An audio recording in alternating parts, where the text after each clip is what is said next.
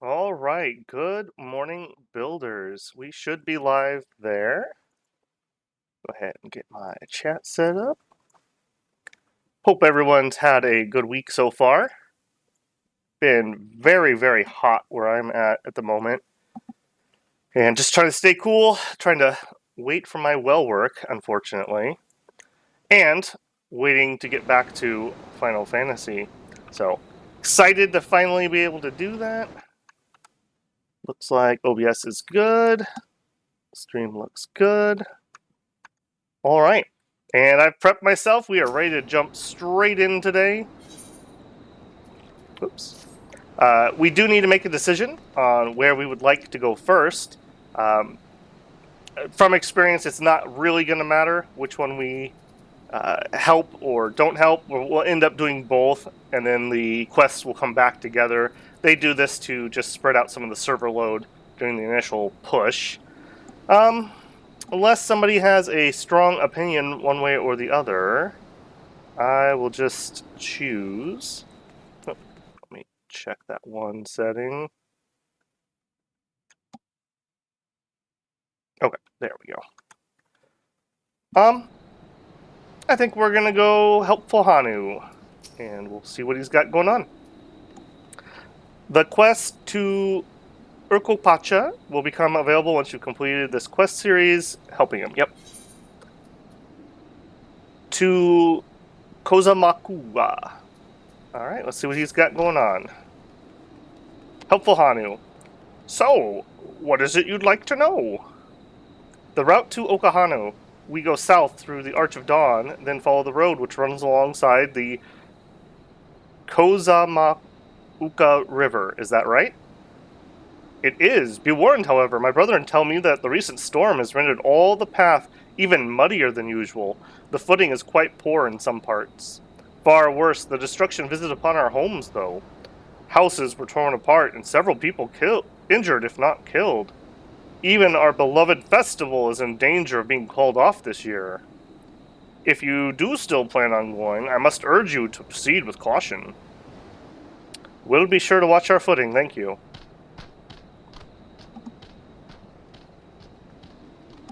Now I'm worried for the Hanu. It sounds like they were hit hard by that storm. Anyways, if we're bound for Kozamakohu, we should head over to the Arch. We'll be back to talk to you in good time, Master Merchant. Meanwhile, you can eat and drink your fill at Zabal Yav Tea. It's all been arranged. Wow. Stay on us, huh? Oop, and I think I have my in-game music turned off. I did. Alright. Looks like we're off and running. Let's see where they have us going. Okay, just off to the west here. Welcome in, welcome in. I can't get over the fact that they've got this, like, funky jazz as the music going on here. I feel like they should have saved that for, like, a New Orleans port city instead of, like, Mesoamerican rebuilt ruin city. It's not bad or anything, it's just weird. Alright, what do we know, everybody? The Hanu are friendly folk who should welcome us with open arms, assuming they are not preoccupied with recent troubles, that is. Kyle? Through this gate, and we'll be on our way south to Kozamauka. Not who I wanted to click on next. Are we all ready to leave? Onward to Kozamakuka. Sorry, twins. I totally was going to talk to you.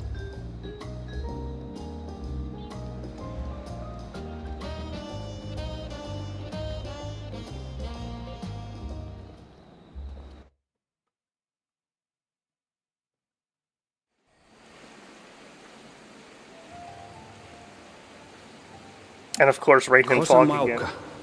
The land of rainbow terraces.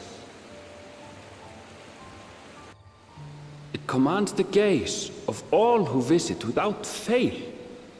The many-colored marvel. An endless torrent of water cascades over sheer cliffs to shape the wetlands below. To its relentless flow, all life must yield. Together with Wuklamat, we proceeded along the marshy trail, a road upon which the Dawn Servant and his comrades once traveled.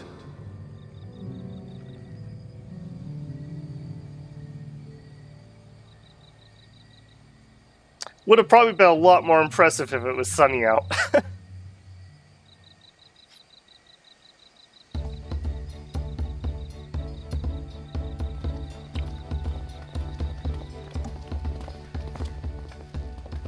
Look at those falls. Even from this distance, you can feel the weight of that water.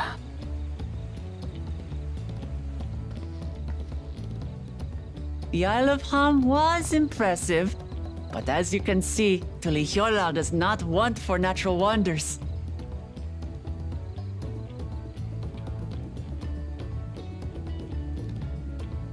The ground is swampy, so watch your step. You wouldn't want to fall into a bog.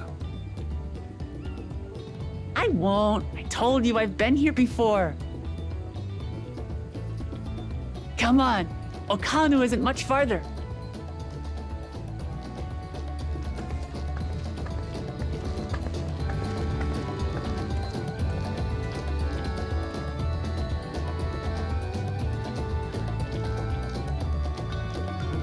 Yeah, that probably would have been a lot more impressive if it wasn't foggy. Oh my goodness. I'm 0 for 2 for weather so far. Wetlands is an apt name. Much of the ground here is positively saturated. Alright, birdie boy. Thank you for your help, but out of the way. I'd love to stand at the bottom of those huge waterfalls and bask in the majesty of it all. Pity we're so far away. There's no stopping the third promise, is there? A good thing she has Erinville to keep her from getting lost. For all his grumbling, he's certainly there for her. Everyone should be so lucky to have a loyal childhood friend. Right, let's get moving. If we continue along the road, we should find ourselves in the village before long. Oh, would you look at you? You scream, I'm gonna be a mount at some point.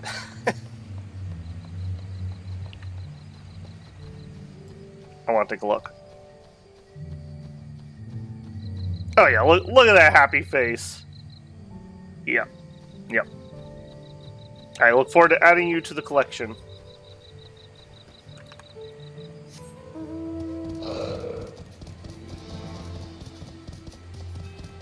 I think we need to get into options here, and I'm going to change the mount music off if I can find it quickly.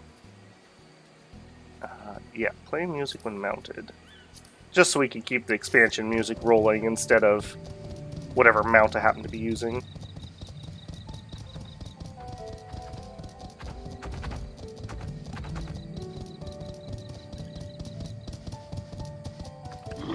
Alright, what do we all got? So this is the Hanu Hanu village. One can tell at a glance how very different their culture is from the Vanu. Assuming we have the right idea, one of the Dawn Servant's electors should be here somewhere. Ow, stupid distracting waterfalls. Alright, child, settle down. The water from the falls must flood the wetlands and flow into all these streams and rivers. Yep, makes sense. Ah, everyone has arrived, and none the worse for wear, except for a certain third promise who slipped in the mud despite my explicit warnings. Hey, I asked you not to say anything. Anyways, this is the Hanu Hanu village I was telling you about. Okhanu. Alright. I really hope the weather changes while we're here. A festive people. Wuklamat wants to seek out the Dawn Servant's elector.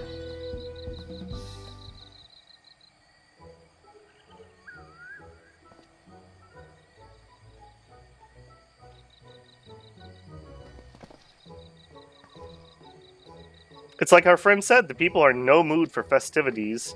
I can only assume they are still recovering from the damage wrought by the storm. Indeed. Well, let's do what we came for and find the elector.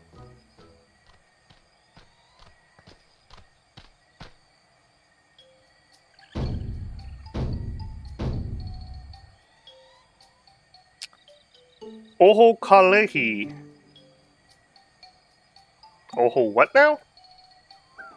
It's a Hanu greeting. Surely you heard of it last time you were here. Well, I was busy enjoying the festival. Greetings to the Third Promise and her entourage. I, Zanu Hali, welcome you to Okehanu. As elder of my people, I shall also be fulfilling the duties as a lector during the rite of succession.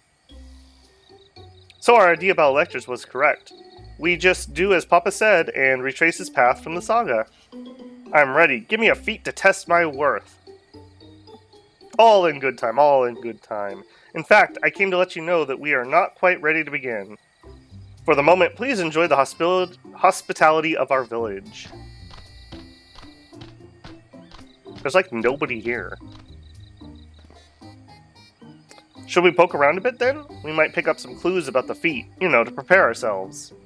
That's surprisingly prudent of you. What, you think I'm being too cautious? No, I'm impressed is all.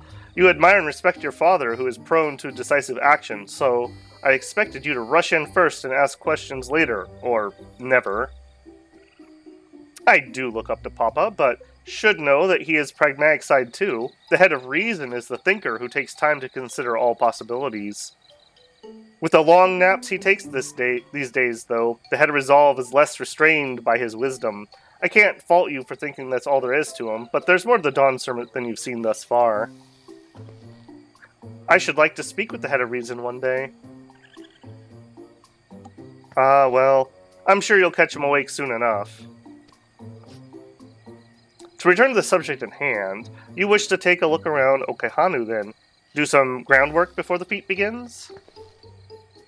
Something like that. I mean, I could probably pass this test with my eyes closed, but it'll keep us busy while we're waiting. Wuklamat has the right of it, as Elder Zanuhali is a resident of the village. Learning more about it can only improve our chances of the feat. Might I suggest a division of forces? For instance, Erinval, Alisei, Kryl should concentrate on the southern half of the village. Meanwhile, Wuklamat, Babel, and myself will take the northern half. Nodders. Sounds good to me.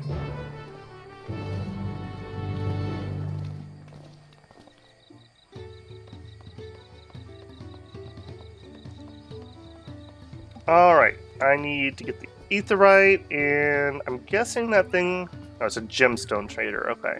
I'm wondering if they have flight paths in this one, too. Not that I ever particularly use them, but I just like to have everything unlocked. Alright, gemstone guy, what do you got? Welcome, welcome! I'm glad to say that the damage from the storm has been repaired and our stores are open for business. If you have any bi-colored gemstones to trade, I'd love to take a look. I can trade stones now. If I complete local fates, I can increase his items. So he's selling some crafting stuff. Most of the time these guys sell mount speed increases. I'll have to raise my level for that at some point. Not going to fill with that at the moment. Alright, Aetheryte, before we forget.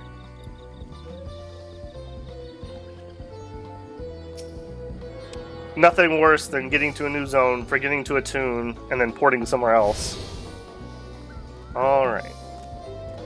Come on, weather. Clear up. Got a vantage point over here.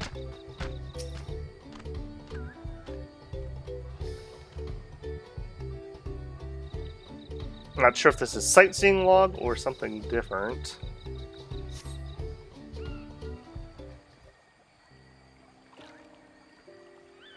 Wait, that is pretty damaged.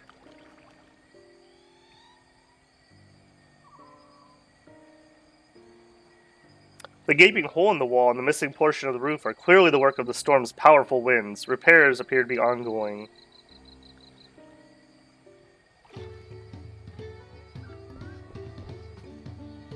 Alright. You heard about the storm? I've never seen the likes of it before. With the supplies and help the Dawn Servant sent, we're making progress repairing and rebuilding our homes. But while roofs and walls can be patched, there's so much else that was lost for good. Yeah, that sucks, man.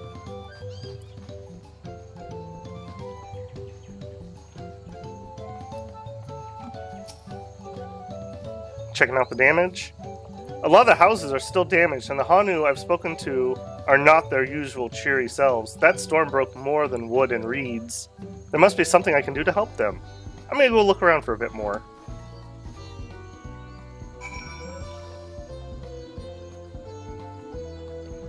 Alright.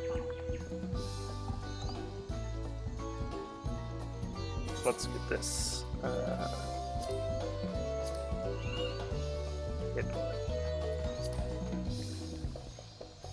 I like to keep my quest log nice and clean so I can concentrate on whatever it is I'm working on. Bundled reeds. The dry and shrunken bundles suggest the reeds were harvested some time ago. Yep. I don't think you ever want to use wet reeds when you're making stuff, at least not for housing materials.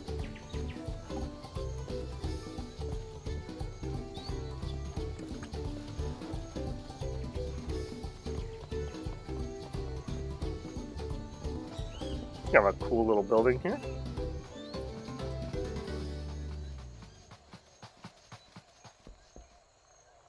Okay, so like a gathering hall or something, maybe?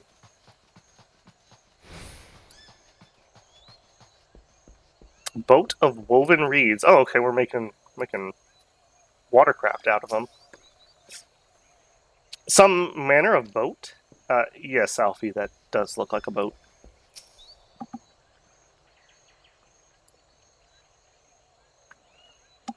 Woven from reeds, this boat-like vessel is reminiscent of a bird. The beak and feathered tail in particular stand out.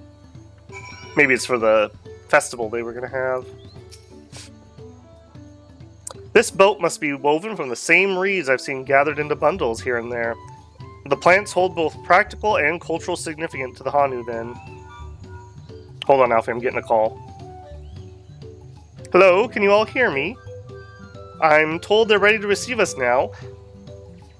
Come to the large building at the south of the village.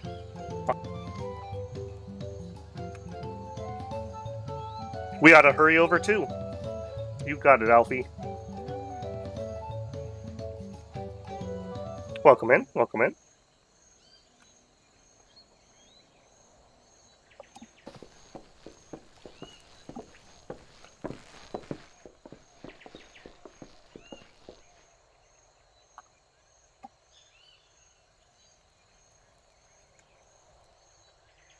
No sign of Zorolja, or that oversized lout. He owes me a taco. How much easier it would be if Sorolja were to fail here. But that isn't likely to happen.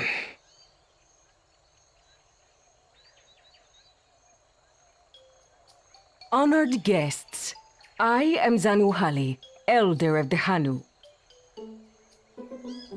I am also an elector, charged with judging which among you is worthy of ascending the throne. Without further ado, let us talk of the feat. Not so fast. Surely you couldn't begin without us.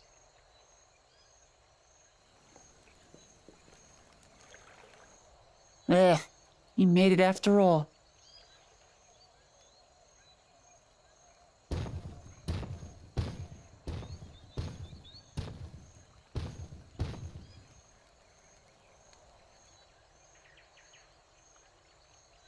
My taco. No need to fuss. There is no time limit for this challenge. Now, if you would allow me to proceed. It is here, in Okanu, where my people forged a bond with the Dawn Servant during our own chapter of the Tuli Yolal saga. In homage to those events, I have prepared for you the Feat of Reeds.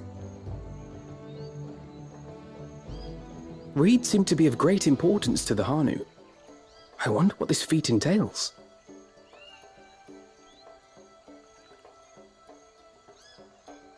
We use reeds in every part of our lives, be it as food or weaving material.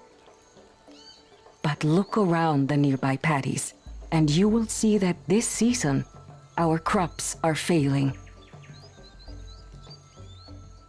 How fortunate, then, that my appointment to Elector coincided with this predicament. Yeah, free labor is a nice thing, isn't it?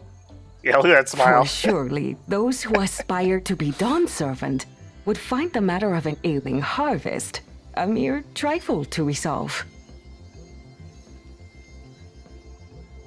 Aye, well, it is indeed the duty of a ruler to address the people's woes. Exactly, exactly. Do well in this, and you will earn my keystone.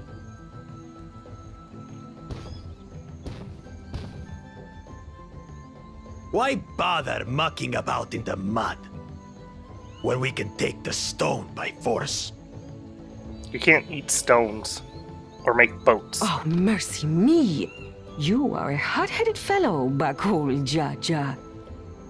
Yeah, don't bully Grandma Bird. Some electors may enjoy going toe-to-toe with scrappers like you, but I refuse to entertain your base instincts. Arrangements have been made.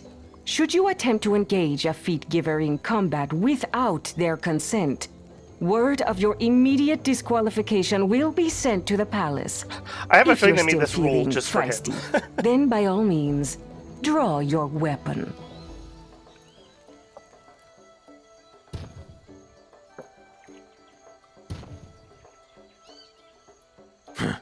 This contest is presided over by cowards. There's no sport in fighting you. Then we can return to the business of earning my keystone. The feat of reeds is begun.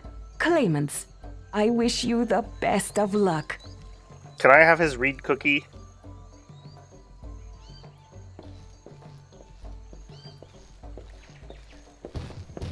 Yeah, you don't stand much of a chance figuring out failing crops. The clever kitty crossed the seas to study foreign novelties. He might know tricks we don't. Tricks we can use. What of Little Miss Mittens? You know the answer to that. Compared to the first and second promise, she's a distant third. Not even in the running. Then we see eye to eye on this, brother. Being Bakul Jaja so long with me has rubbed off on you.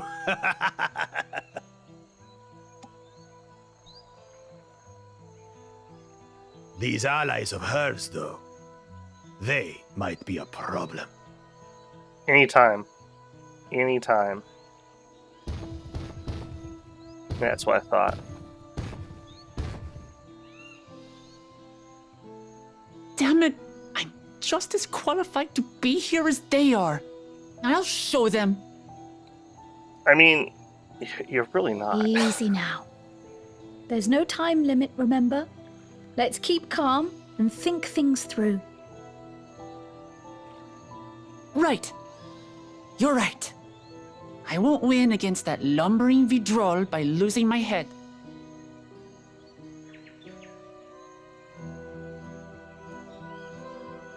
Actually, I suppose realizing that you need to hire talent is a talent in and of itself. So I guess she's got that going for her.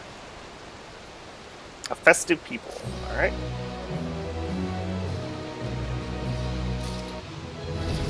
Oh, and there's level 91 already. Yeah, MSQ provides a lot of experience, so if I get too far ahead, I may switch around classes a little bit just to spread the XP out. We shall see. I understand not wanting to fall behind, but rushing ahead risks playing into our opponent's hands. Let's not do anything reckless and think matters through. This kind of feat is tailor-made for a rational, educated scholar like Kona. Not that I intend to gratify him with response, but Bakul Jaja's provocations are hard to ignore. So the Hanu Hanu also eat the reeds. Yet another way of life which they differ from the Vanu.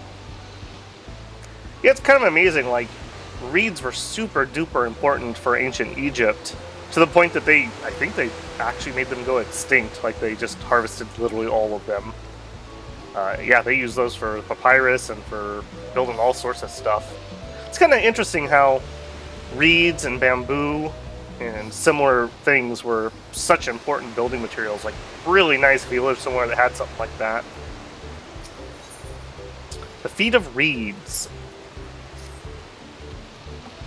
I don't know the first thing about farming, but if there's a way to save the harvest and help Hanu, then we're gonna find it. I'll make Bakul Jaja eat his words. Understanding the nature of the problem will be key to solving it. We need to examine the reeds themselves and then deduce the cause of their poor condition. Urnville will take us to the fields where the reeds are grown. Of course, follow me. Yeah, I feel like having a gleaner and Alfie with us is like, we got this one in the bag, pretty much. Again, just the right people for the right tasks. I need a sword umbrella combo for weapons. I wonder if there is an umbrella weapon. Maybe for Paladin? Urnville. I know she wants to do her best, but she should be careful not to make promises she cannot keep. Yep, fair. Look at those fields! Why, this could be a painting! Yeah, you level up your new class, Crow? I see. They irrigate the fields by diverting water from the neighboring river. 'Tis unlikely the reeds ever dry out. And there I thought these feats would have us battling dire fiends or some such. Agriculture is a far thornier problem. Oh, they got thistles in there? You can all stand back. I'll get to the bottom of this problem in no time. Yeah. Mind the leeches. Give me strength. For all our scour the field. Let us all scour the fields and help our bold leader identify anything unusual. I used to be pretty into the gardening system. Maybe I can spot something here.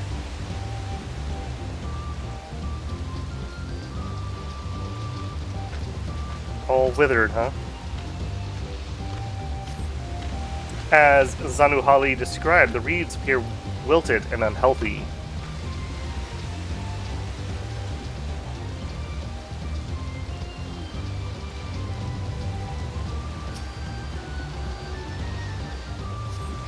The water contains no obvious contaminants and looks fresh and clear at a cursory glance.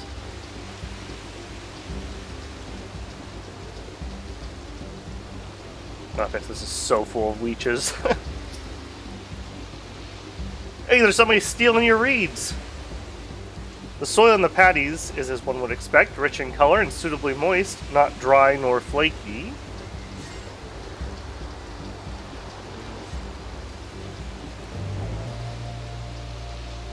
Let's stay out of the leech water when we can.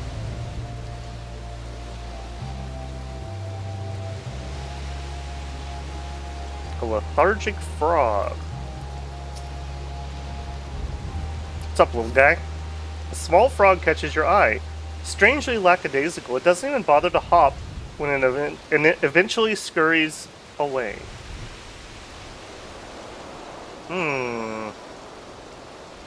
Okay. Something affecting the frogs. A little too real there. Anything? Oh, a water strider. A bit sluggish, though. More of a water shambler. Okay, yeah, there's something affecting the animals. And bugs. Not amiss with the patties themselves, as far as I can tell. Alright, you are my expert. What do you got, man? Any luck? Oh. Really? Really? Alright, Cryle. I hope you're not painting in the rain. What do you know? Okay. Oh, right. I'm gonna give Alice the point on this one. Seen enough? I'll call everyone together and we can share our discoveries.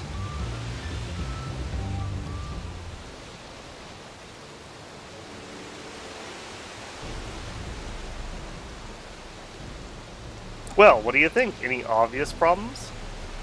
Yeah, the frogs don't hop. Somebody broke the frogs. I agree, the waters look to be of good quality, as does the mud in which the reeds have been planted. The frogs and insects are unusually torpid. This suggests a problem is affecting not only the reeds, but also the creatures that live among them. Yeah, yep. Could something invisible to the naked eye be polluting the water? We would need an alchemist to know for certain.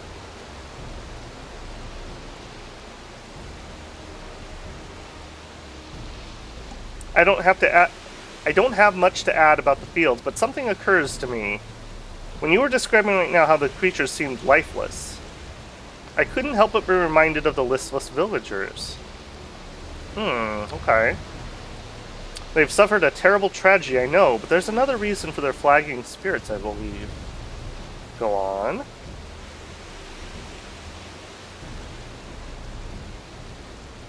The festival. This is traditionally an occasion for celebration and renewal, so without it, the Hanu are struggling even more to recover. The last time I visited, the village was in the middle of the festivities.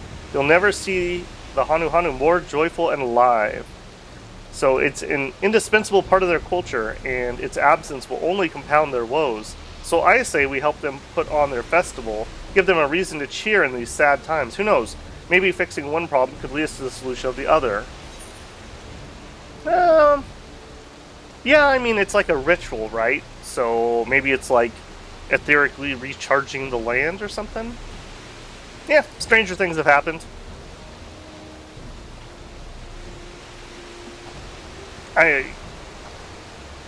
Yeah.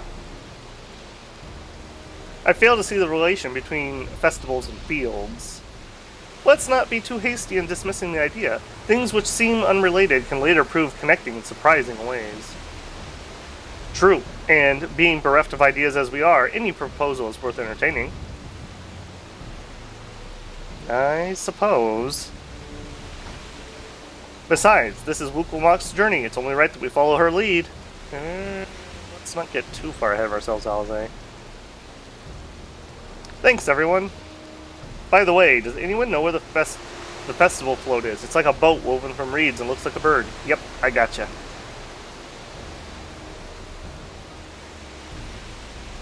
In the building to the north, let's go and see it.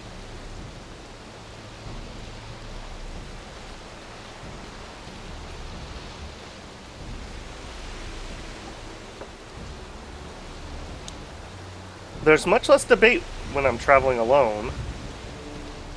You should turn your boots upside down, man. They're getting full of water. You're gonna carry them around like that.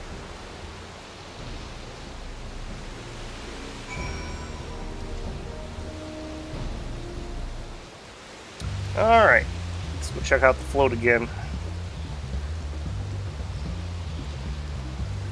Okay, so far our clue is there's something affecting the animals and possibly the villagers, and it may be the same thing that's affecting the reeds. Or it could be something in the water. I am going to go with it probably as something to do with the festival, is actually like a renewal festival. No, I was liking that guy, but now I'm feeling, now that we're in the wetlands, you feel more appropriate. My chunky boy. Also need to be on the lookout for ether currents so I can re-unlock flying. I'm not going to focus on that at the moment, though. I'll do that off stream at some point.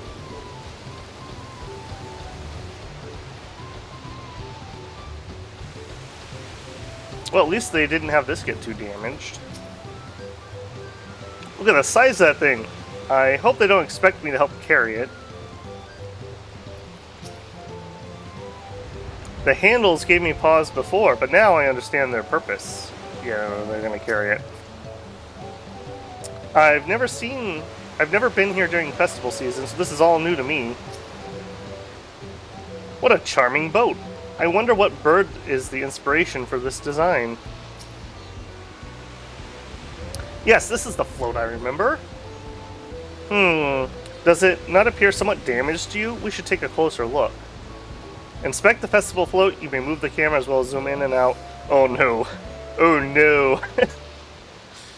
Alright. Let's hope we can figure out whatever it wants us to click on. It's missing an eyeball. And a lantern. Okay. Missing eye. Oh dear, one of the bird's eyes seems to be missing a gemstone. Okay. 1 out of 3. Oh, that's definitely broken. How will they lift the great big vessel without all the carrying poles intact? Alright, those were the 2 that popped out to me. What else do we got? We're missing feathers. Have a beak. Bedraggled feathers. Oh, thank goodness. There's been a couple of these ones where they had like a tablet that was hidden, and it was ridiculous to find it. These tail feathers have seen better days. I swear the colors were a lot brighter last time I saw them. Whew.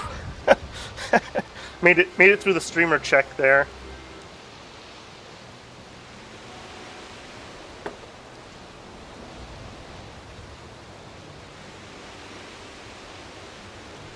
Well, I can think we all agree that this bird boat is in dire need of repairs. Now, how about we go about fixing it? What's going on here? Oh, we were admiring your festival float. 'Tis a shame to be in such poor state due to the recent storm, I gather?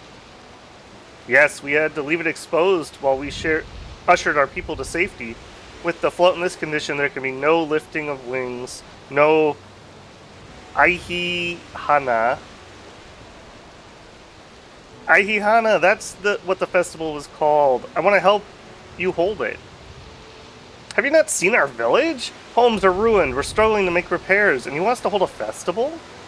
I know how it sounds, but giving into misery never improves anyone's situation. A celebration of life and growth may help you have the strength to work through this tragedy. The role of the festival leader is mine this year, and there's nothing I would like more than to lift everyone's spirits. But we don't even have enough materials to repair the float. We need Abokiksa for the missing eye, Uyu Ipo wood for the poles, and feathers from the winds chosen to adorn the tail. 2 of those I know. Abokiksa is a type of precious stone used in arcane equipment, and Uyu Ipo wood is essential for crafting ceremonial instruments. Those chosen feathers, however... The winds chosen is the victor of a competition in which the contestants see who can blow a feather the furthest using wind magic. And that's something of a problem right now. We Hanu are gifted at employing such airy sorceries, but expended a great deal of mana when we do so. We are soon exhausted by the effort, and having no reeds to eat will only make it harder. I think I understand. Your vibrant reeds grow quickly and vigorously, so much so that they stifle the development of nearby plants. They must also be a potent source of energies you naturally lack. Okay, so we're on to something with the possible ether deprivation or something. They are indeed. Owing to the poor harvest this year, we've been left innervated, and if we cannot gather the correct materials as dictated by custom, we cannot repair the festival float. Oddly enough, we may have stumbled upon our solution. The winds chosen could, by necessity, have a natural gift for manipulating magical energies, which means any feathers taken from the victor should be high in etherical conductivity. The float's construction will also require a stone used in arcane equipment, as well as timber favored for ceremonial tools. The demand for such specific materials must have an underlying reason. Yeah, it's like a focal point. The float also functions as an arcane device, in which the float is actually a secret weapon. Yeah, it's an arcane device.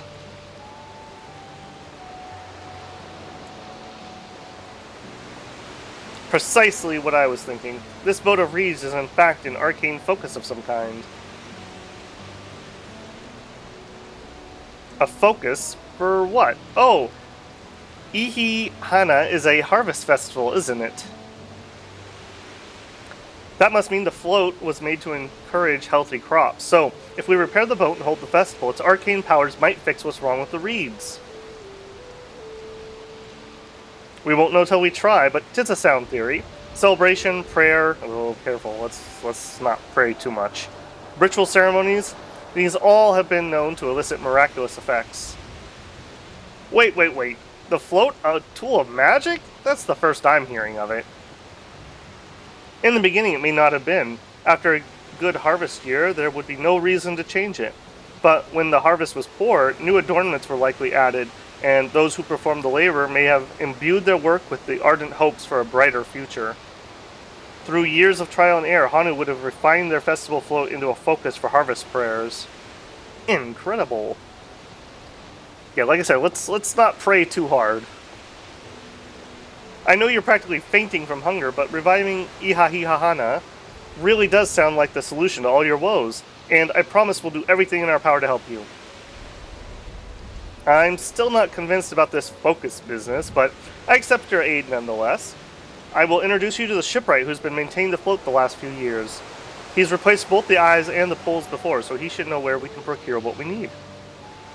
Then allow Alice and I to acquire the feathers. We will encourage the people of Okahana to gather and vie for the title of Winds Chosen by sharing with them our reserves of mana. I'll go with you. I carry some alchemical brews which may afford the same effect. Bottoms up.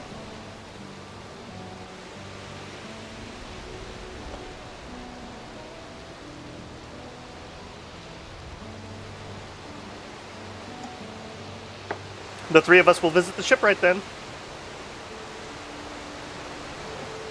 Not without me. I've worked hard to fix the flow as best I can, and the responsibility is mine after all. I've not introduced myself, have I? My name is Linu Hana. No, Linu Hanu. Nice to meet you, Linu Hanu. And certainly, we'll all go together.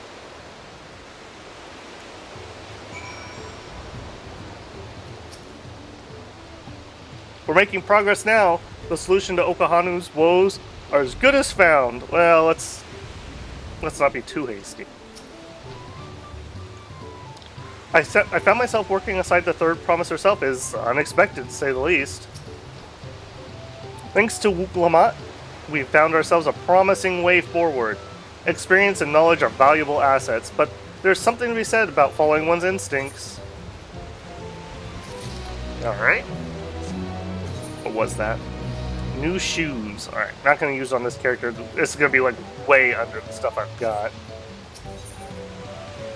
Well-mannered shipwright. The shipwright's name is Wook Evu. He's a Zabral who only moved to Kozo Ma'uka a few years ago, but he has since mastered our customs to an almost frightening degree. He especially is strict when it comes to manners, so make sure you offer him a proper Hanu greeting. We wouldn't want to offend him right before asking a favor. Proper Hanu greeting? Oh, that one. Don't worry, I remember how it goes. Do you? Then we shouldn't have any problems. Let's head to Okebek B, to the east of here. Oh, you're not going to give us a emote unlock for that? A little surprised. How far are we going? Not far.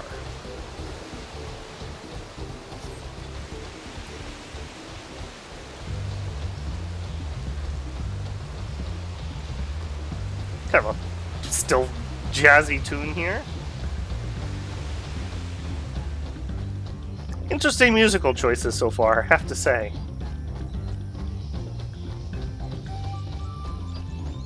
Okay, that's a little better. Because that weird bass line threw me, I suppose. Oh, hey, sunshine! The sun does come out here. Yeah. That would have been way more impressive during the video if I could have actually seen it. Okay, it seems they have a place where the visitors can stay. Looks cozy. Look over there. Do you see that big winding staircase? Yes, I do. This is Okebekbi, the village of all. Those who drift into Kozamakuka from Tuliolo and elsewhere are welcome to live here alongside the Hanu. As for Wook Ivu, he lives and works in the House of Waters, high at the top of the large tree nearby. Follow me, but I should warn you, the climb up to the stairs can be challenging.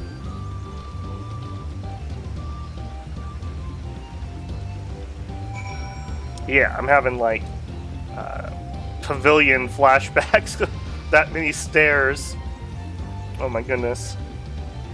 Calves hurt just thinking about it. Llama's gonna be our overland travel animal.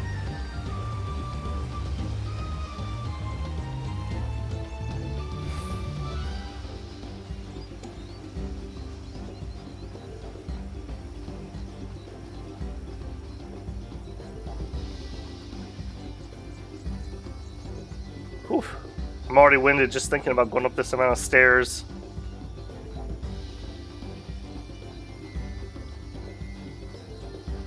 This is actually quite high.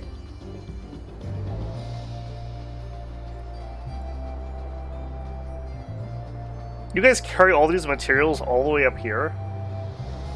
Dang. Alright. We are hoping to enlist the man's aid, so it pays not to be rude in any case. I should mention, Wook Evu isn't only a stickler for etiquette. He's also, well, you'll find out soon enough. Oho ka li okohali. Oh, please don't make a fool of yourself.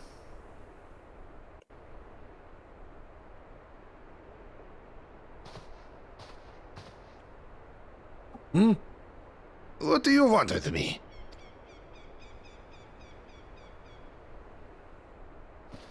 Right. The greeting.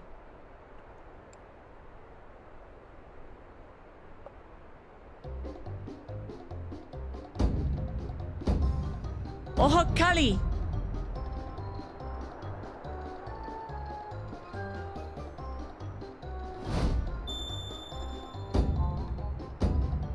Ohokali! Alright, that went relatively well.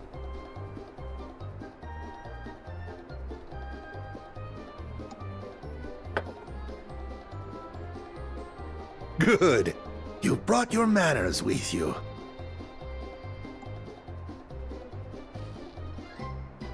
That actually went surprisingly well. Do as the Hanu do.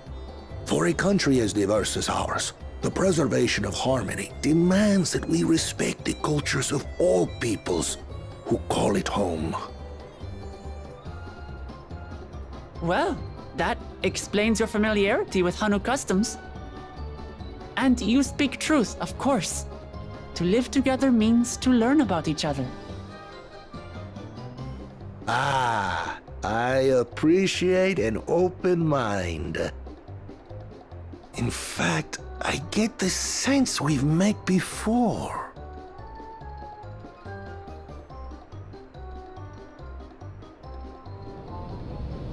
You're Wook Lamont. Oh, what an unexpected honor for old Wook Evu. Here I am prattling on about manners, and I've gone and insulted the third promise herself. There is no excuse for this betrayal of etiquette. Yeah, she doesn't care. It's good. Please, take up your axe and claim my impudent head. I will not. Keep your head. I hate formalities anyway, so forget about it, alright? Alright then. Consider it forgotten. Alright. How prompt. That fabric texture, though, I gotta say. We're actually here about the Ihihana float. It's in bad shape, and we need you to craft new carrying poles and a new eye. I'm told you work with Uyuipo wood and a certain kind of stone? Abokisha? That I do. But while I would like nothing more than to offer my services, I just used the last I had of both those materials. Yeah, I'm not surprised by My that. lumber in particular went to fixing homes damaged by the recent storm. I'll need 10 days or so to restock. I can't wait that long. If you tell me where to go, I'll gather them myself. Do we craft this with green wood that hasn't been What? seasoned? Send the third promise out on an errand like some common lackey? That's utterly unconscionable. A gross violation of social protocol. Don't worry, people do this to me all the time. I told you not to worry about such things. All right then. I shan't worry a whit. Okay, I have to say, I like this character.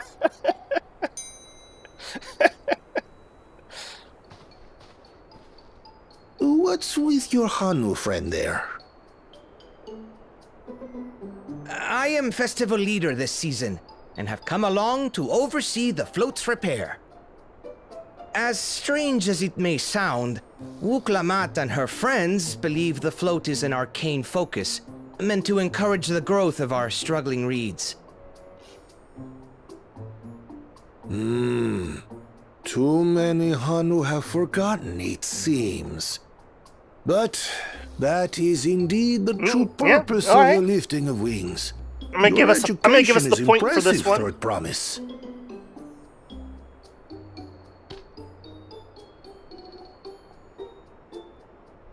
Well, maybe a little. Yeah, you just wanted to see a party. Allow me to show you where to procure Uyuipo. People. We can leave His the words, man. Abokisha to your friends, I presume? Take yourself to Cave Kikitola or thereabouts, and you should find the stones you need. Kikitola.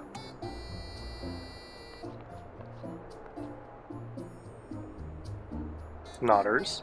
I've been there once or twice. I can guide you. Alright. That should save us some time. All right then, let's get moving. Sounds easy enough. Oh, but we're getting spied on. You can't exactly sneak down a 300-foot staircase.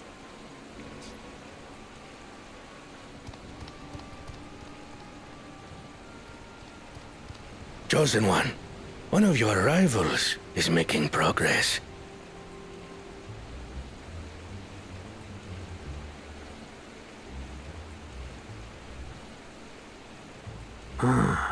Ihiana, you say?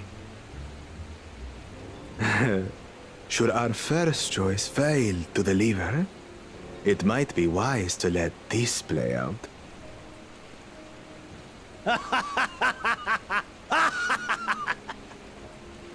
The third-rate promise is making herself useful after all.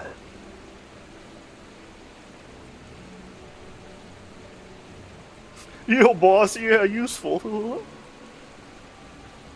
They definitely have the unlikable bully archetype down pat with that guy.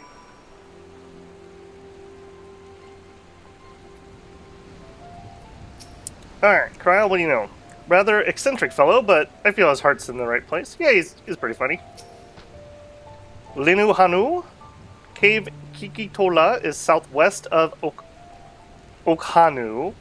We can return to the village first, then head there on foot. Alright.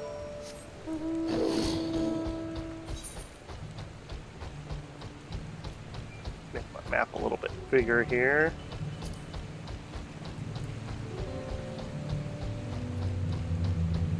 Alright, looks like there's just some random quests there. Well, there is a porter, okay. I kind of want to try to unlock that while we travel.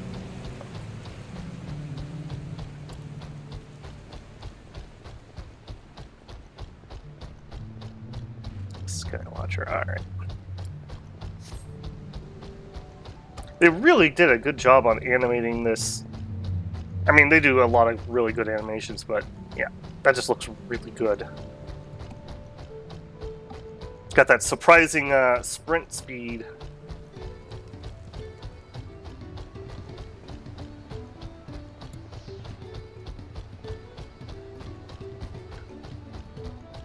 And already attuned, so we're good there.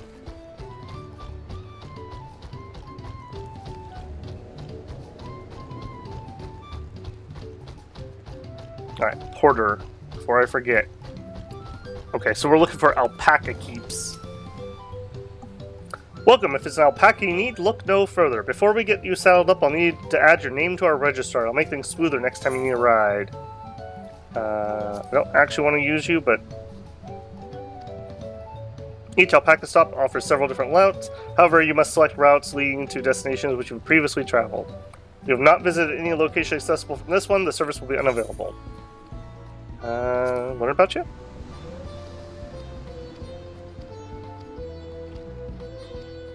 Okay, they're working exactly like chocobos and falcons and whatnot. Alright, that should be unlocked for our next one. Alright, we find the place. I almost envy how effortlessly he can shift from one mood to its polar opposite. At least I presume he does so by choice. Southwest of here, was it? Let's be on our way.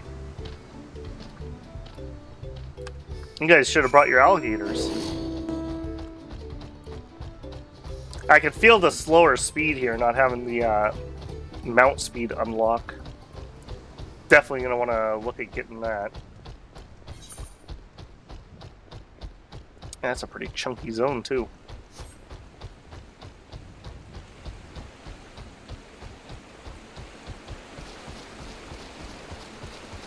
Somebody doing a little off-roading over there.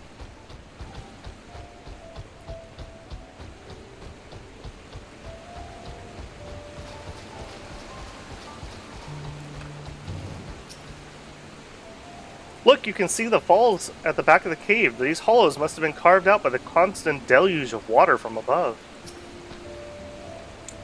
Cave Kikitola, as promised, home to many deadly creatures. Venture inside if you feel confident, but I will conduct my own search out here. You can spot raw Aboixia by its green-hued glimmer. Bring anything matching the description to me. I shall help scour inside the cave then. If you take the west half and I'll take the east. Alright.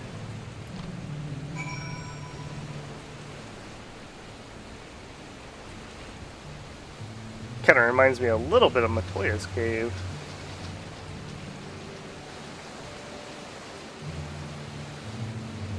Pretty, that's for sure.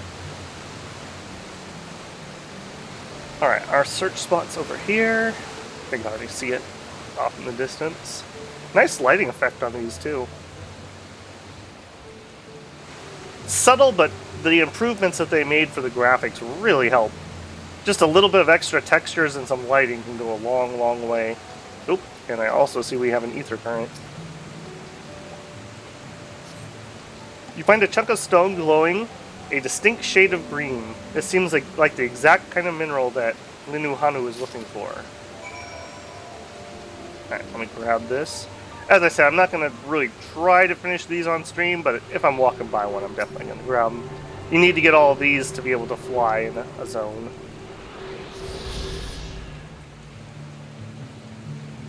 Okay, well, that was simple. In fact, let's croc up here.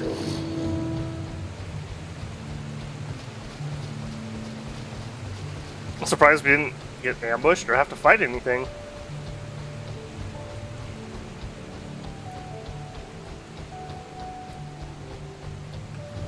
You have any luck? Some of the cave's inhabitants took umbrage at my presence, but it was nothing a few swishes of my brush couldn't handle. Well, lucky you, I didn't have anything attack me. I picked over the ground near the entrance and found nothing. Do you have any better luck in the cave? Yeah, how about this piece here?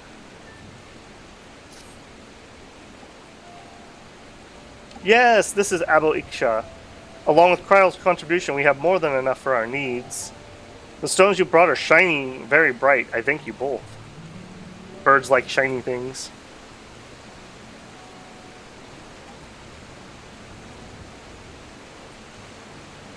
He would have been happy to know... Wait. He would be happy to know we are putting things right. Truth be told, a good friend of mine was meant to be festival leader for this year's Ihihana.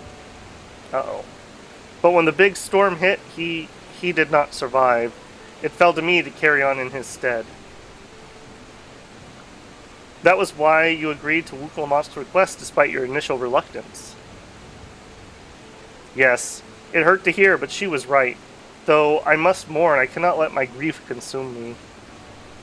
Her words made me realize that the path to my recovery, our recovery, is already laid before me, and I will walk it, for myself and for my friend.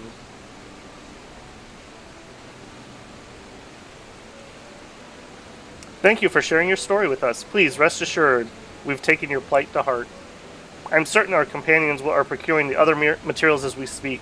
Everything will come together, and the Hanu shall host a splendid, uplifting festival. That we shall. With that, let us return and deliver the Aboksha to Uk-Ivu's waiting hands. Yeah, sorry about your friend, man. We'll make it a good festival. Alright, and I think... yeah, teleporting's not really going to change the amount of time. Zoom over there.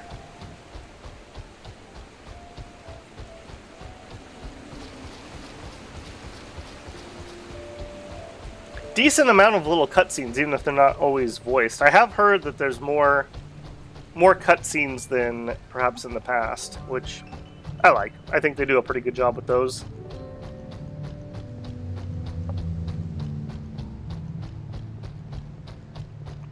I really appreciate when we get some voiced ones, and they can save my own voice a little bit. If I'm able to take little breaks, I can definitely chitter-chatter longer than when I have to continuously talk.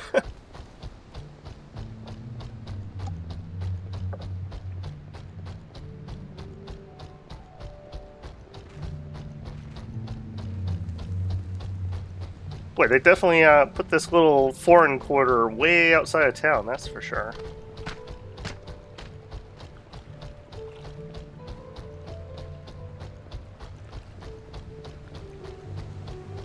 Pretty chill little night tune they have going here, too.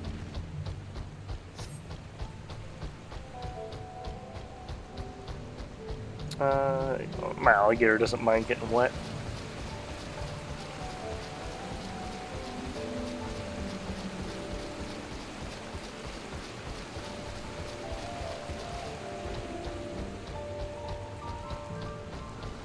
Oh, you might mind the stairs, though.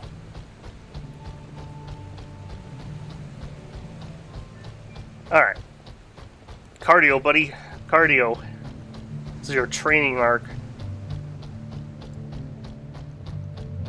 I highly doubt alligators would be able to climb stairs like this.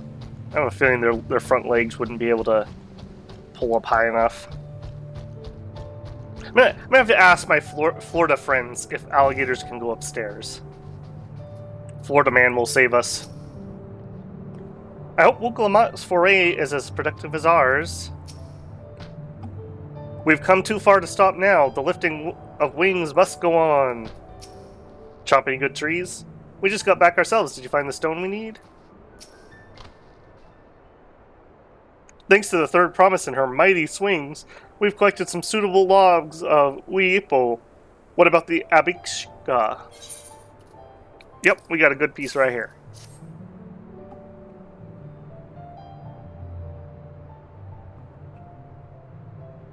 Yes, these are excellent samples, of good quantity too. At this stage, you've likely surmised that the lifting of wings encourages the crops to grow, but not exactly how, eh? Well, you're in for a treat. If all goes to plan, the result should be spectacular. Now, to get to work crafting these pieces for the float, I could use an assistant versed in the arcane arcs to enhance the Uipo's conductivity. Then I'd be delighted to help. Everyone else should head back to Okahanu. We'll join you at the float once the work here is complete.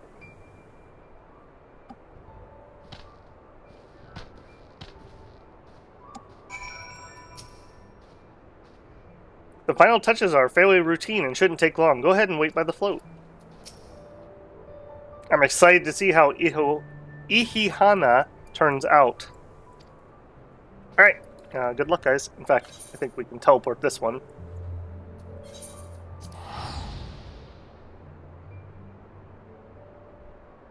Welcome in, people watching. Let me know if you're having any audio problems. I've made a few more tweaks to my audio, so hopefully that's coming through nice and clear. Only so much I can do with the old Logitech headset, so until I can get my replacement, make do with as good as I can make it with filters.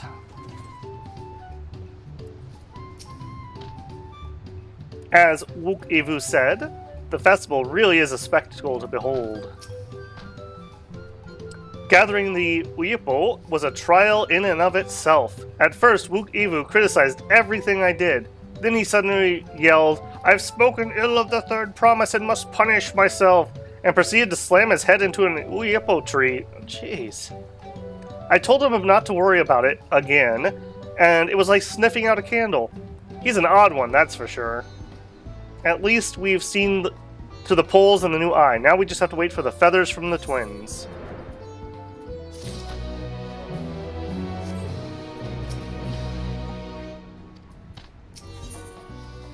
The lifting of wings. Alright, gonna get some new dyes. They also changed the dye system that the new gear and some of the old gear has 2 dye channels, so like you can actually use 2 different colors, which is gonna be a huge improvement as long as they've made the dye channels pretty decent on the gear. We should get some rest before the excitement begins. Okay.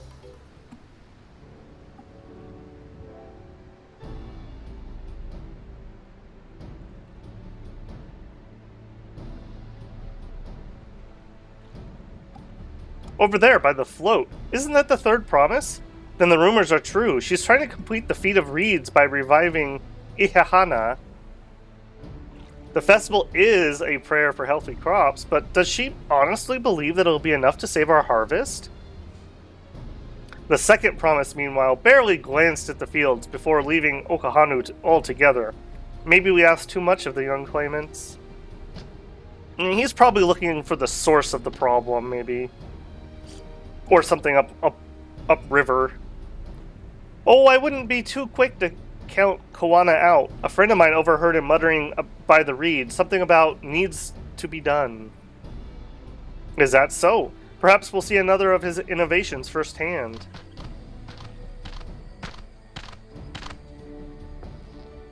Heh, that sounds like Koana. One look at the reeds was all he needed to think of a solution. Be it as it may, our own solution is nearly ready. Indeed, as soon as the others get back, our long-awaited festival can begin.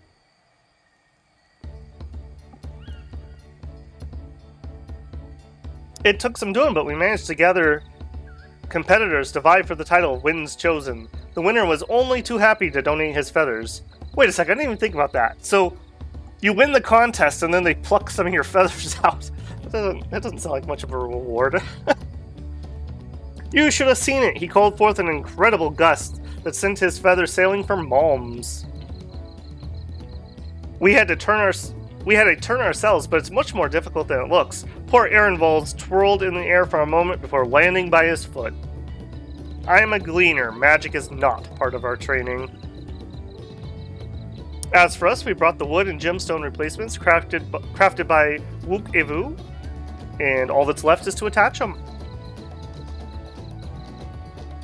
Has it been decided who will ride the float? Papa was the guest of honor the last time I was here. I remember being surprised they could even lift the thing with its hulking weight on top. The rider must be a personage of great esteem, which is why an invitation is usually extended to the Dawn Servant. This time, however, I have another idea in mind. Oh, who is it? Duh. Our beloved Ihahana, the lifting of wings, is only being held because of you and your companions. Thus, I nominate you, Wook Lamont, as the guest of honor. Not me.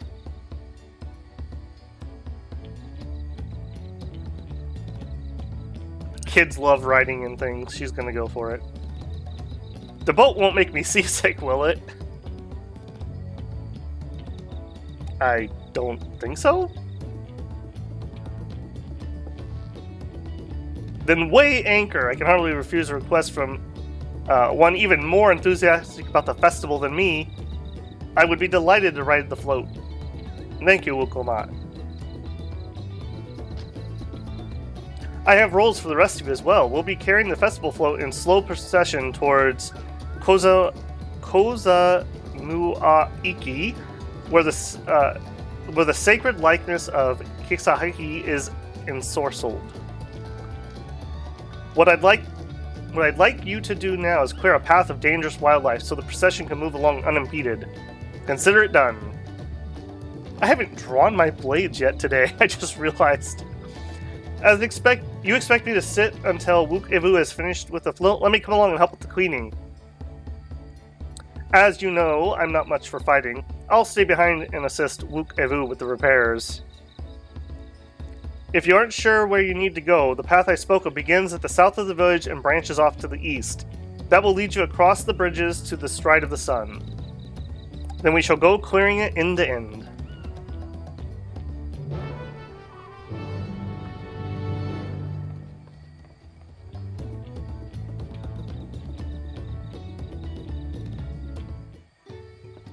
One setting check quick. Yep. So I can alt-tab without killing my music.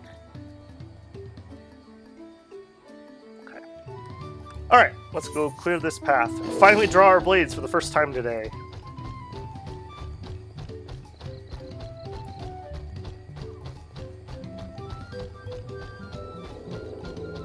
Okay, this tune's grown on me a little bit.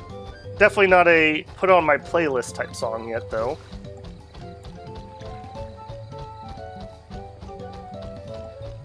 Alright, let's go kill some beasties. Weapons at the ready will make short work of this task. If the float functions as I think it does, I would not be surprised if it was attracting to creatures. The concentration of ether would make it an irresistible lure. The degree which Wook Evu pursues his interest is remarkable. Apparently his studies of Koza Amaku region were so invigorating that he decided to move here and immerse himself in the culture. Okay. As Linohanu said, Kozan Nakui should be down this way, then off to the east where the path branches. Then something about bridge of the Stride of the Sun? Anyways, let's split up and get to work. Once we've culled all the threats you can find, we'll meet up in front of Kisaahihi.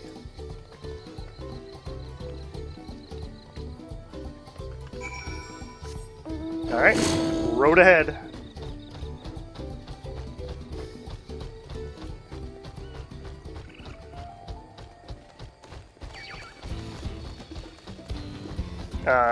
You are not part of the quest, friend. You probably don't want any of this. Alright, what do you got?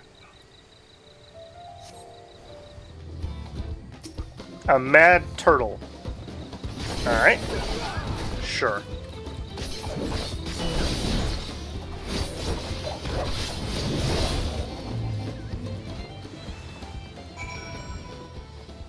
Easy peasy. I don't think you should run with two swords like that. That seems like a bad plan. It seems like a really bad plan. You know, put those away. How'd it go, Cryo? Looks like you got one. I told you, you don't need to watch over me anymore. Don't be like that.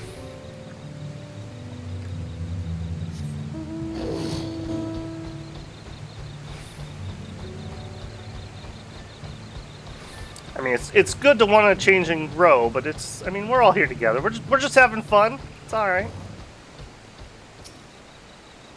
We're on our adventurecation. What do we got this time? A toucan. All right. I feel like the wildlife here is not that dangerous, if I'm being honest.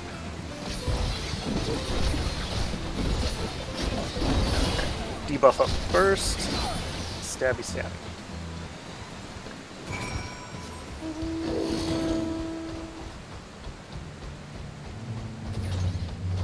Got those hydraulics going.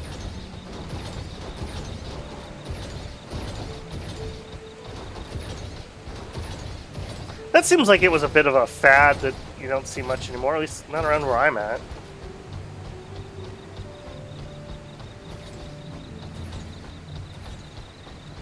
How far are we going? Oh, geez. Pretty far. Alright.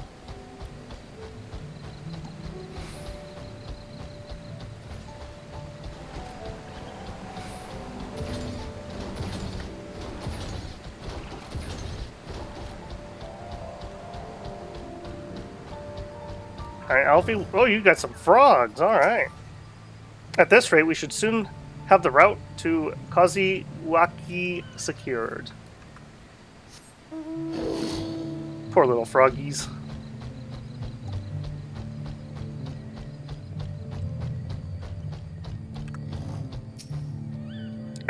I'm guessing frogs, just based on what he was fighting. No, a curl. Okay. You actually are vaguely dangerous compared to everything else we've been dealing with. Alright, got two of ya. Alright.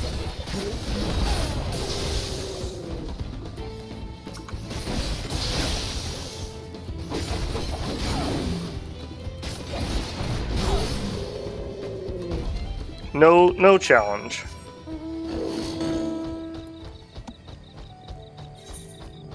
Alright, looks like this is going to be towards the end.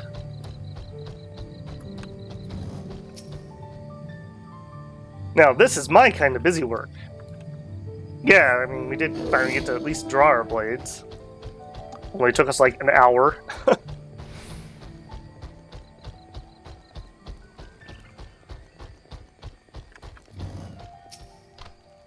Oh, welcome. It's been some time since we had a visitor who wasn't part of the Hanu. If there's anything you wish to know about this place, I shall share what I know. Alright, we'll talk to you later, man.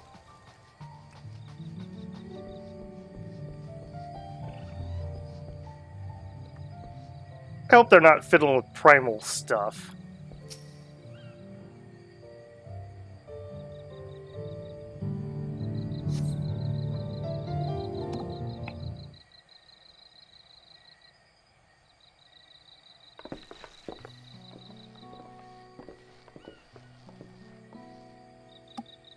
Ah, you are a step ahead of us. This must be the likeness of Kixahihi, the Hanu deity of the harvest. Yeah, we dealt with some harvest goddesses. They were very bountiful. Even their sacred images are woven with reeds. It reminds me of something I saw in Aka da Ima Ander, so that would be ancient stuff. I was half expecting a flying whale. It reminds me of something I saw in the Academia.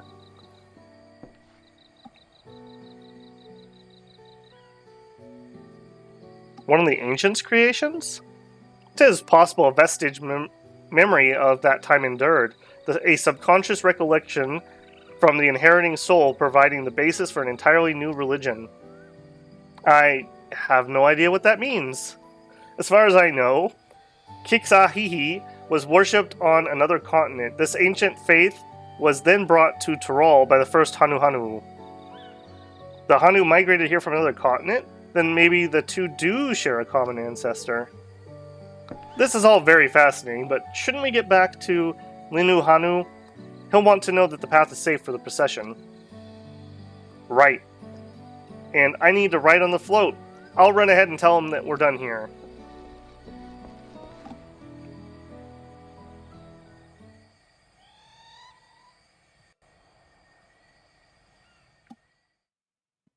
Meanwhile, in Okahanu,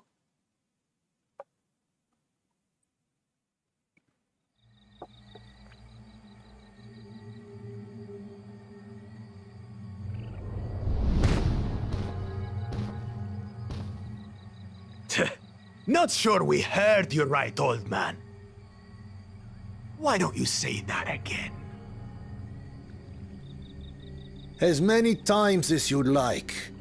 The third promise tasked me with repairing this float, and I'll not relinquish it to an uncultured brute like you.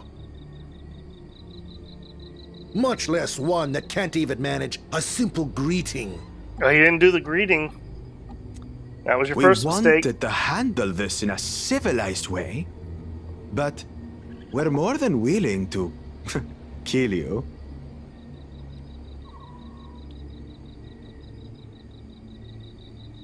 We have a two-headed problem. Yes, please hurry. She's on her way back already?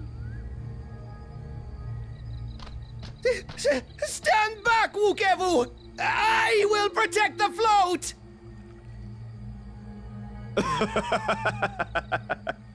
Are you trying to be brave, little bird? I could never have repaired the float alone. Not properly. But thanks to Wuklamat and her friends, we can hold Ihihana again! This is a priceless treasure! And as festival leader, I would die to protect it! Very well, if that's what you want.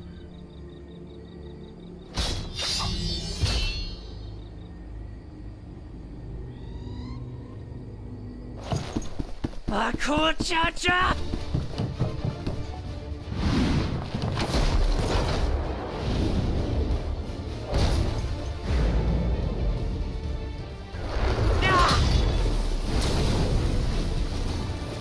What?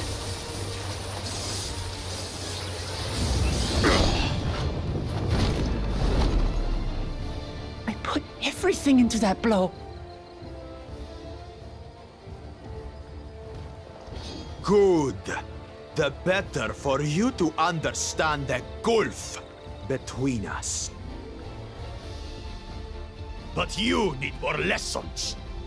We'll carve them into your mangy hide until you cry and beg forgiveness.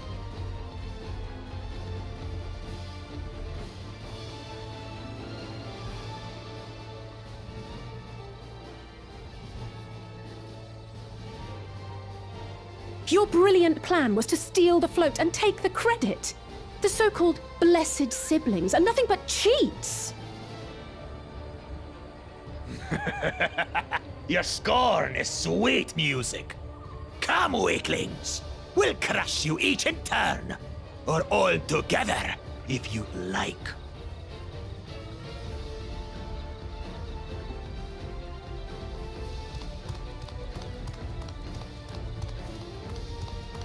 Calm yourself, Chosen One. If you fight in earnest, this will end in a massacre. Yeah, What's but not on more, the side you think we it's have going. word that our other prospect is on the verge of success. Then it would be foolish to expend effort sweating nuts.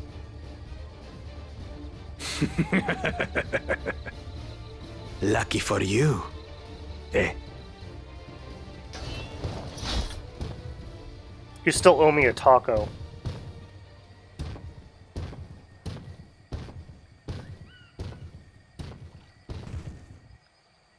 Ugh, two heads. I see Mamuk still clings to that loathsome hope.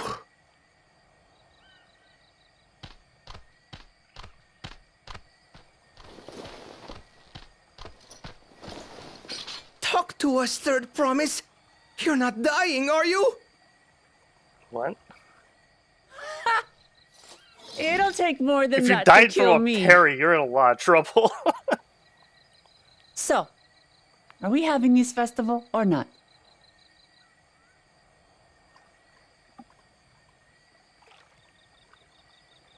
Yes! Yes, we are! How do you make a bird smile? That was horrible looking.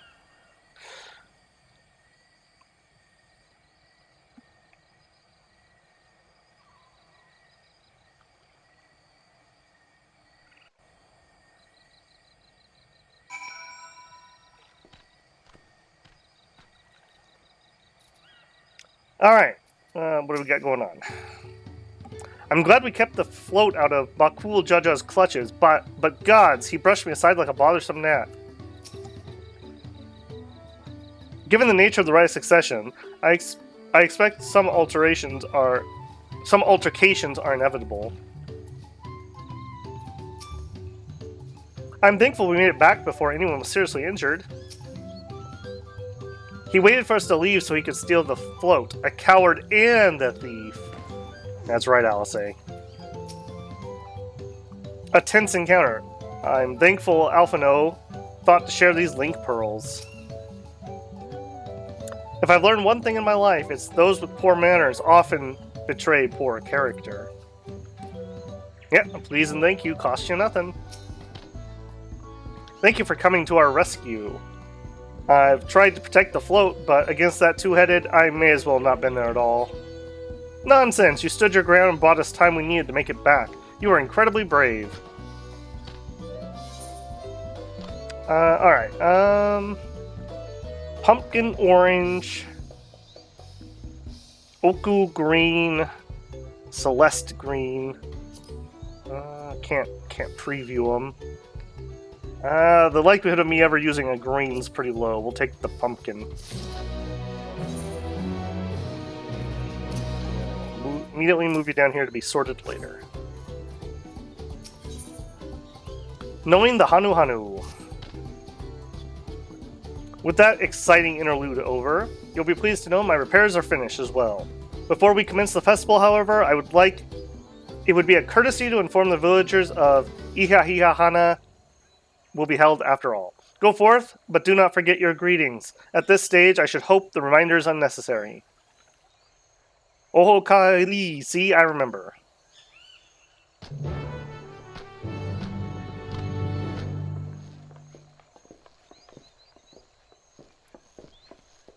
With the chat mode in say, use your keyboard or the software keyboard to say Oho Kahali and greet the villagers. Alright, let's get that while it's right in front of me. Oho Kahali. Alright. Thank goodness they didn't make us type an entire phrase like they did. Was it Shadowbringers that had the one? I think they had a couple there that were pretty rough to type out. Standing near those quests, you just see people spouting gibberish for like 5 minutes. Alright, so... Yep. Alright. I am able to type single words, I would just like that noted. I'm shocked they didn't give us an emote for this. Thank you for letting me know. I would very much like to attend the festival, but the repairs should be finished as soon as possible. What to do, what to do. I mean, they do need to get things repaired. Like, it's obviously very rainy here. Like, you can't have holes in all your houses.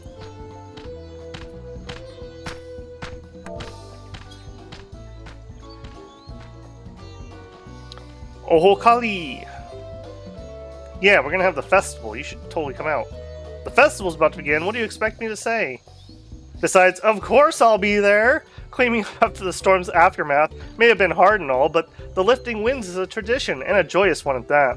I won't sit here brooding my days away. Give me a moment to get ready.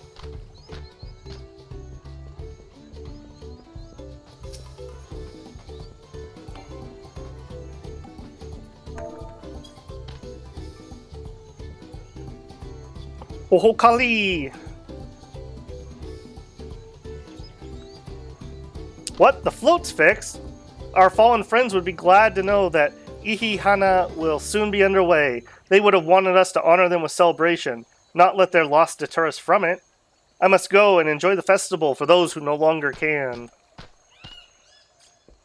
Alright, seems people are pretty excited for it.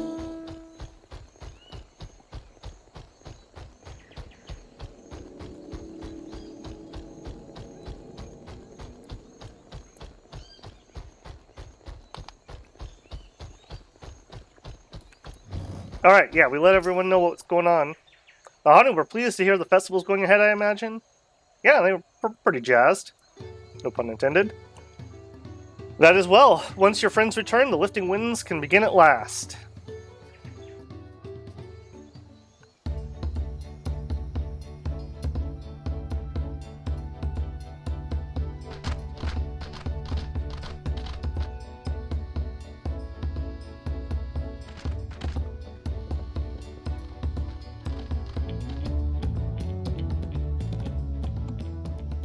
So few have come. Patience. Once Ihihana gets underway, no Hanu will be able to resist joining in. Just so. Ukewu knows well the heart of the Hanu. Have faith, Third Promise, and climb aboard the float. It is time for the lifting of wings.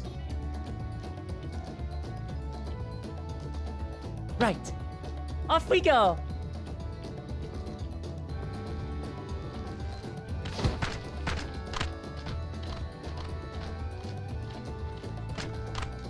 Ihihana is a prayer for bountiful harvest, but this is not its only meaning.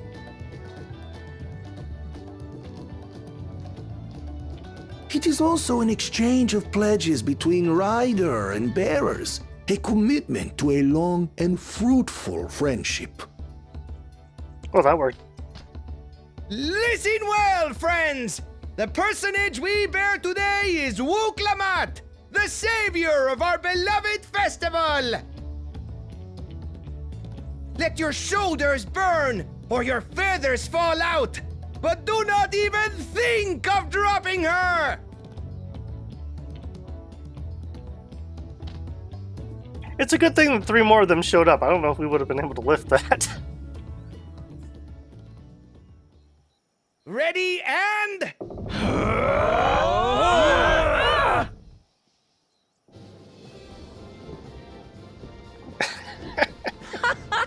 I could get used to this.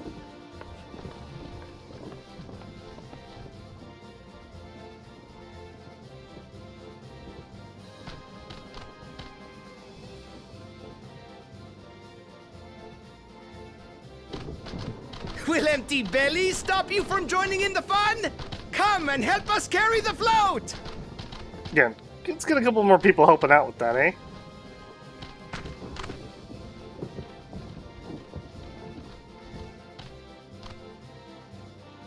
Well, well, well. To see the day that Dawn's promise would ride our boat again. We've not had the honor since you were here, Gulul Jaja. She's really having a good time there. Right, we've enough bearers now. Onwards to Welcome in, Lelouch. Kozanuaki! You have watched quite a few there, my goodness. Well, welcome in. Just kind of taking it slow here, enjoying the ride.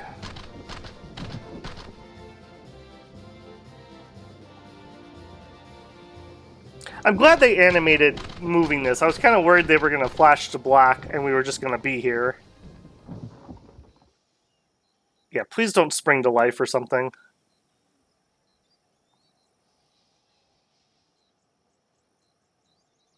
Watch well, for you are about to bear witness to the true glory of Ihihana.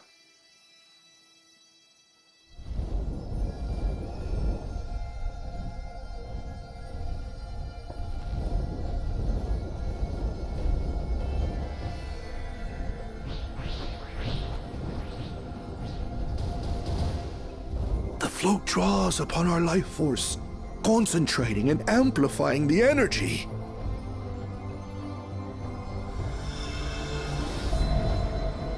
Keshaihi then receives that energy and expels it in a great burst, where it showers down upon the land to replenish its vital currents.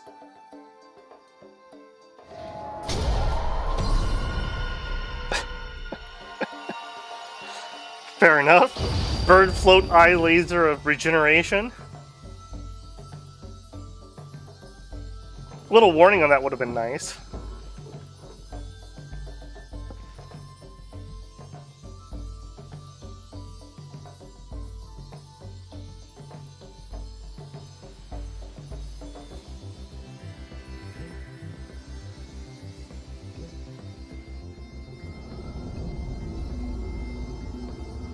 Yep, yep. There you go, little froggies. Okay, that was a little quicker than I was expecting, but sure.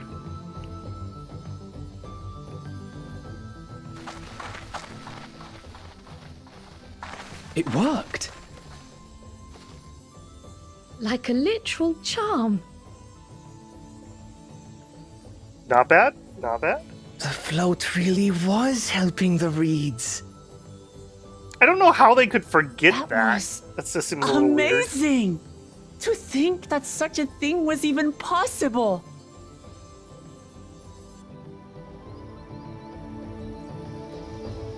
It'd be a pretty scene at night with all that glow.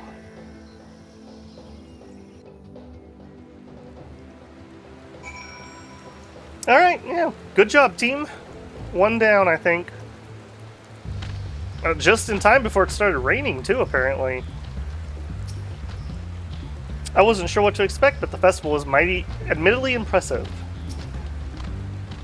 Even deprived of their usual sustenance, the Hanu seemed invigorated the moment the festival began. Ihihana is truly magical. I told you, didn't I? Spectacular. I'd like to take a turn riding the float. What? Don't look at me like that. Don't pretend it didn't cross your mind. With their fields rejuvenated, the Hanu too might finally replenish their flagging reserves of ether. I was too quick to dismiss the idea that the float had arcane properties. I think I wanted to believe that no one knew more about Ihihana than me. As it turns out, there are many things I've yet to learn. Should I have left the float behind like that? I was so excited to see the reeds. Nothing to worry yourself over. My brethren have been swept up by the festival fever. Last I saw, they were taking turns on the carrying poles on the way back to the village. Please, feel free to come look over the fields and enjoy the sight of what you've accomplished.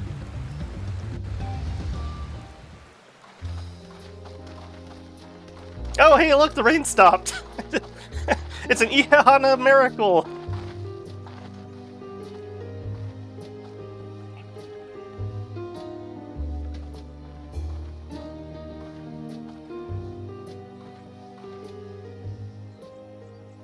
Some of them still look a bit sickly. I imagine even the harvest magic has its limits. If the Hanu continue their festival tradition year after year, though, the entire field should eventually recover. Where does that leave us with the feet, then? I mean, I You've think got we give nothing to credit. fear on that account. Yeah, I mean, you can't not give us Our some credit for situation that. could never have resolved itself. The revival of even a single reed would have served to demonstrate your commitment to the task. That you recognized the nature of the float and found a near-perfect solution in Ihihana proves your dedication. What's more, I don't think I've seen the festival produce such impressive results since I was a mere chirper. A mere chirper. Ah. We have to We remember have that one. been lax in maintaining the float, diluting its magic and reducing Ihihana to hollow theater. Okay, that makes sense. It wasn't working before. They've been doing the festival, but not keeping up. Connor! I was delayed by an unpleasant encounter, but it seems I arrived at a good time. Alright, so what'd you fix? Because I know you did something. Something upriver, I'm assuming.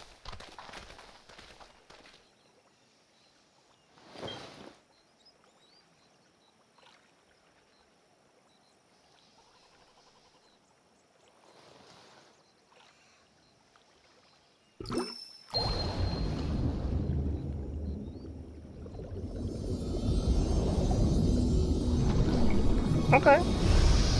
Also pretty good.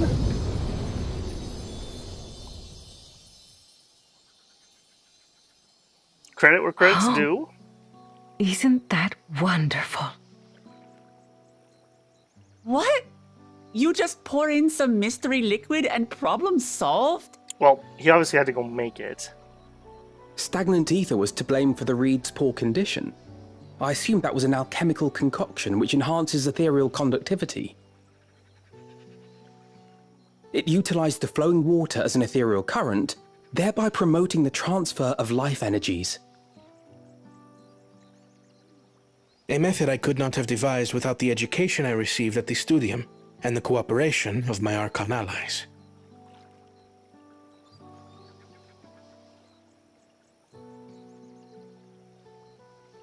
Archon allies?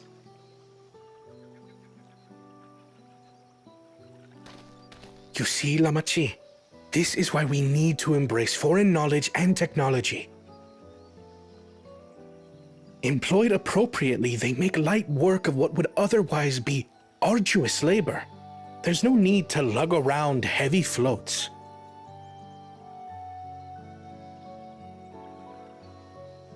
Well, you always were the clever one, brother.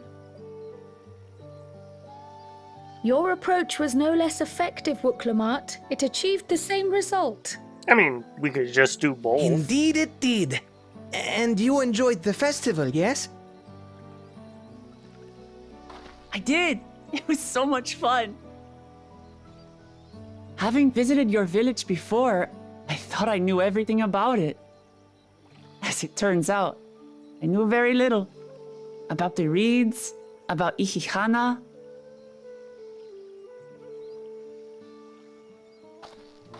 With all I've learned this time, I feel as though I've really come to know the Hanu. And I like you even more now than I did before.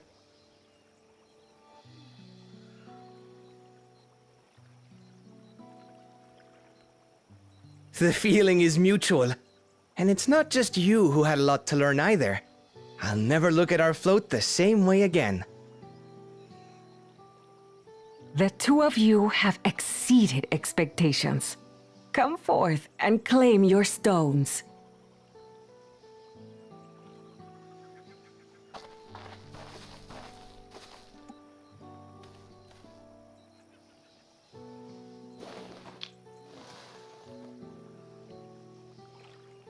So this is what they look like. Go on, set it in the tablet. How can she grip the handle of her axe with nails like that? You'd cut your own palms open. A perfect fit. That leaves 6 more. And on to the next.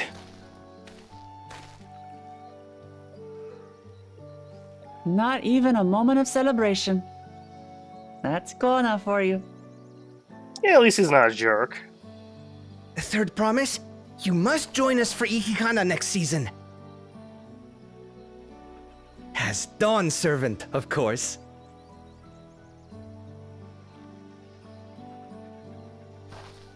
Right.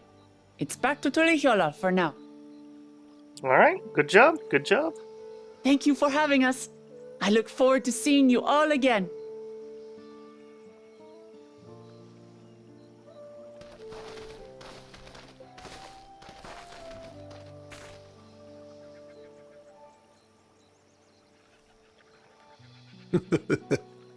These are interesting times indeed.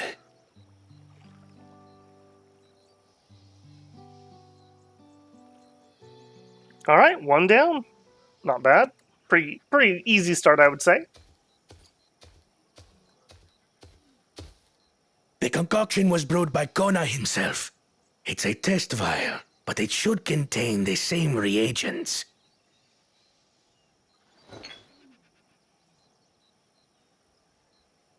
Good work. We'll use whatever we must to win. For win we must.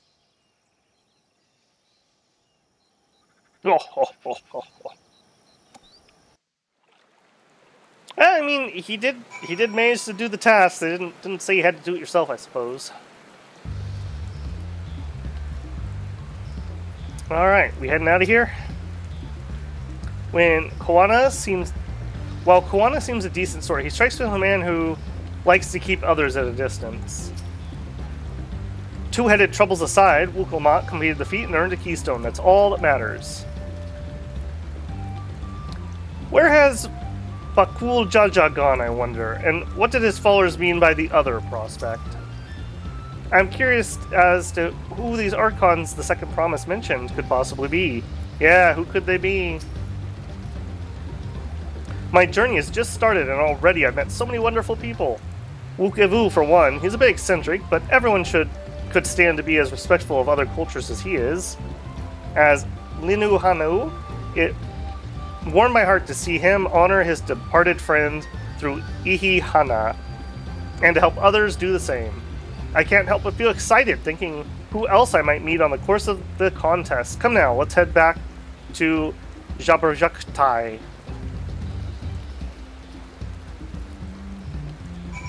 Alright, it does look like we've got some blue quests. That's going to be for the writing. I'm not going to do that on stream. And we stop this stream. Just have to remember to come back and do that between. Alright, and we need to head... Just to double check. Yeah, back to Twidopo. Let's head on back. Does look like they're kind of structuring this the same as the last couple expansions, where you go to a zone, you do some initial stuff, and then you leave and then come back later at a higher level. Not overly surprising. Alright, take me down to the quest.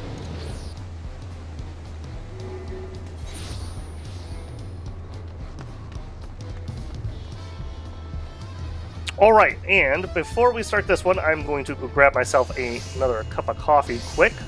I will be right back with that. Self-positioned here. I will throw you guys into a BRB screen, and I will be right back.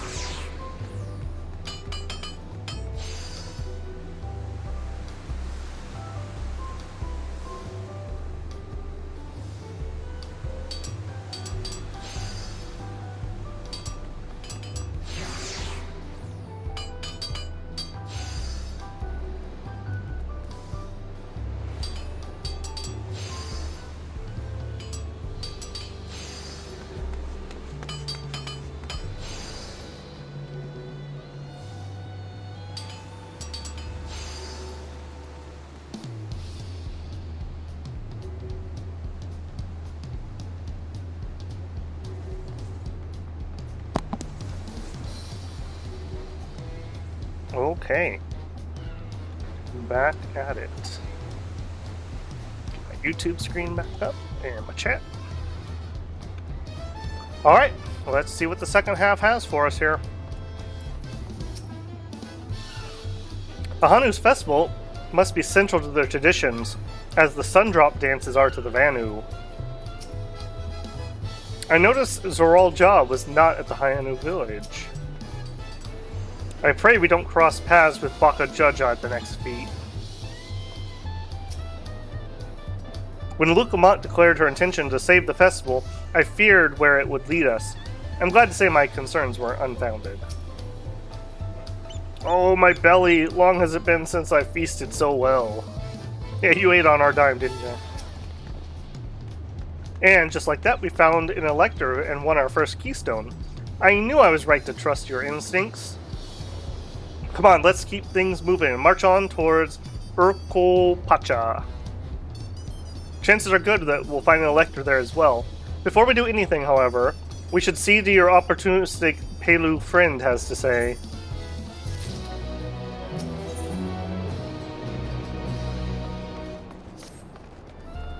I've been waiting for what feels like days and eaten enough of Bru'uk'ulu's tacos to feed an army. What is it you'd like to know? Our main concern was confirming the state of the road ahead. As I recall, to reach Urkopacha, we depart from the Arch of Dawn, then take the road west at the first fork. Should we be wary of anything along the way? It is indeed the way to Urkopacha. After the damage wrought by the recent downpour, however, you'll be doing more stumbling than walking. But do take heart, when it comes to rugged terrain, we have the most dependable solution available. Come with me.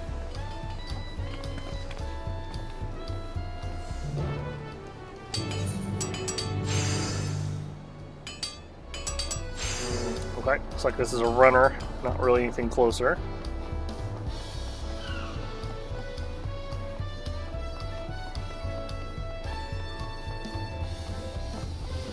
I assume we're gonna take alpacas. At some point we have to ride them, right? Especially since Wuklamat doesn't seem to like them.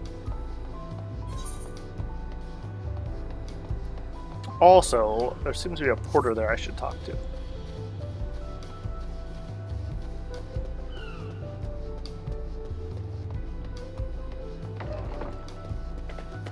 Hey, buddy. Welcome. If you need an alpaca, look no further. Before we get you saddled up, you'll add your name to the registrar. Okay, yep, now we have that available. I don't use those often, but I do like to have them unlocked. Talking to Pelu before we departed was a wise decision. I, for one, would rather not have a treacherous, slippery trail on foot. Why does it have to be alpacas? The beasts are sure-footed, that's for certain. The Pelu, all being small, is confusing enough, but the masks make it almost impossible to tell men from women, let alone guess their age. Oh my, are these fluffy babies our mounts?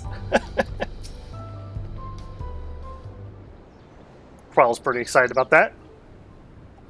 May I introduce you to our most dependable companion, the alpaca. We have a few people who raise alpacas around here.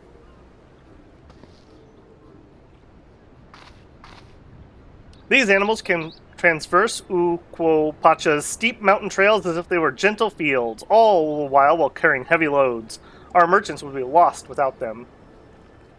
So they fill the same niche as chocobos back home. You don't have alpacas in Eorzea?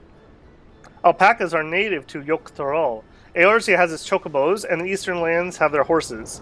Why go through the trouble of breeding another pack beast in a place which ill suits its qualities, and where it's not needed anyways? But must we ride these little monsters? I get the impression that you aren't fond of alpacas. When I was small, and being a bit naughty, I went around pulling on their wool. One of them spat on me, and it was the foulest stench you can imagine. I mean, you deserved it for pulling on their wool. What do they like to ride? Alpaca bred as mounts are inquisitive and docile. Even those without experience find them easy to handle. We're really doing this then. So, was my information useful to you? Yes. Even if it wasn't what I wanted to hear. Good, I'll take my payment now. You wanted me to pay you? It's gonna be like that, is it? I guess I should have expected as much from a Pelu merchant. Let me see what I have on me. The Pelu value the act of spreading joy through trade, as you should know. They take pride in making deals that benefit both parties.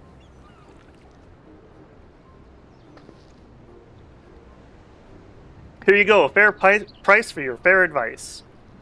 Yes, I made a trade with the third promise herself. My friends will never believe this. I shall be on my way. I wish you safe travels. Off you go then, thank you. Yeah, but why do you guys wear bird masks? I better not get spit on again. You brought that on yourself. Remain calm and gentle, and so will they. I'm still not happy about this, but if we need to ride alpacas to reach Urquopacha, then that's what we'll do.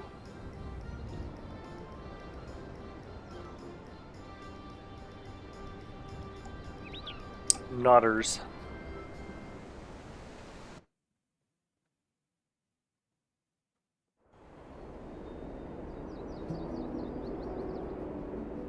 Alright, not raining for once. Turali poets of yore sang of a mountain that would stand tall, even should all other lands sink beneath the sea. Indomitable and eternal, it arises from Urquopacha, the 100 peaks of time. Of all the beasts which crawl and fly, only the legendary Valigarmanda could hope to disturb the summit's serene majesty. Yet, with that flying calamity imprisoned by the Dawn Serpent, what great feat remains for those who would claim the throne?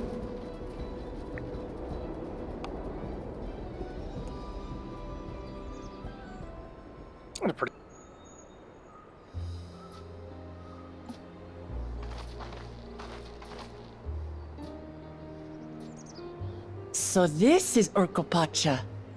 I've never actually been here before.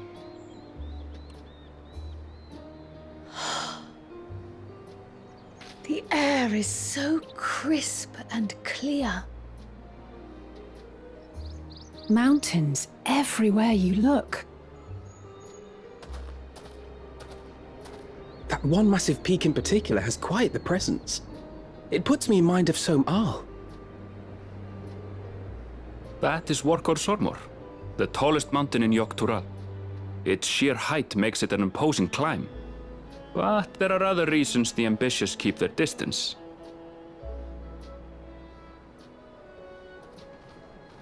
Oh? Do tell. Where to begin? Excuse me, but you're Wuk Lamat, are you not? I hadn't thought to encounter one of the Dawn's promise here, of all places.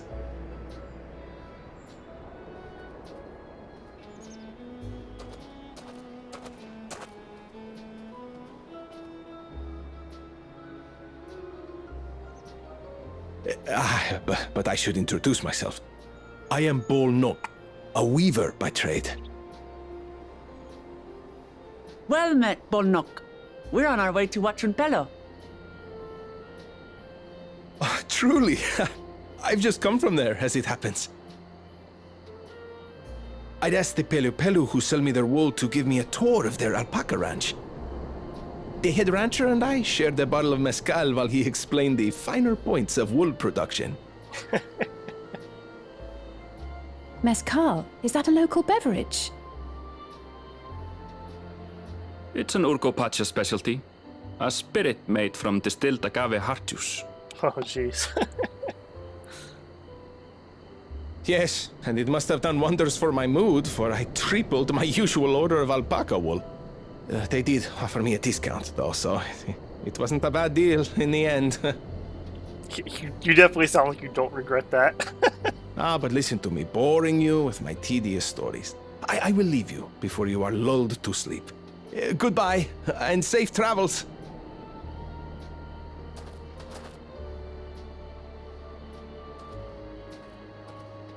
Oh, silly me. I almost forgot to say the thing I actually wanted to say. Okay, good, because I was like, what was the point of that? Peace for Tural. I agree with your vision, Third Promise. You have my support in your bid for the throne.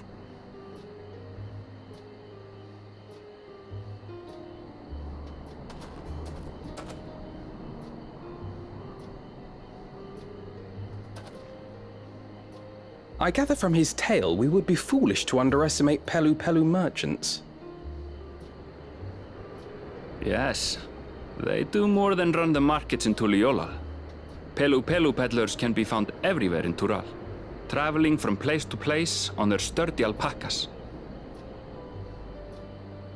They are effusive and engaging speakers, and many's the customer who's been talked into spending more than they bargained for.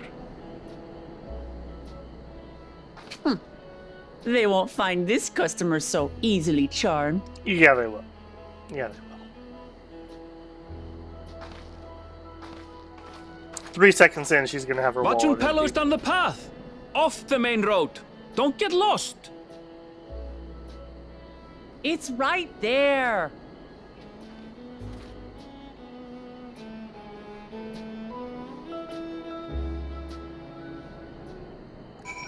Alright, let's see what we got. Nice to actually be coming in somewhere where it's not raining. And I see I have a hunt target on these alpacas, so forgive me, but you are worth rewards, and that is enough. Should have decided not to be a hunt target if you wanted to live.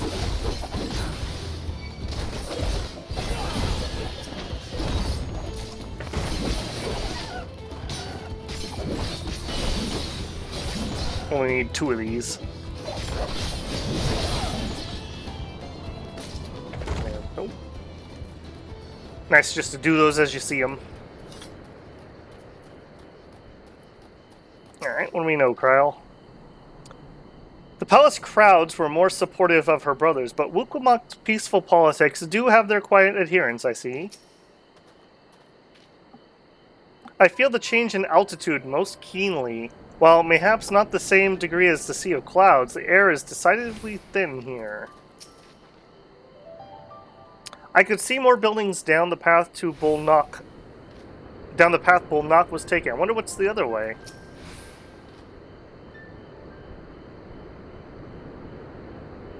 Here it is, Wachu Pelu, home of the Pelu Pelu. Wukulma.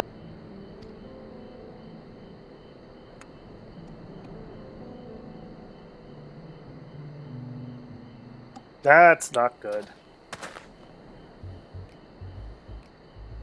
You've come all this way for the right of succession. Oh, so that means I'm exchanging words with a future Dawn servant. Please, the outcome is far from decided, but it's a possibility. How fortunate then, that I deal in cloaks woven from exceptionally luxurious alpaca wool. Such a garment would look magnificent when draped over the shoulders of a budding ruler. And a nation's ruler should dress her best for her adoring people, yes? Finery for our finest lady, that's right. Come, Third Promise, my well-stocked shelves are but a few steps away. Finest lady? Heh, I like the sound of that. Alright, I suppose a look wouldn't hurt. Yeah, like 2 seconds you've been here. Ahem, what did we just talk about? Ernville, when did you...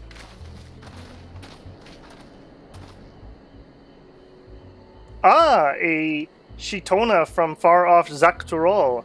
Northern winters are bitterly cold affairs, I'm told. I cannot imagine how you survive them without a lovely warm cloak of quality alpaca wool. No, thank you. I'm not in need of any new clothes at the moment, and neither is the Third Promise. Perhaps another time. Of course, my shop door is always open.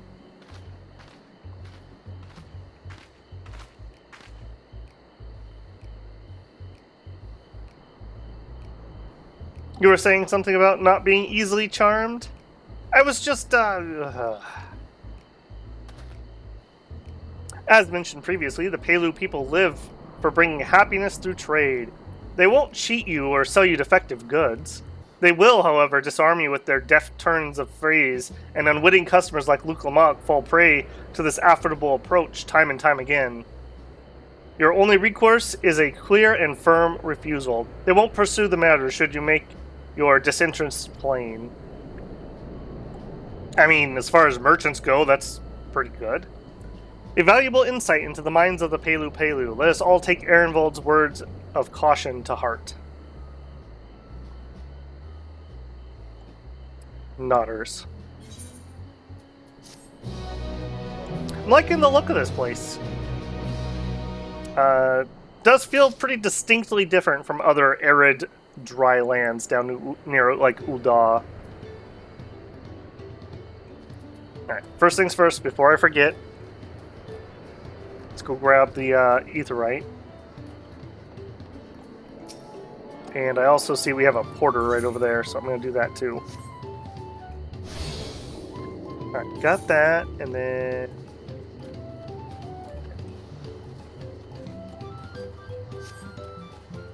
we'll get you... Yep. Nope, not going anywhere, and it looks like we also have the Gemstone Trader.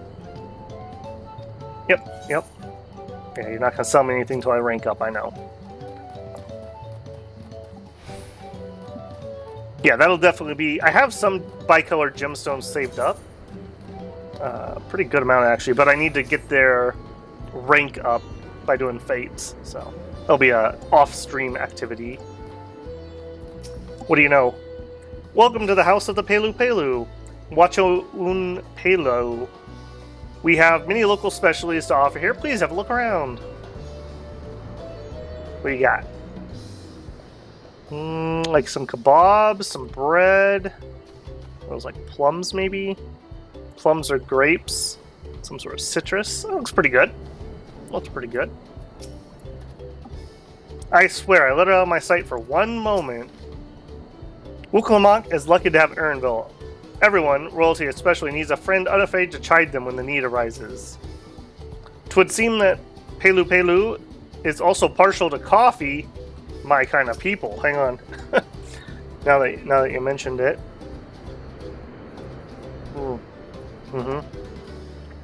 My kind of people. All these houses and buildings made to Pelu Pelu size, and mine too, come to think of it. Yeah, you guys are still shorties. Traders of Happiness. Not my finest moment, I'll admit, but now that we're here, let's do what we came to do. Find the Elector. Allow me to propose a strategy then. Kryl, Alice, and I will speak with the merchants. Wukamot, you and Ernvel, try approaching the travelers nearby. Babel, pray investigate any of the other establishments which catch your eye. Should we learn anything of use, let us relay it to the third promise.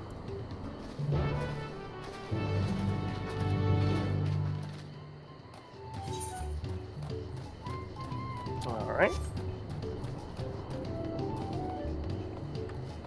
Oh, I see we have a sightseeing spot up there.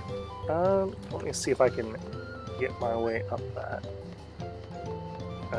No, not from this side. Okay, I will come back. What's up, buddy? A distillery worker. The Dawn Servant's Elector? Ah, I thought you were a new face in town. Here for the right of succession, I take it. Me, I don't much care who sits on the throne as long as they keep Tyrol peaceful. People tend to not be in a good mood to relax and sip our excellent mezcal once arrows and spears start flying, if you know what I mean. Speaking of which, would you like a cup? A joy shared is a joy doubled, I say. I'm on the clock right now, maybe later. Oh, right, yes, you were asking about the Elector business. Being but freshly returned from my trading route, I've heard that there's a contest afoot, but not much else.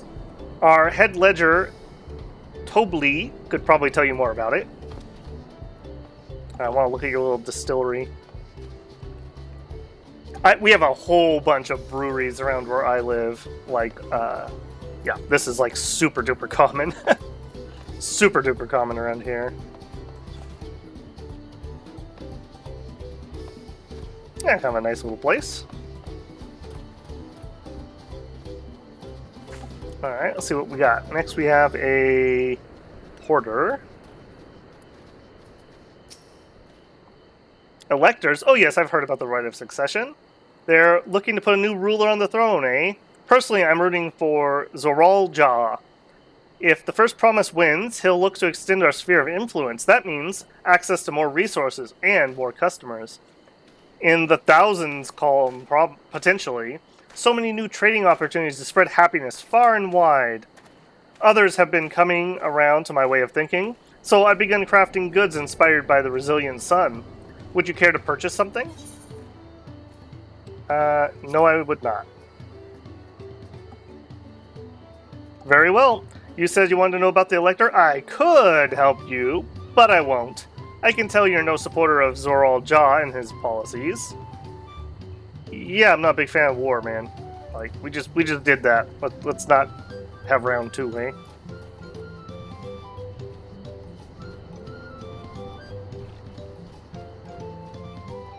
Oh, we got little alpaca carriages. That's kind of cute.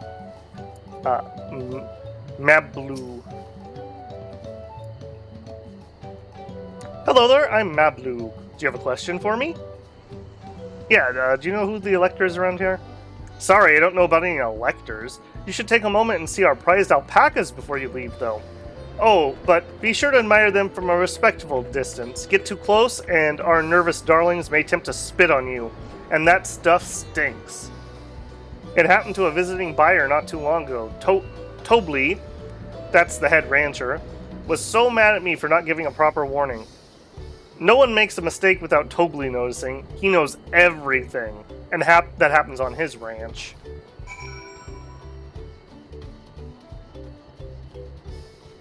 Yeah, you have a nice operation going here. Alright, sounds like this Tobli's our guy.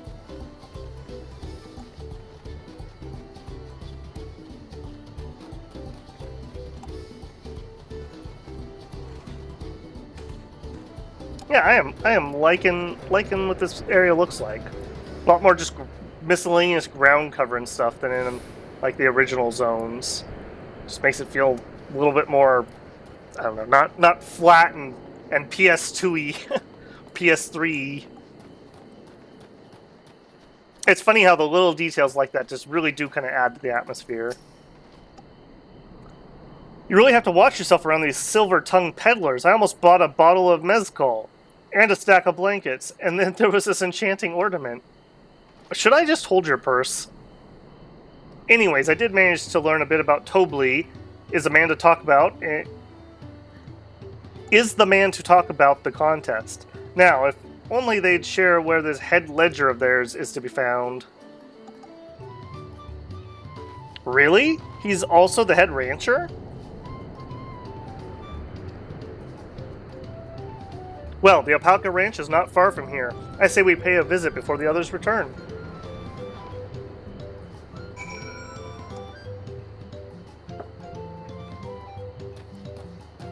Alright, easy enough. Right back to where we just came from.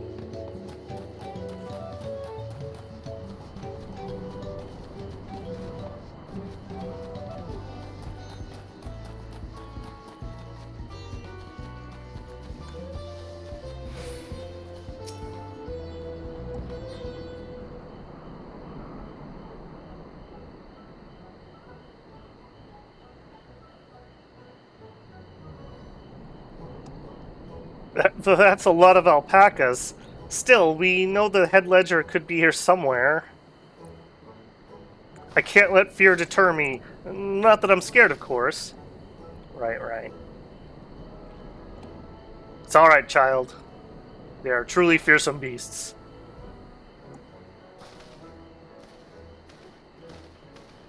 Excuse me, is one of these workers Tobli? Tobli? Oh yes, he likes to mingle with the ranch hands and keep an eye on things. I can't tell you which one he is, though. You can't? Is that part of the contest? All I can say is Tobli often mentions his favorite pungent subject. He also can't resist a profitable trade, Though, who among us could, am I right? Still, if you bring him a very good deal, he might let his identity slip. Ha, so it's like a game.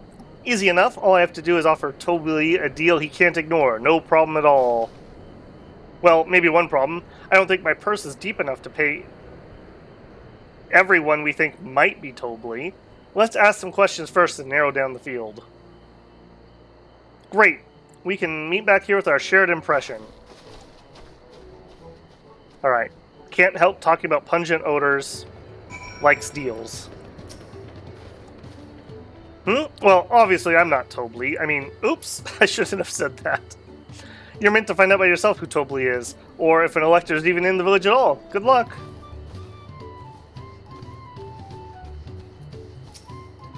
Alright, find the goofiest one, and that's probably going to be Toby. Ah, a visitor from across the salt, if I'm not mistaken. Be warned, alpacas will spit if you startle them. I suggest you keep your movements slow and deliberate.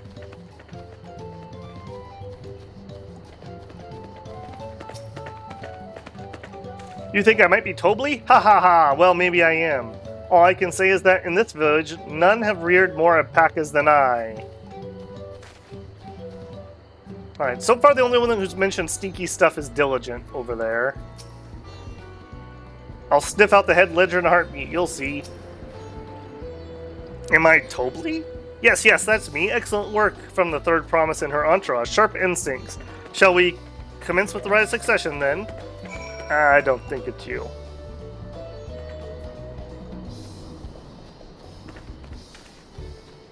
I'm going with it. If it's one of these ones we talk to, it's Diligent.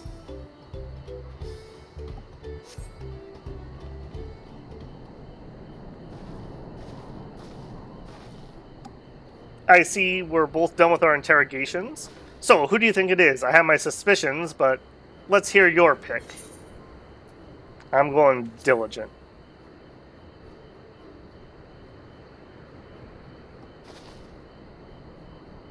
Ah, the worker's so intent on the stable chores. I had my eye on that one too. Time to rip the mask off our mystery ranch hand, so to speak.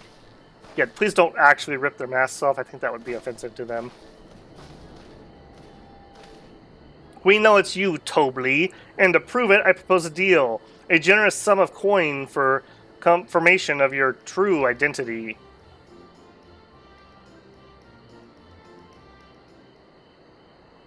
An offer I gladly accept. As you have correctly guessed, I am indeed Toby, head ledger of Wuchanapelu, and head rancher of the family ranch. I am also one of Gubolul's Jaja's chosen electors. Aha! In a place featured in the Trololo saga, just as we thought. I was right to trust in your instincts, and I'd wager this won't be the last time. I've been around the block a few times. She found you out fair and square, Toby. And I'm glad she did. Would have been a pity had her bid ended here.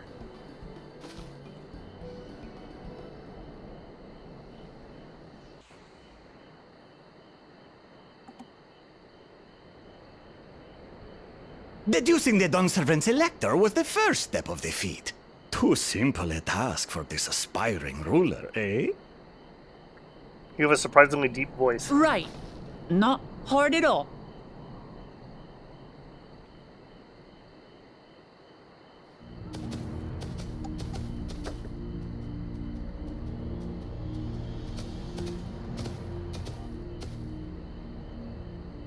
Zorolja.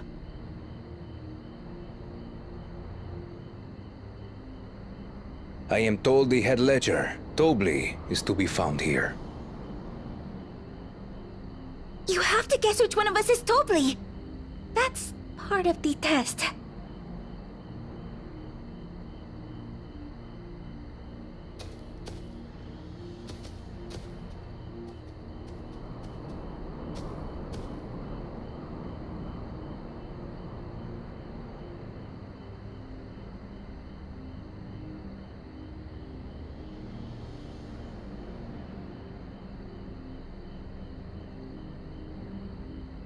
That was weak, kid. That was You're weak. Toby. Without even asking a single question. Very impressive indeed. High intimidate on this Without boy. amusing prologue out of the way, we can proceed to the actual challenge. Per the Dawn Servant's instructions, I was free to devise any manner of feat. I considered the number of possibilities in the 10th column. But I think I have a good one. Alright, what are we doing? You must go forth and capture for me an alpaca.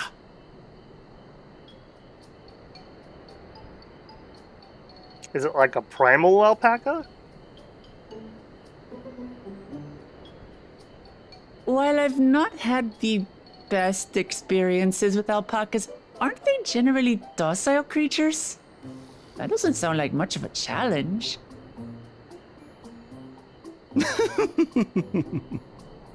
Bring out the example!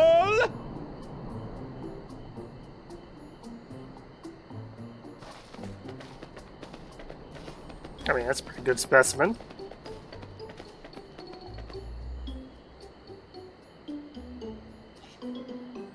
This is a special kind of alpaca. Would you please approach the animal, Third Promise? You're about to get spat on. Who? Me? Well, it should stay calm if I stay calm, right? That's what Erinville said.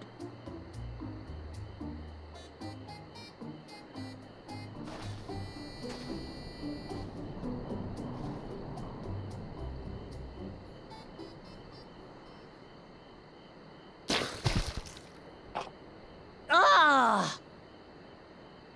The Go- little go there, monster Bob. spat on me! Oh, that stinks. I can't. It's an assassination attempt. Alpacas are paradoxical creatures, being both extremely curious and extremely cowardly. Press your luck when they're frightened, and you'll get a face full of spit, as you've all just witnessed.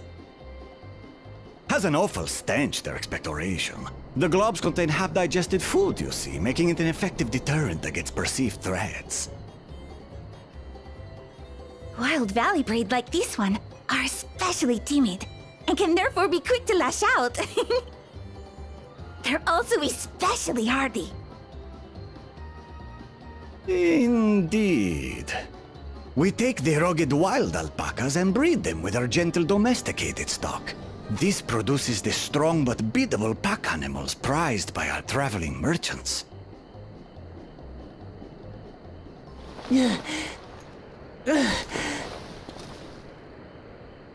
That's all well and good, but did I need to bathe an alpaca spit for you to make your point? No, it was quite funny. So, alright. the task is to catch a wild alpaca. That is correct. But be warned that it is a feat easier said than done. I suggest you prepare well before you enter the valley where the creatures dwell. And by you, I mean the claimants only. Allies are not permitted to assist with the catching. Oh, The we're suddenly in a alpacas lot will of help trouble. me judge which of you is worthy of receiving a keystone.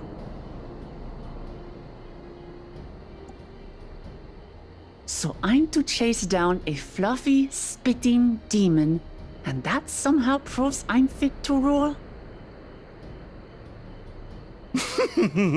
As I said, the Dawn Servant granted me the freedom to decide my challenge. And when you reach the end of the rite, I dare say you will understand why I chose what I chose. Alright, so there's a hidden parameter that we're not aware of yet. Is there a monster in the valley or something? Very well. This won't take long. Hey, you're not allowed to help. Wait! Didn't I warn you this was easier said than done? There are preparations to be made, factors to consider. A beast is a beast. All yield to strength. I'm gonna go wrestle him in alpaca.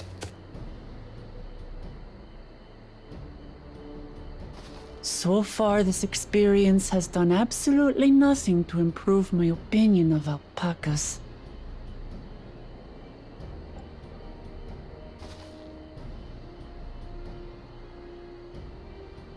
But that doesn't mean I can't do this.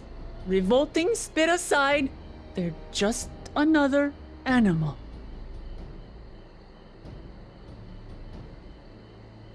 Yeah, good luck.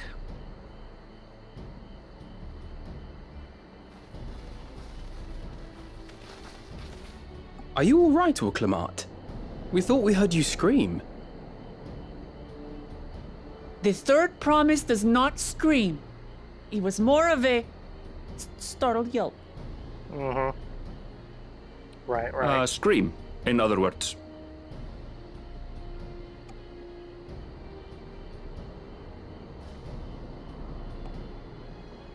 Did you find the Elector?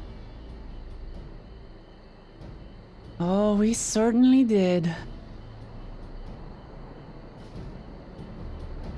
He wants me to catch an alpaca.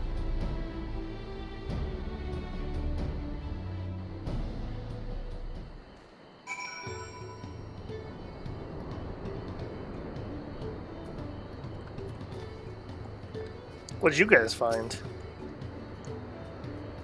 I did say remain calm was key, but the same rules don't apply to wild alpacas.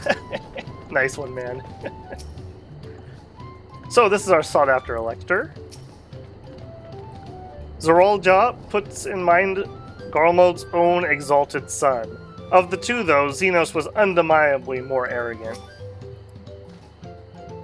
Judging by the volume of Wuklamat's scream, alpaca expectoration, never heard spitting called that, sure, must have a nasty odor indeed. I'm content to remain ignorant of the smell. Yeah, it probably has some pretty oof.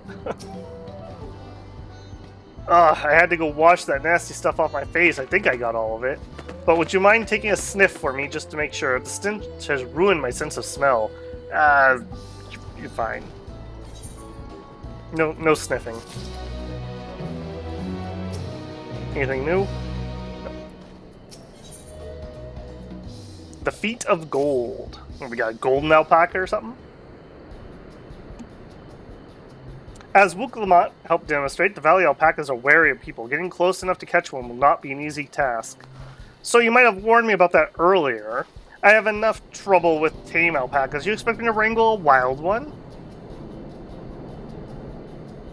With the proper saddle, we infuse the leather with a relaxing scent that soothes the spitting beast.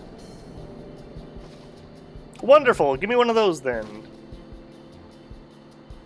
Have you perhaps forgotten we are a clan of merchants? If you want a taming saddle, then you'll need to find a saddler and make an offer. They don't come cheap, of course. Crafting a saddle will cost you the equivalent of 10 pel in the thousands column. You mean 10,000 pel? I don't have that kind of coin. Oh, she's a poor. Converting to gil, that comes to around 1 million or so. Perhaps if we all pitch in. No, this is my feat to accomplish. It wouldn't feel right having others pay the cost. I'll find the money somehow. Alright, well that was good on you then. I didn't want to give you the gil anyways. In that case... Yeah, you got this all planned out, don't you, buddy?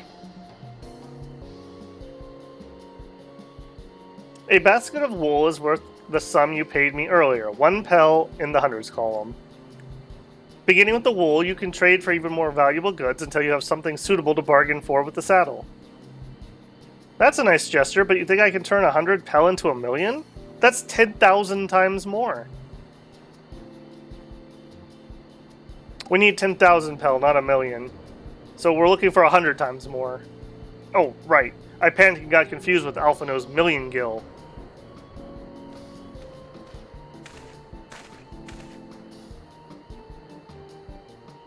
I'm not so sure about this trading idea. You were almost talked into buying a cloak, and you don't need more, and you didn't need mere moments after you arrived.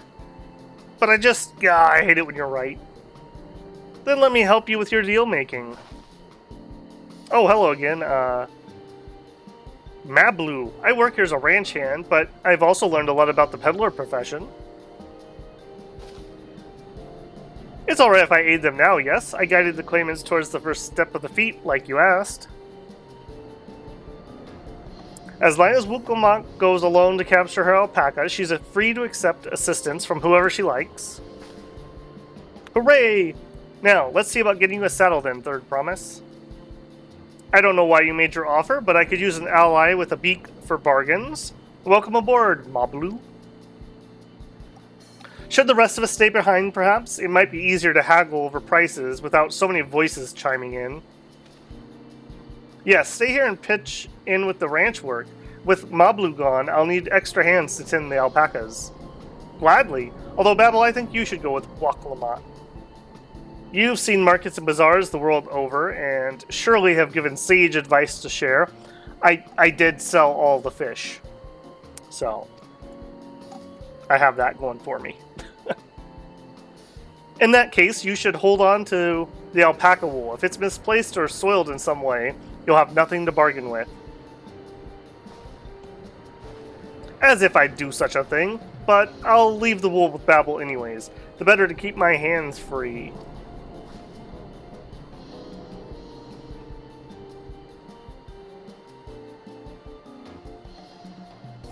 To begin, I suggest we try trading the wool to Havli the saddler. He won't agree to the deal, of course, but it'll give us an idea of how much he'll accept for his wares.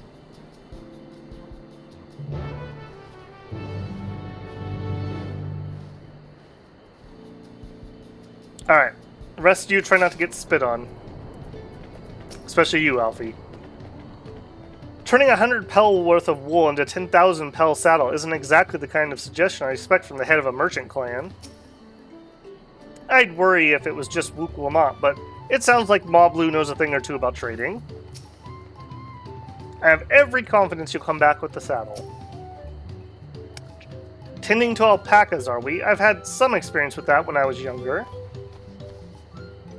Yeah, they cut you off when we were going to talk about your lineage, so I assume it's somebody important. Your mom, like, Queen of the Rabbit People or something? You also changed your name, which is kind of interesting. So, running away from responsibility or something? Get my prediction in early here.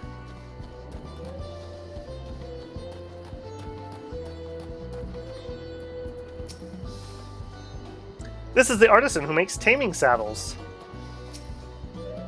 Is it really possible to make 100 times what that wool is worth just through trading?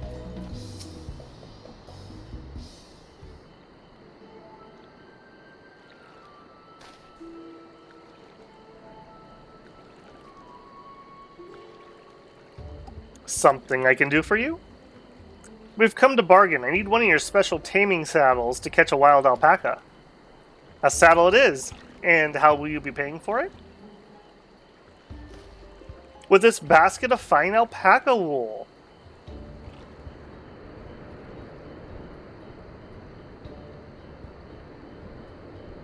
What use does a saddle maker have for wool? Besides, this would barely cover the cost of a single saddle buckle. Offer me something I actually want.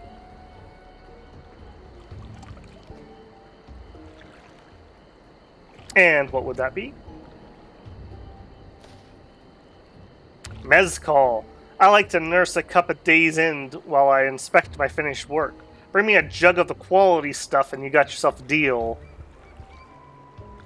This bodes well for us, Third Promise. Such mezcal can be had for only 5 pel in the thousands column.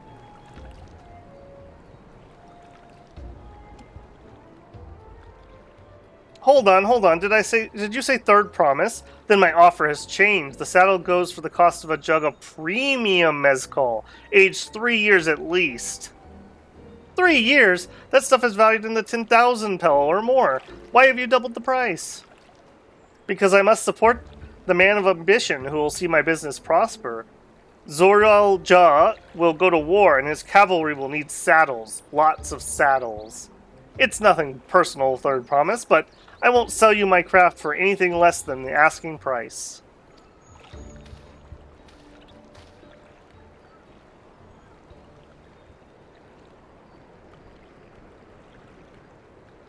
Yeah, I don't think this is a good plan. Don't support the warmonger. Can't say I blame him. I'm known for championing peace, and peace is unlikely to bring him more customers. Those of our grandparents' generation remember the dark days when the clans were at war. Many of these Pelu pray for your victory, Wuklamat. The younger ones, though, to them, strife and bloodshed are of children's stories. They think themselves safe from the horrors that take the peace we now enjoy for granted. And take the peace we enjoy for granted. Still, others are unsatisfied with this quiet prosperity and crave the future the second promise envisions. They become obsessed with innovations like the dirigibles and have made trade swift and easy. Then you have those like Havli, convinced that the first promise's plans for conquest will afford them more opportunities for great profit. But what about you, Mablu? Aren't you one of the younger generation? At least a year or two younger than me, I'd say. Oh, I was raised on the old tales. I've memorized the accounts of what it was like when Yakui ruled our village. That's why I offered to help. I want you to become the Dawn Servant and keep our nation from going back to the way it was. Well then, I guess I'd better make sure to win the contest. But the type of mezcal the Saddlemaker wants is very expensive. Weren't we expecting to need 10,000 pel from the outset? Nothing's changed, we just need to get on with it. I may not have a head for trade or a stomach for alpacas, but I won't give up the piece of Toyolol on the line. Then neither will I. We will make you the Dawn Servant. Aiming for that 10,000 pel jug right away will only bring us failure and frustration. So let's first try exchanging the wool for anything even a touch more valuable. The trick is to find someone who needs alpaca wool and is willing to trade at a loss for it. Someone who supports your bid for the throne, for instance. We know a guy who bought 3 times as much as he needs.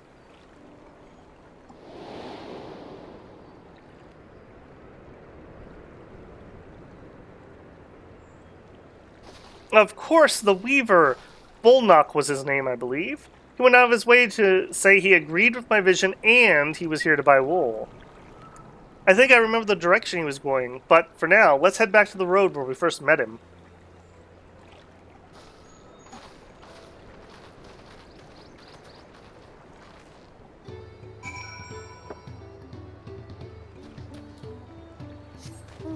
It's gonna be a little weird if he's still standing in the road. Hang on. Also, now that we're in the drier area, I think Cavalry Drake makes more sense. A little more dry climate creature.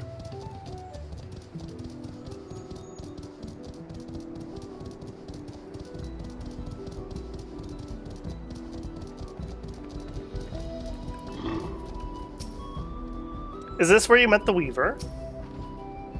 This is the spot. After Bolnock talked to us, he walked off down south. Then he was probably going to Ikuvlo's Inn. Many visitors to Wuchun Pelo end up staying there. Let's go and check, shall we?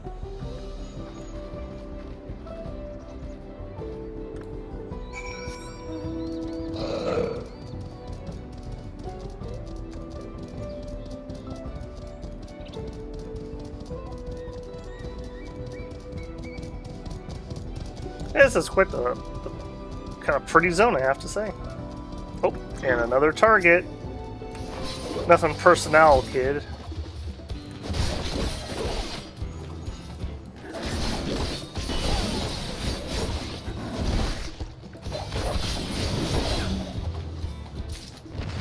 One of one. Easy peasy.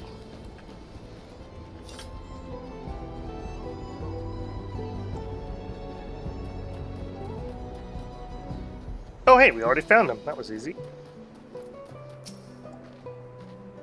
I hope he's willing to offer something wonderful in exchange. We'll meet again, but wait. Weren't you all on your way to Wuchun Pelo? Can I have the basket, Babel? Alright, there you go. All the alpaca wool. Thanks! Now let's see if I can turn a profit.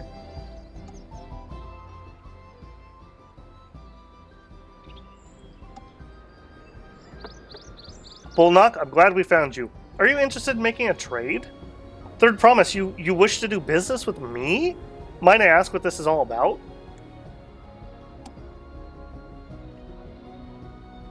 Yeah, we need to make 10,000 pel to buy a saddle.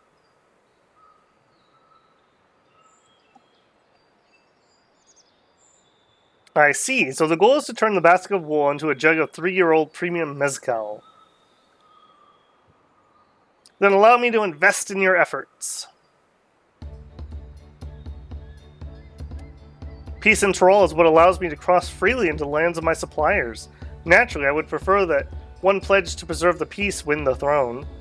Thus, I do humbly offer you this wool poncho, a small token I pray contributes to your victory.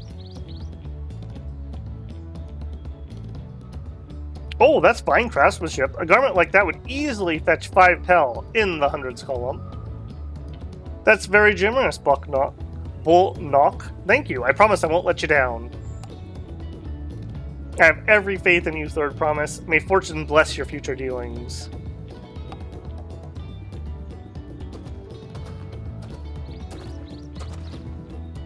I can't believe you quadrupled your investment with your first deal. We're off to a spectacular start. Only because Babel remembered our weaver friend. All I did was hand over the wool. That's not true. The connections you build with people are vital. This is one of the most fundamental precepts of trading, one which you've instinctively mastered. You think so? I know so. Now, let's take our 500 pel poncho and trade it for something even more valuable. Here, Babel, you take the poncho. If I lost it somehow, Ehrenvold would never let me hear the end of it. Am I literally just gonna walk around carrying a bunch of ladies shopping? All set. Our next deal is waiting to be found.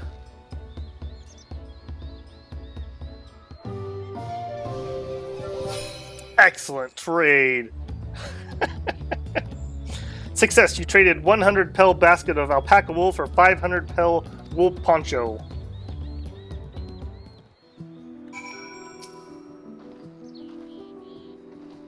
It feels like a 500 times. It's not how money works. Leveraging connections is a sound strategy, but we should also consider supply and demand. An individual in urgent need of a good poncho will offer more than a merchant simply looking to stock his shelves. That makes sense, but how do we know someone needs a poncho?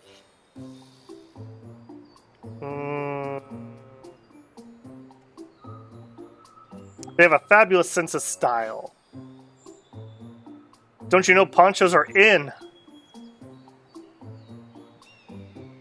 It's a nice sturdy poncho, but the design is traditional. I don't think fashion is part of the appeal.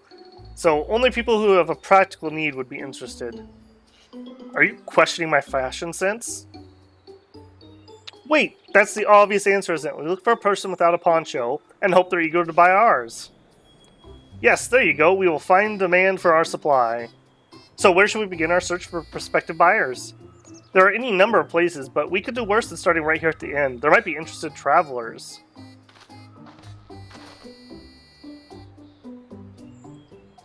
Who here needs a poncho? A lot of Moboja hardly wear anything to begin with. They are probably Landsguard or sellswords. Momajul, who soldier for a living, prefer not to wear much above the waist. It hampers their movements. So even if they have bare shoulders, Momajul carrying arms can be struck off the list.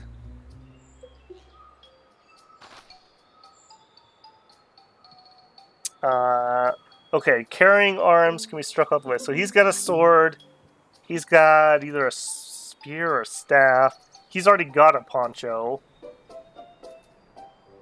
I guess it's you? Let's see. No coat or cloak, but also no weapon? Okay, we might have a winner.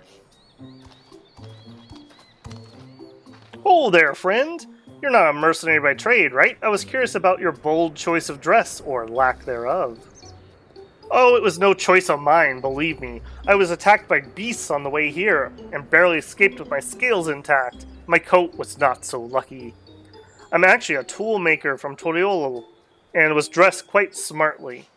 All the better to show the Pelu I'm a man who takes pride in his appearance, and therefore his work as well. But now look at me. Well, sir, it is your lucky day. Check out this poncho, man. What a splendid poncho! This would be perfect replacement for the coat I lost. We'd be willing to part with it if you'd like to make a trade. For one of your fine tools, perhaps? What about this hatchet? I crafted it myself and I vouch for its quality. The blade looks sharp and the haft well made. I'd value it at 1 pel in the thousands column. Oh ho! From 500 to 1,000, we have a deal. Wonderful! A fine garment such as this would put me on an even footing with any Pelu merchant. Like the eponymous owner of Miplu's Mate Garden, for one, her field hands use hatchets to harvest the mate, the mate. And I thought to impress her with the tool I sold you. No matter, I have other wares to sell. Glad to have met you. Put on the poncho, I want to see what it looks like. Man. Did you hear that? We've already found our next buyer. To Miplu's Mate Garden. Yes, but that's a fair distance on foot. We should take alpacas.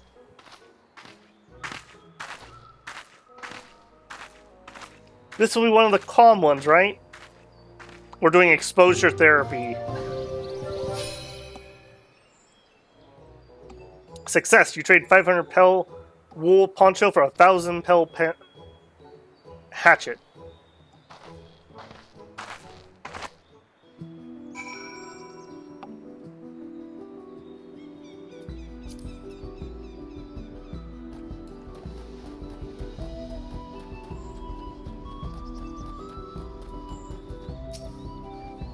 Here we go again, riding alpacas.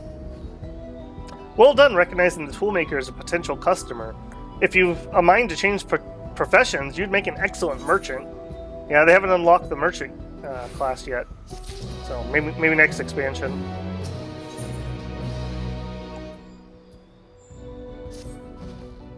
Before we get moving, you should be the one to hold on to this.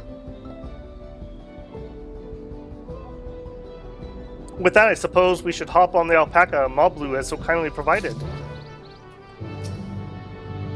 Ready to go? Let's mount up. Yep, let's do it.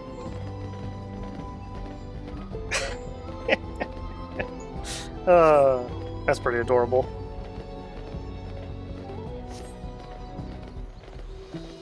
You'll be fine. These ones are...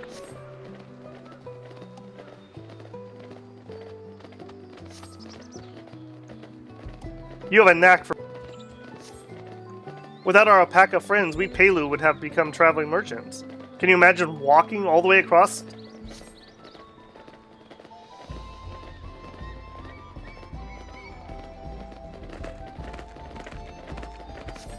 Oh, that mountain's so tall. Workful Zormol, wasn't that the name? A forbidding sight, isn't it? One I've never appreciated up close. You have to take the long way around the cliffs to get there, to the highlands belonging to Yakui.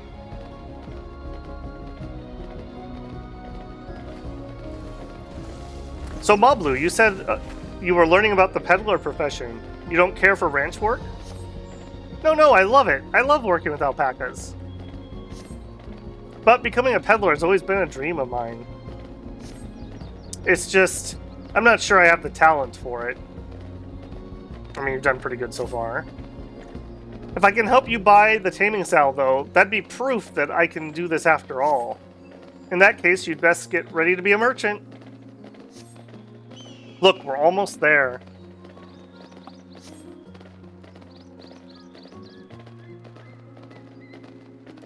That was kind of a neat little riding montage. I like that.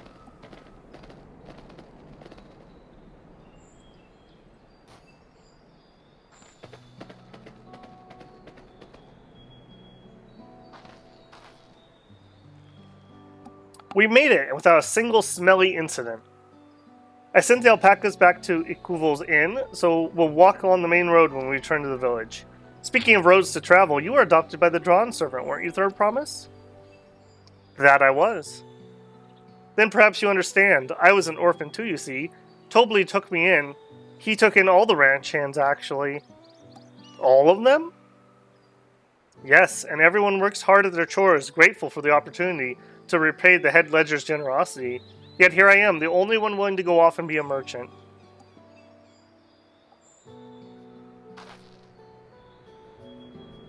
I'm sorry, I don't know why I'm telling you this. We all need to keep trading things for your saddle, and we'll prepare for the feat of gold. As it's mate harvesting season, you can't have too many quality hatchets. Add to that Wukelmat's way with people, and we should have no trouble making a favorable deal. That's Miplu herself over there. Pass the hatchet to the third promise, and let's get bargaining.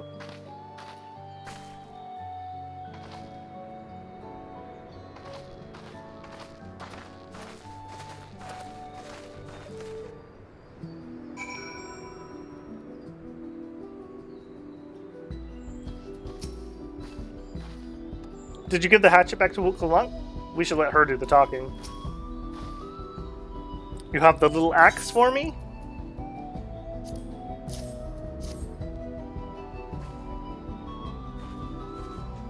Thanks, now let's see what I can get for it.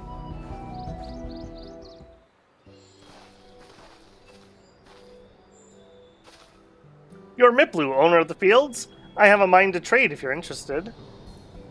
Well, well, third promise. I might be convinced to entertain a proposal.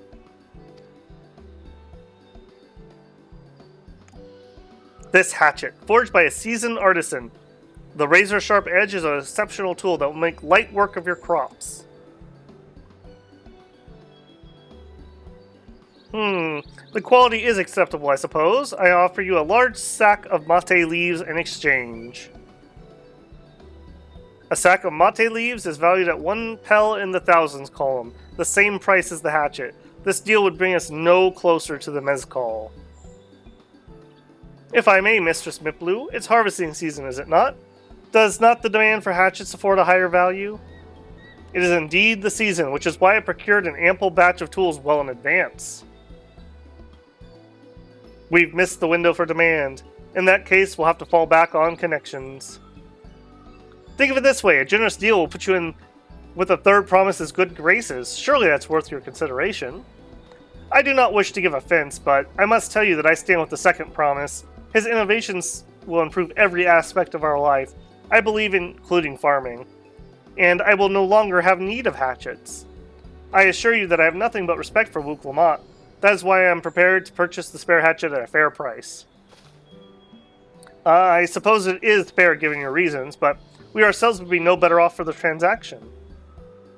How about this? If we were to help bring in the harvest, would you give us a better deal? As a matter of fact, I would. Until Kawana's reforms come about, I can always use more hands in the field. Then you can go ahead and add our labor to the bargain. Added value to tip the scales. How could I have forgotten one of the most basic rules of trading? You can rest here if you like, Babu. Babel and I have the mate together. Oh no, I'm helping too. Off to the fields then. And mind you picking the healthy leaves. I'll take 5 good bundles from each of you. Don't worry, I've leveled up Botanist.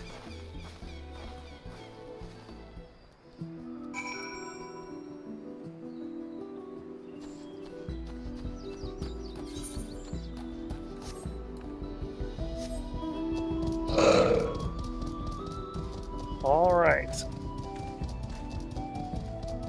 That was kind of a nice little, I don't know if you'd call it an orchard, but orchard-like place. Verdant mate leaves.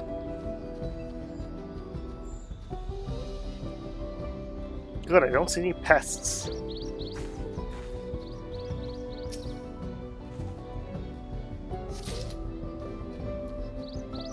I'm not going to have a repeat of the grape incident, I suppose.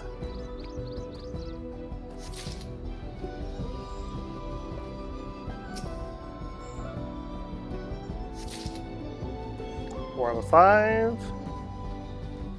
There it is.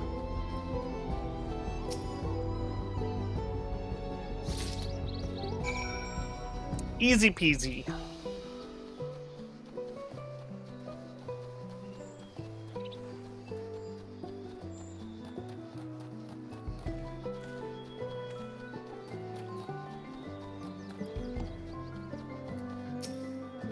Alright, got your 5 bundles. You brought me some leaves then?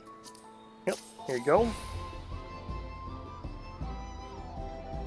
An acceptable harvest. We'll see how your companions fare before I make any decisions, though.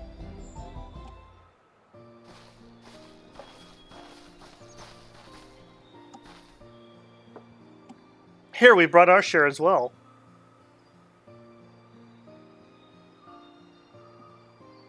Thank you, Third Promise. This is more than enough to hold up your end of the bargain. Now, it's time to honor mine. After adding the value of your labor to the price off the hatchet, I'm prepared to offer you a full sack of our highest grade mate leaves. Premium mate, but at the shop, 1 sack of these leaves would cost no less than 5 pel in the thousands column. Man, they pay really well at this farm, apparently. Then we can bid farewell to this hatchet.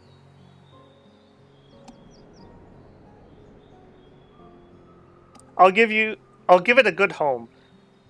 Talk to the contest decide. I'm glad we could come to a mutually agreeable trade. As am I. All the best with the rest of your harvest.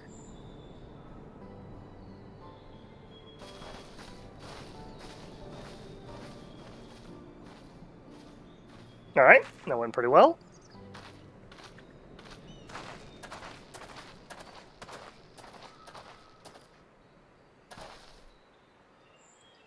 Moblu, what's wrong? It's as I was saying before, even after everything Tobli has done for me, I'm planning to abandon it all and become a merchant. But then I needed your help after forgetting a basic rule of trade. How can I expect Tobli to accept my decision then? Have you mentioned your plans to leave?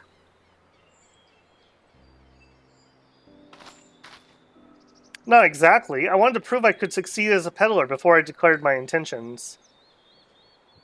I seek to follow my father's footsteps, but not because he expects it of me. I want to preserve Tyrol's peace, and become Dawnservant. It happens to be the best way to do it. You should live a life of your own choosing, and I wouldn't be surprised if Tobli held the same opinion, so talk to him. You're right, it's better to find out for sure than worry over what he might say. Thanks for the advice. Gotta say, I am liking the upgraded character models. Babel's never looked better. But first, we have a saddle to buy. I wanted that success under my belt so I can be sure of my decision. What's next then? We try to trade our leaves for something halfway to 10,000 pel? No, I think we're close enough. I say we go straight for the premium mezcal. Bargain our way into double the value, eh? Think you can do it? Trust me, I will make this trade work.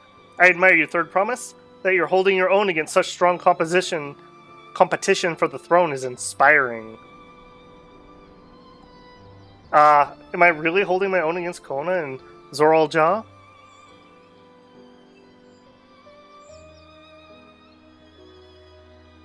I mean, of course I am. I'm Wukomat of the Dawn's Promise, after all.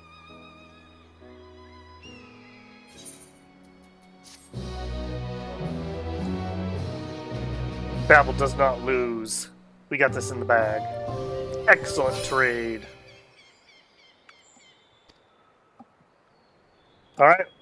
That was 5 times the value. All we need is a double. It'll be easy comparatively.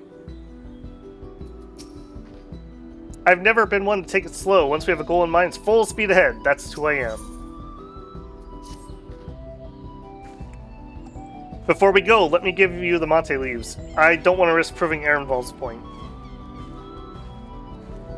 Literally just carrying around their shopping. Ready then, our next stop's the Mezcal Distillery.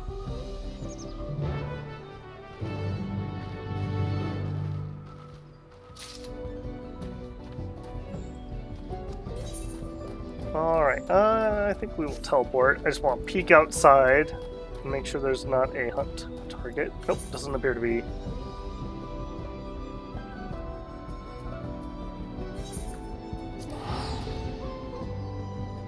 Nice view from up here, actually.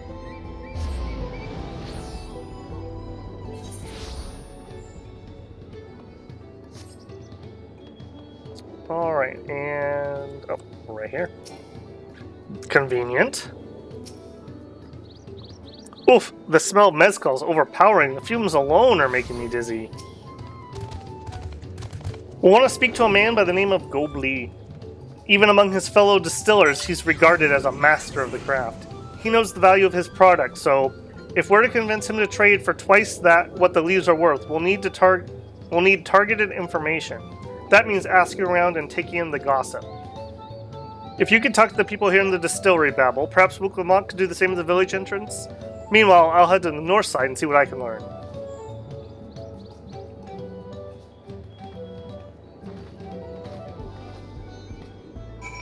Alright. Bibilja. Me? I am a chef from Troyolo. I often come here to buy Gobli's mezcal, the finest in Troyol according to my customers. He always brings out a jug during our dealings, but I can't handle the stuff myself. I take small sips, not wanting to be impolite, you understand, but still ends up so addled that we agree to whatever price he quotes me. It would be nice to have less potent refreshments during such conversations, else I might have to seriously reconsider our arrangement. Alright, so he likes to get people buttered up before he makes deals. Gobli might be deft-handed at distilling, but he's got no sense when it comes to appearances.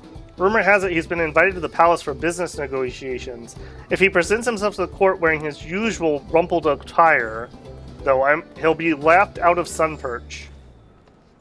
I don't think the Dawn servant cares, I'm gonna be honest with you. There's not much to say about Gobli, but I can tell you what Gobli's been saying. The other day he was muttering about monsters prowling around agave jaws. That's the field where we gather ingredients for mezcal. Their presence has made it harder to procure said ingredients, and thus driven up the price of his product. A boon, some might argue, but it's hard to celebrate when it affects work as it does. Can't rightly bring joy to people if you can't keep making the thing they love. Alright, we're probably going to be killing some beasties. That is within our skill set.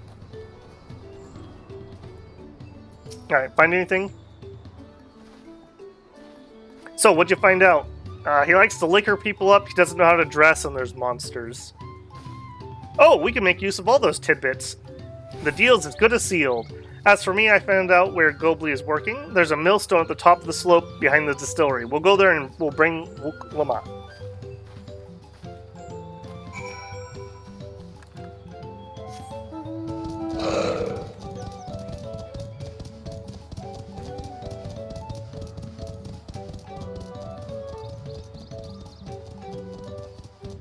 Nope, easy enough to find.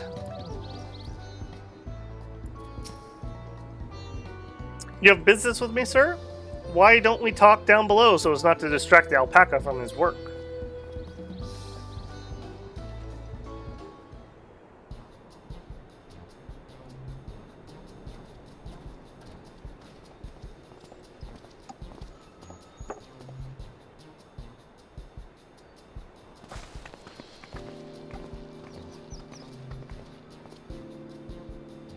Now, what's this about? Keep it brief, if you would. I'm a busy man.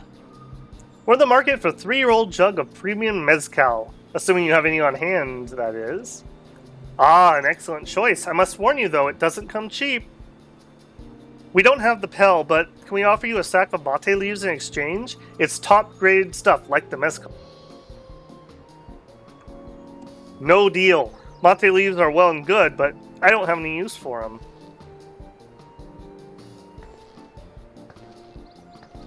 No deal, just like that? Still, I'd hate to send you away empty-handed. Why don't we sit down and chat over a cup of mezcal?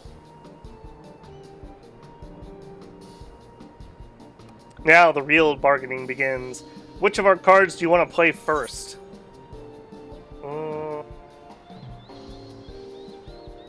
Let's try the invitation.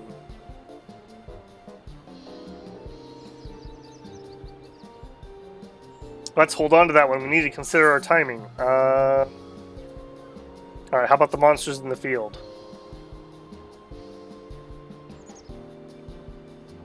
Let's hold on to that one. We need to consider our timing. By process of elimination, how about the chef's dislike of strong drink. Why did you even ask me if you already had your mind made up?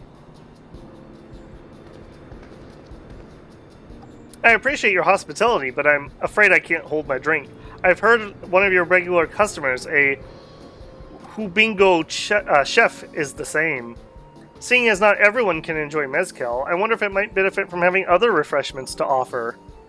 Something like mate tea, for example, and brewed from the finest leaves, of course.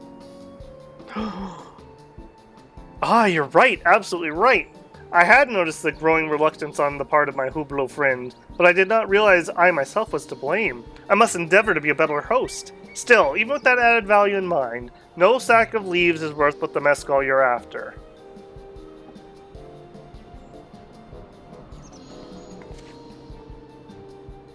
Should we offer to cull the monsters that are doing trouble? Not yet. We need to keep our cards up in our sleeves till we need it. As I expect you're aware, the rite of succession is currently taking place. That's why the third promise has graced us with her presence. When the contest is decided, the subsequent ascension ceremony and banquet will be a prestigious affair. If your mezcal was to be served there, it would bring the distillery immeasurable fame. Wait, could it be that your rumored invitation to the palace is to discuss that very possibility?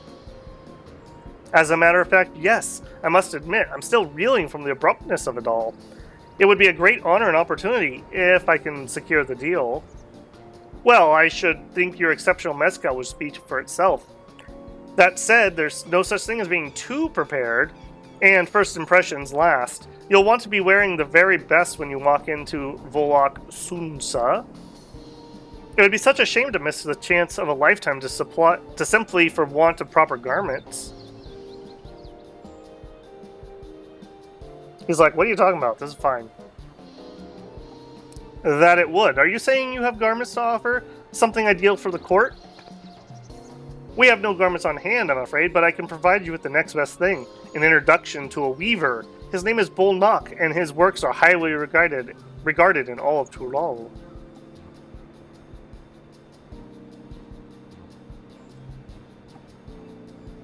As a supporter of Buklamak and a keen observer of palace politics, he will doubtlessly be happy to guide you in the selection of an outfit for this golden occasion. That is certainly a tempting proposal, and one which I should take full advantage, but the scales still aren't quite balancing.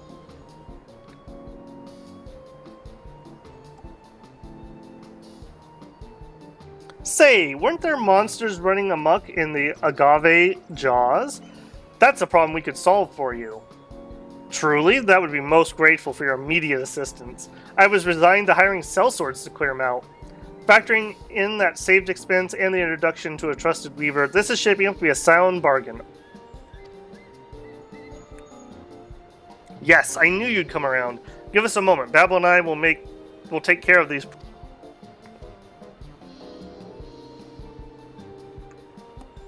In the meantime, I'll use the time to pin an introductory level to Bel Nok. The fields you're looking for are just north of Warachpelo. Be safe. Alright, no problem.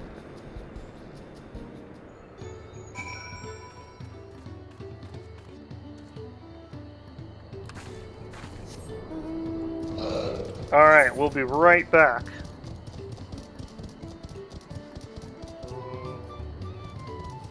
Don't think it's up here.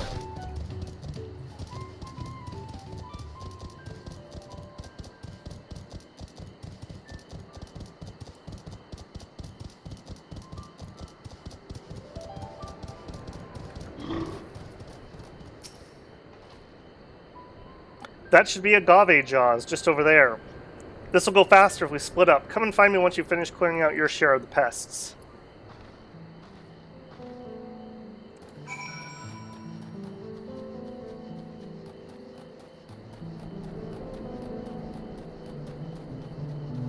Alright, what kind of pests do we actually have here?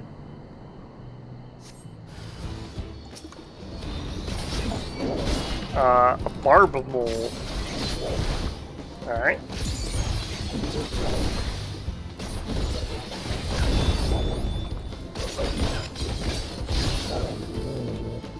No problem. Other than the fact I'm probably going to lose my cooldown here.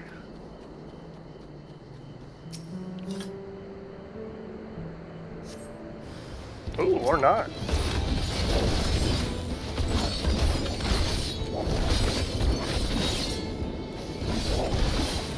Well, that's at least something. Good to know that you can carry that on.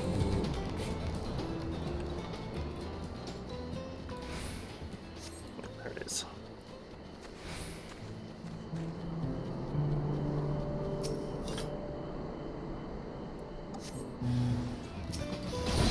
I had a mole in my lawn last year. That thing was only there for like 2 weeks, and he like wrecked a giant area of it. Just completely tilted up. It's still recovering a year later.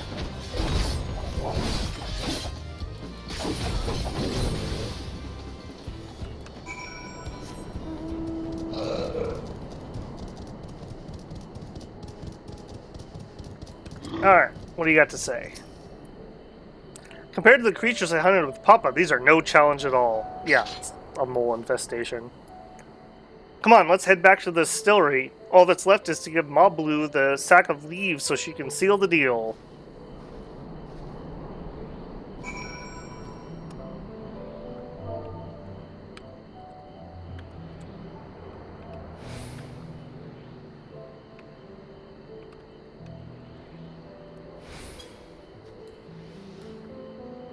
Alright, let's get this turned in.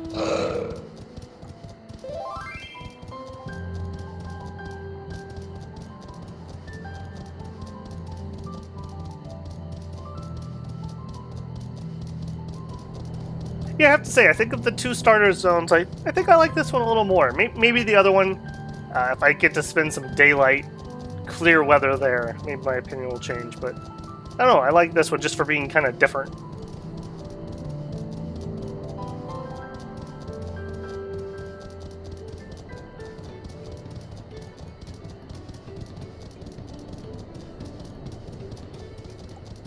Alright, we cleared out your mole problem. Finished already? Even hardened mercenaries would take longer. Yeah, I'm the best at what I do. Those monsters were no trouble for you, it seems. Now, if I could just get the sack of leaves.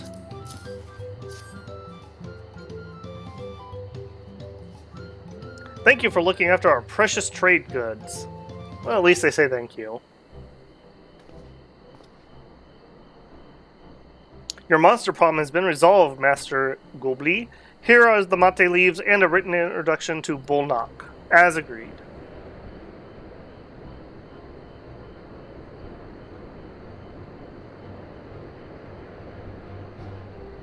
Then the deal is done. Here, your jug of premium mezcal, aged 3 years. Please accept it with my compliments. Just give it to me, I'm gonna have to carry it. Yes, we finally have the mezcal. Great work, especially you, Moblu. You are the one that inspired me to come this far, Third Promise, but let's not celebrate until we have the saddle in hand. Moblu, is it? You've driven a hard bargain, young peddler, but I look forward to doing business with you in the future. Thank you, but truth behold, I'm just a ranch hand, for now. Should I ever become a proper merchant, though, I'll be back to strike more deals with you. Become a mezcal runner.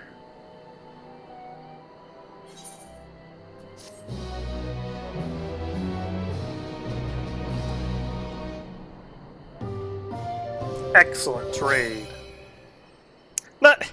I mean, they celebrate quite a lot for something that's literally on rails. I mean, that's no fish market. That's all I'm saying. Master Golby's promise makes me confident. No. Master Golby's praise makes me confident I can be a peddler after all. Well, a bit more confident than before, at least. I'm satisfied with our trade, and I trust you are too. Should you have need of more mezcal, you know who to come to. Wukomat in the saddle. Even at the palace, I don't think I've held 10,000 pel jug of anything before. My hands won't stop shaking. Here, you better hold it before we get to the saddle. Yeah, that one's probably for the best. You better let me hold that. Ah ha ha, can you imagine if we dropped it and had to start all over? Luckily, Havli's place is not far. We just need to cross the plaza. Alright, let's make sure we don't get bumped into by Two Head.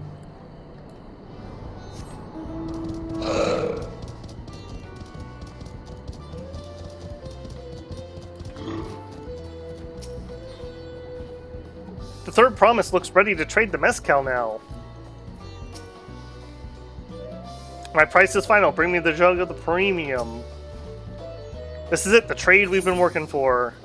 Please don't drop this. Phew, still in one piece. Right, time to make our deal.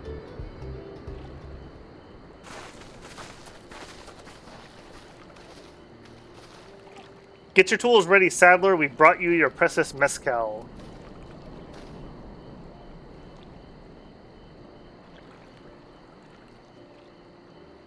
Wait, you actually got your hands on a jug? But you had nothing! A few measly clumps of wool.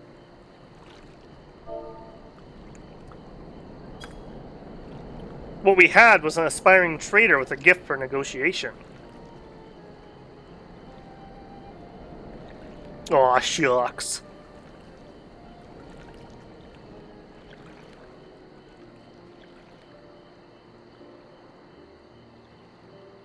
Although I'd sooner aid no claim it but Zoral Ja, I cannot go against the guiding principle of the Pelu Pelu.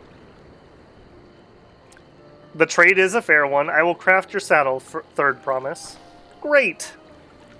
Stay and wait if you'd like. I have all the requisite materials, so it won't take long.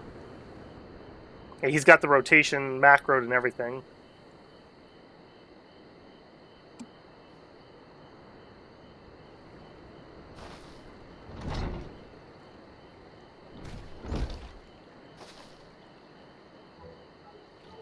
Your commission is ready. Catching a wild alpaca is never a simpler affair, but you'll have an easier time of it with one of my saddles. Now, if you don't mind, I have other work that needs finishing. I can taste that smooth mezcal already. Work before play. We did it! The saddle is ours! And to think, we started out with only 100 pelbask of alpaca wool. Mablu, you're going to be an incredible merchant.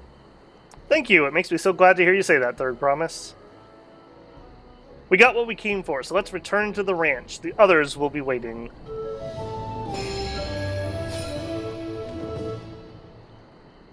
Success. You traded 10,000 pel jug of premium mezcal for the saddle.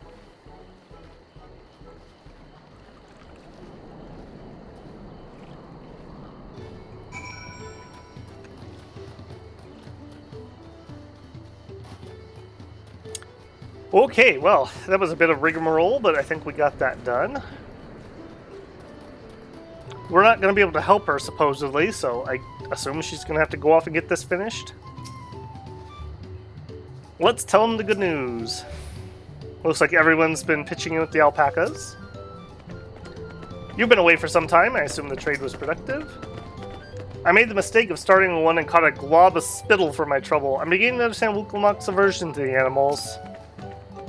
Tobly and Ehrenval have been teaching us how to care for alpacas. One gentle girl ate the feed straight from my hand.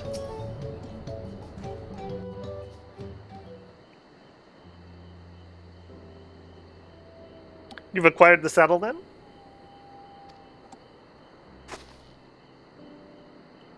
Yes, and thanks in no small part to Mablu.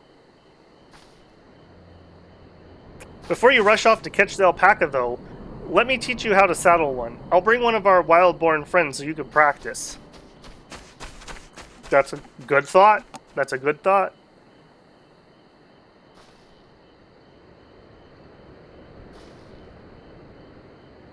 I know. This is something I need to learn.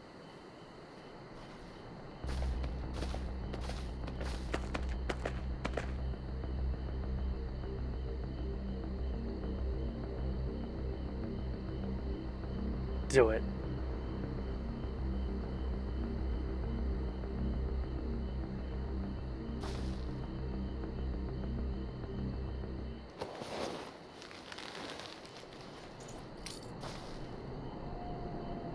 Great! Sunken gods, I did it!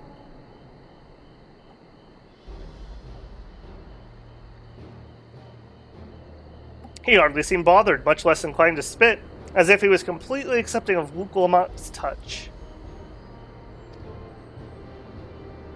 That's because the singular scent which the saddle has been coated, alpacas find it very soothing. You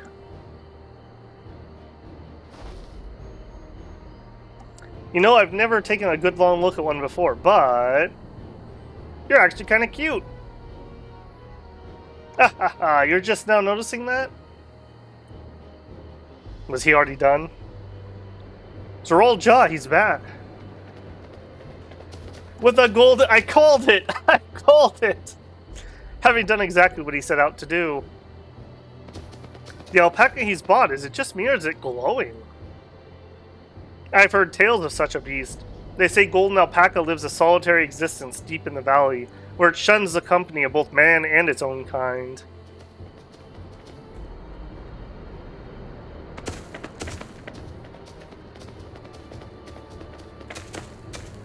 How did he manage to snare a prize like that? A beast knows its betters. Faced with overwhelming strength, it will yield rather than risk death. An apt illustration of how greatly the power of the first promise exceeds your own, Wukulamat. Strength alone won't win him Father's throne. I'll be the one to find the Golden City, and then Tyrol can remain at peace. An everlasting desire for peace can only be forged in the fires of war. To unite as one, the people must be taught. They must suffer the horror and hopelessness firsthand. Exhaustion from prolonged conflict, the wages of war's merciless nature. These are what moves the clans to join the founding of Tyrol all those years ago. Consider the younger generation of this village. Since birth, they have basked in unbroken harmony, and behold, they regard war not as a tragedy, but an opportunity. It's a reasonable argument. Thus does the resilient son seek to provide education. He offers much-needed lessons in the realities of conquest and renewed appreciation of peacetime. Don't think that's the right way to go about that, though. 'Tis true, war's misery breeds a longing for peace. But I've seen with my own eyes what becomes of an empire forged through violence you propose, the rebellions it spawned and the ruins it left behind. Nodders. The Garlean Empire was a congregation of simpletons. Yeah, there were many things, but they weren't simpletons. The oppressed fought back against the oppressors, as well they should. Men are not beasts. Only a fool would seek to rule over them with the threat of force alone. This is why Gulul Jaja does not elevate the Mamulja, why he treated all clans with equal respect. However, the first promise has his gaze fixed upon the distant horizons. He would unite not only Tyrol, but the star in its entirety. What? Why? I need not explain myself to you.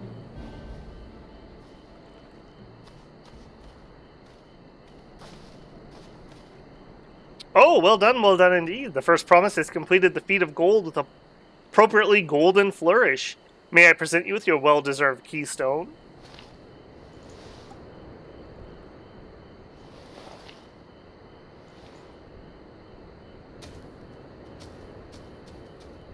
I mean, I may not agree with him, but at least he's not a jerk.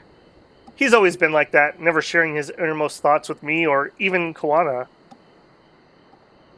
It's like we're not even family.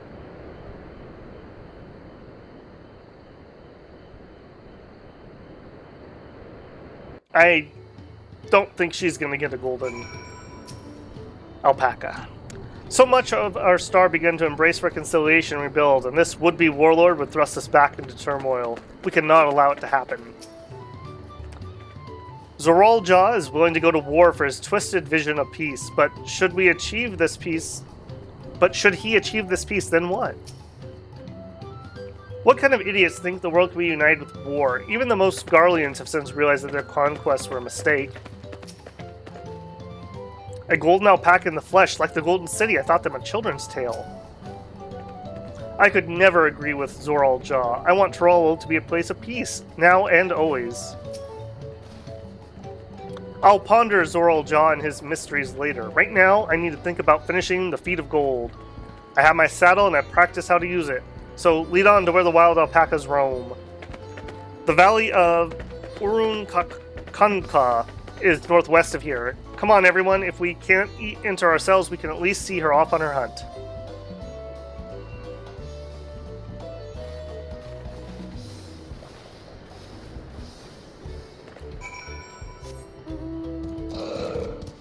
Do we have an exit over here?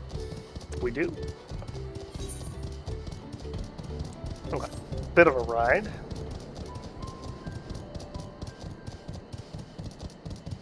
Kind of pretty little flowers here.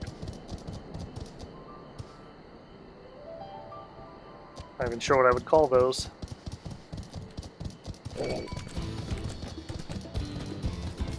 Barb mole, you want none of this, man.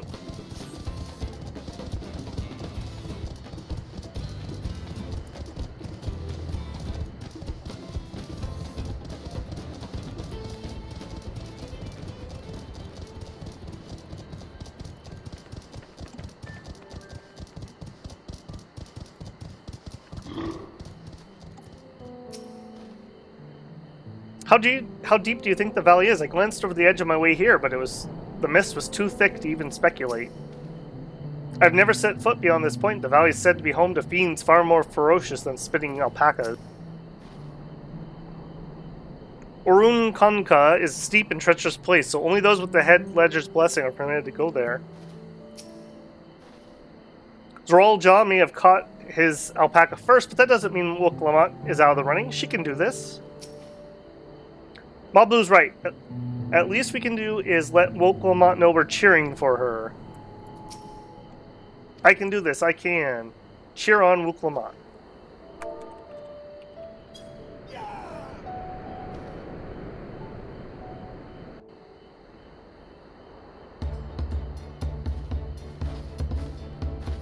Good luck, Third Promise!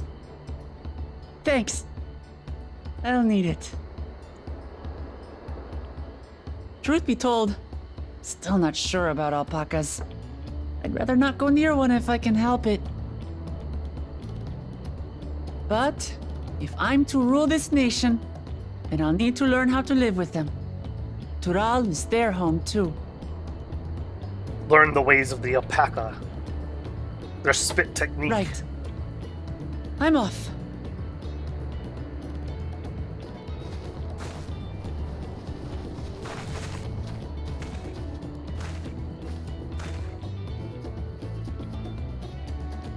So, shall we head back to the ranch, or...?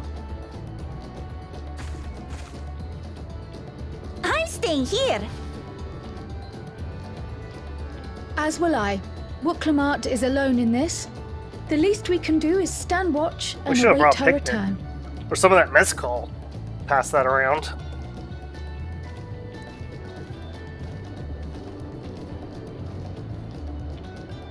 It may be a while yet. Help me pitch the tent. Oh, we're really settling in. Okay.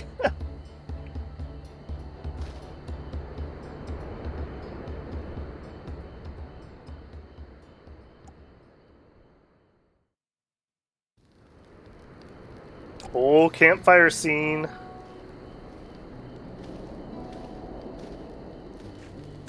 Trust a gleaner to come prepared for anything. What's a gleaner? Someone whose job it is to travel the world and procure uncommon things for their employers. Erenville specializes in finding animals, I believe.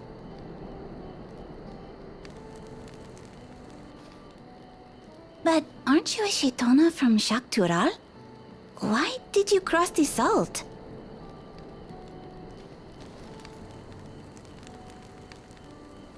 When I was much younger, the thought of leaving Tural never even occurred to me. But then, some years ago, my mentor tasked me with a difficult hunt. Something I could never find, she said, so long as I clung to the familiar. She suggested that I leave home, leave Tural, and join the Gleaners of Sharlian. As one of their number, I could experience the world, immerse myself in myriad cultures and customs, see the many faces of nature. And once I had learned what is truly important, I would find that which I seek. My younger self took those words to heart, and off I went to become a gleaner. Okay. Her words alone moved you to leave behind everything you'd ever known? You must have great respect for your mentor. As it happens, gleaner work was much to my liking. And I all but forgot why I had pursued it in the first place. Yeah, it's good to enjoy what you're doing. Events conspired to put me back on the trail I'd abandoned. Wait, are you saying you were tasked with finding the City of Gold? I was. And though my hunt is now entangled with the right of succession, I mean to see it through. Well then, I understand completely. We all have our reasons for seeking the Golden City. Which is all the more reason for us to work together. Just so. I mean, he may not be my favorite, but there's nothing wrong with the dude. He's a hard worker. Helped us out once when we were frogs.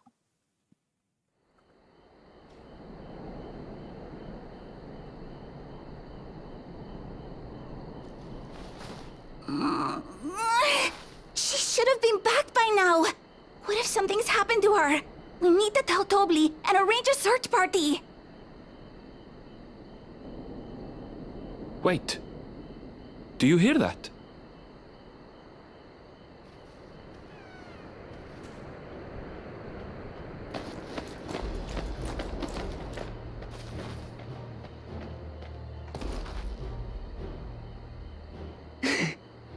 They did it!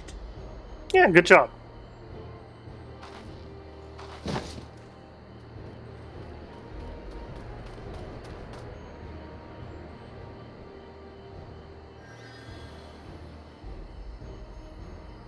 You're utterly spent, and small wonder.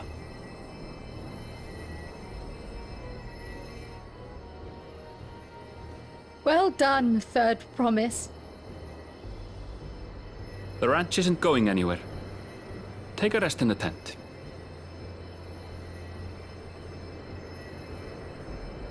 I think I will. Thank you all for believing in me.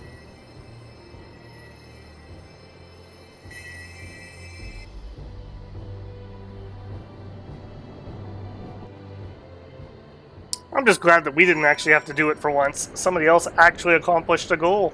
So you get a point from me on that one.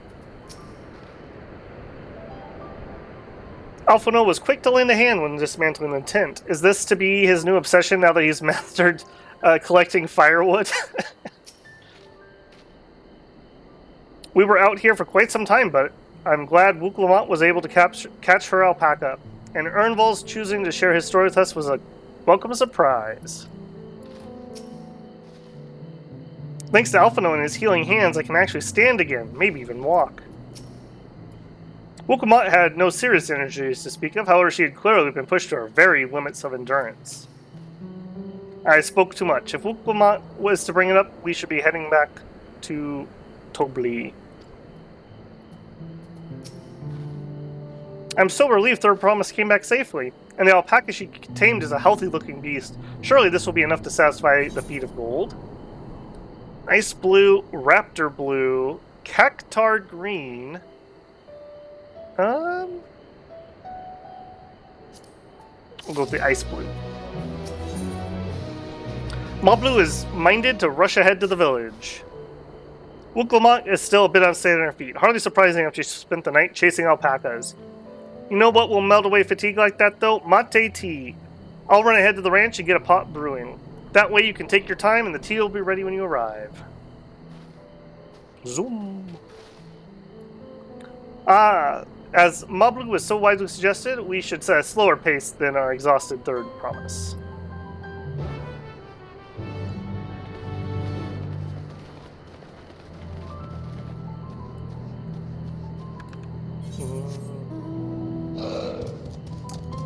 And that's probably about equidistance to teleporting there, having to climb back up there. We'll take a quick ride. Especially if we off-road a little here.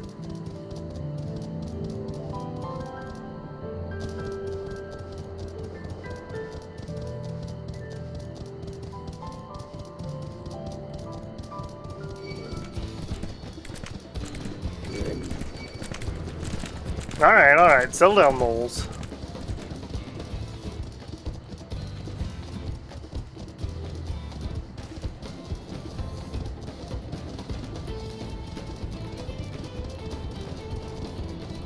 I gotta say, the golden alpaca is a lot more impressive. Came back ahead of the others, did you? I should hurry along with the tea then. Wukumak can't be that far behind.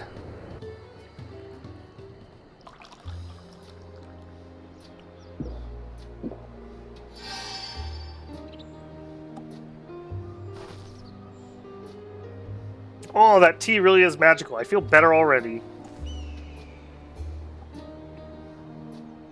I see you've become more comfortable around our fuzzy friends. Watching this one taught me a lot about alpacas. What grasses and fruits they eat, what sounds they react to, their adorable little quirks. I guess I've grown kind of fond of them. Welcome back, Third Promise. Accomplished the feat of gold, have you?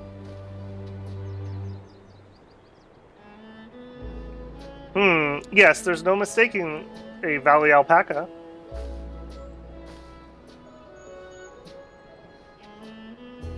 I commend you on your success. Well done. Yes, we did it.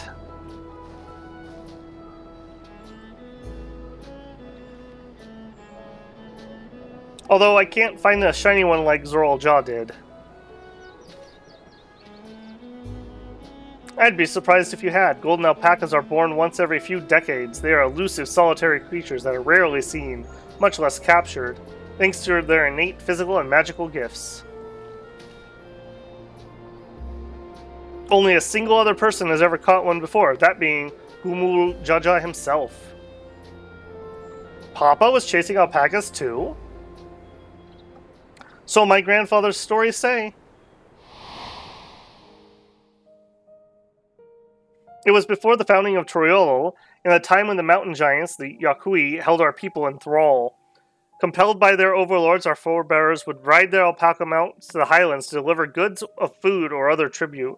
Those were wretched days, to hear my grandfather tell it. Then along came young Gulul Jaja, yet unburdened by the mantle of Dawn Servant.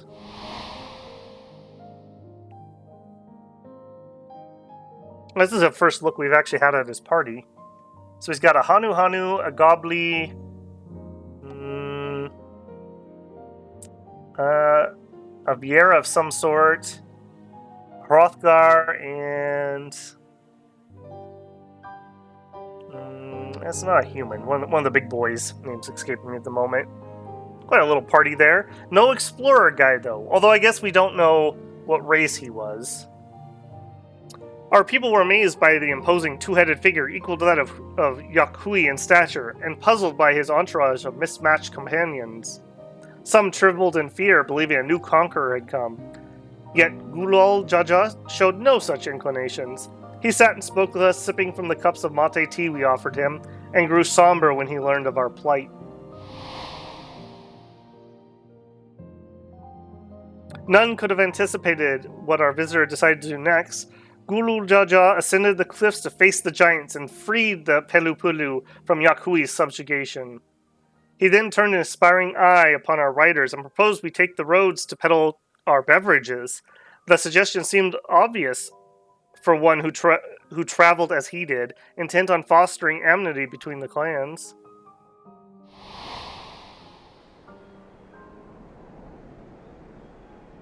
So it was that a few words from Gulul Jaja transformed us into a clan of itinerant merchants.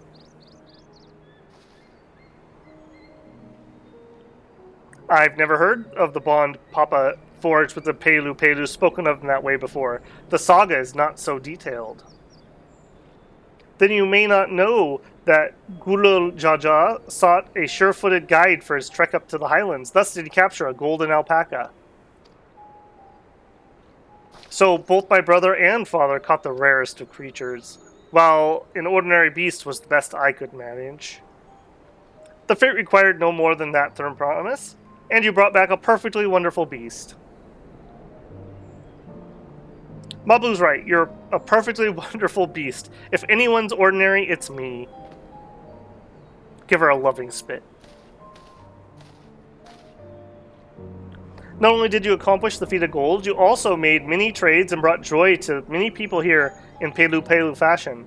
I sorely doubt your sibling could have achieved the same result. You should be proud of the accomplishments which you earned your keystone.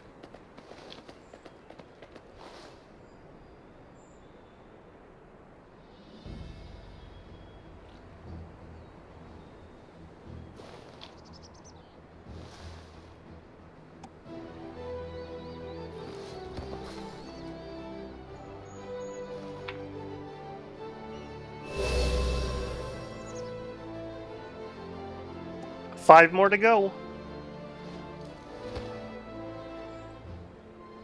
You're well on your way, third promise.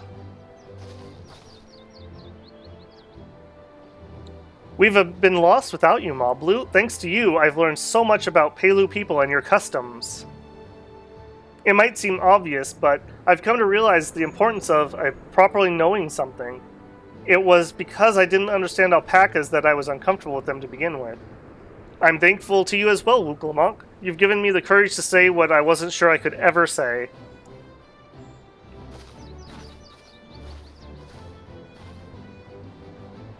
Tobli, I want to leave the ranch and become a merchant. I appreciate everything you've done for me, and I've loved every moment of caring for alpacas. But this is something I need to do. I need to walk my own path and make my own trades.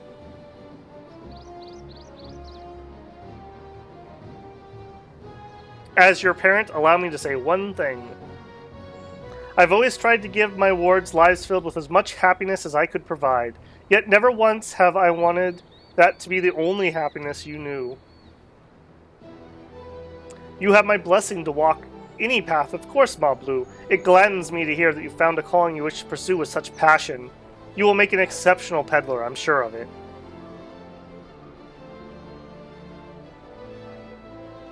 Thank you, Tobli. What did I tell you, Mablu?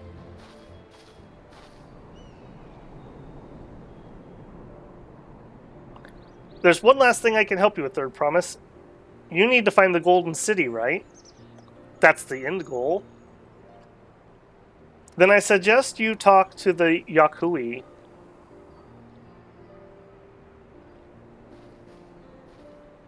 They once ruled over far more than just Urapaksha and Pelu Pelu. 1,000 years ago, they were the overlords of Yaktaral and all of its people. During that era, the Pelu Pelu were commanded to search for the City of Gold. They scoured every corner of the continent, but never found any trace of that fabled place. But if they haven't found anything, what could the Yakui have to tell us?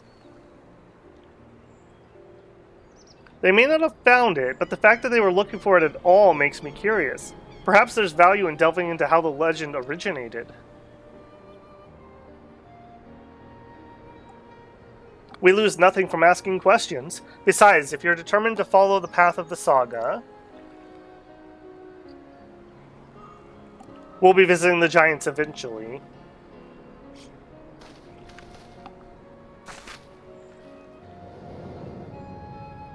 I take it the giants are at the top of the mountain?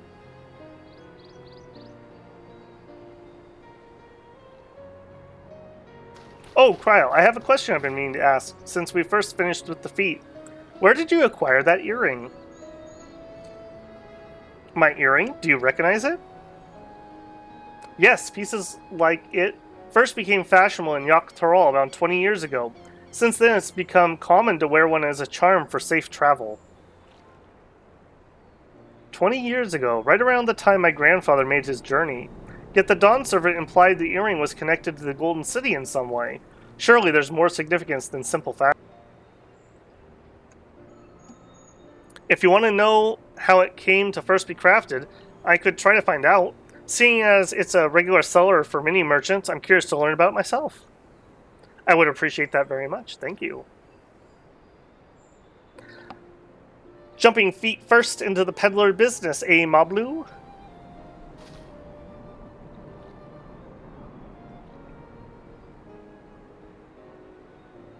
Right then, that's 2 keystones down.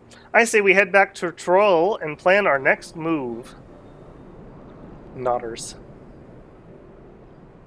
Farewell for now, and thanks for your help. I will become Dawn Servant, so make sure you satisfied your best mezcal for the occasion.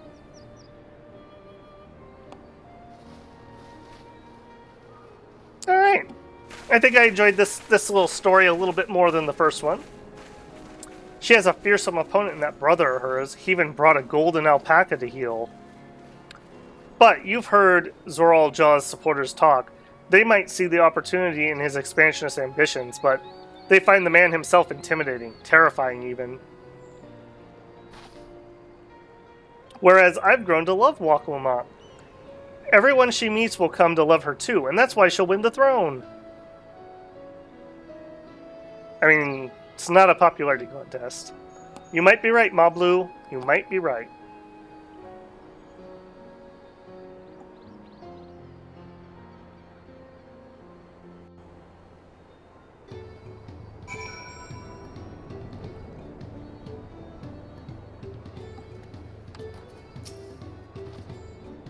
I expected as much from the moment I saw him, but winning the contest against Zoral Jaw will not be easy. The Yahui once ruled the entirety of Yak Thrall. I'm curious what has become of them. I never dared to hope we would find a lead for this earring mystery so quickly. That makes 2 out of 7 keystones. So far, so good. It feels good to have a feat of gold safely under our belt, even if my victory pales beside Zoral Jaw and his shiny golden alpaca. I know I shouldn't let it bother me, but God knows you've all been so supportive, but I want to be strong, or wise like my brothers, to be a promise that the people respect. Which is not likely if I stand here carrying on and on about things. Let's get a move on. Back to Zhobotov T's with us. The contest has barely begun.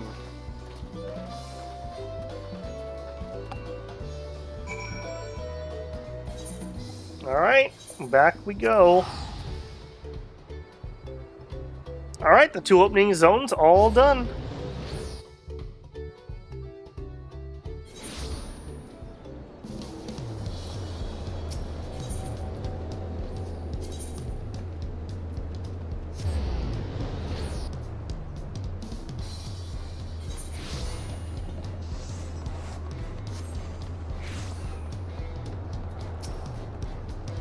The payload reminded me of the Lullafell, never letting their size slow them down or hold them back. They move at their own pace, making textiles and mezcal, and raise alpacas to bear them to market. Idle musings aside, we've made a good start at these challenges. Hopefully we can keep it up. Neither Kawana nor Bakjul Jaja appeared in Wachumpelo. I imagine they're around somewhere making progress even as we are. Yet, in a contest like this, it's only a matter of time until the claimants are pitted against one another in direct competition. I've heard there are hot springs in Upacha, perhaps time permitting. I had not forgotten our obligations to Wukulma, of course. Having immersed ourselves in the culture of others, though, my appreciation of new experiences this adventure will bring has only grown. A golden alpaca, alone, that I may have tried to track the beast myself. Traveling with so large and diverse group is unfamiliar with me. If she could see me now... Look at us. The contest has barely begun and we've already got 2 keystones. Surely even my talented brothers aren't doing this well. We can only hope.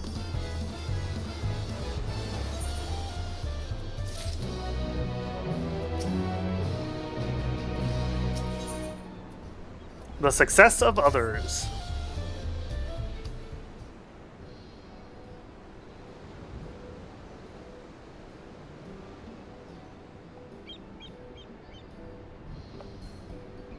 We've now won keystones from both the Feat of Reeds and the Feat of Gold. Surely that means our approach to the contest was the right one.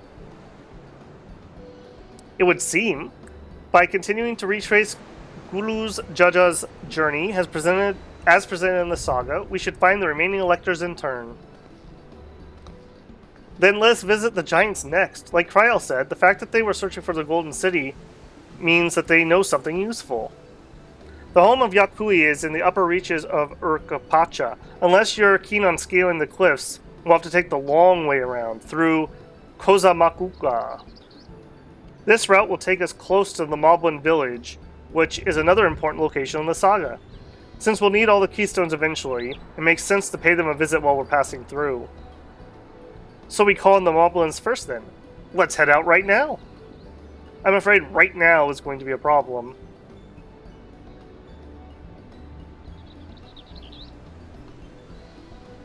The flight of We Wingless is the great stairs leading to the Moblins that have collapsed in the storm.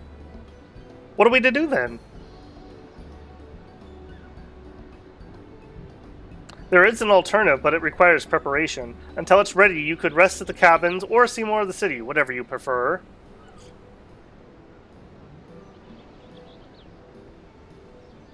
Just to be sure, you'll accept any method of travel as long as it gets to our destination? Of course. Who do you take me for? Then as your guide, I will see the arrangements. I take it it's a boat. Well, it seems that we have some free time on our hand. Let's make the most of it.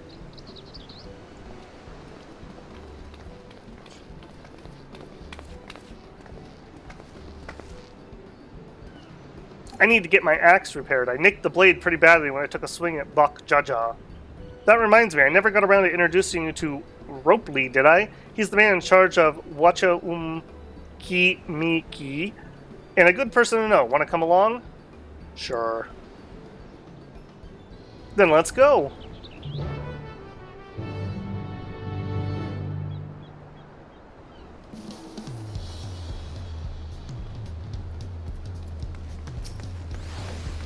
Ready? The markets of Uchu Miki are to the east on the other side of Beverly Bay.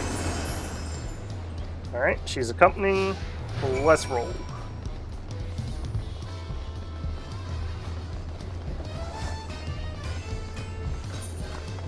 I do like how in the MSQ there's certain points where they're like, wow, what an adventure. I guess we better rest. Is usually good like timing on, hey, this is the end of a story beat. And so it can make it kind of nice to time things out.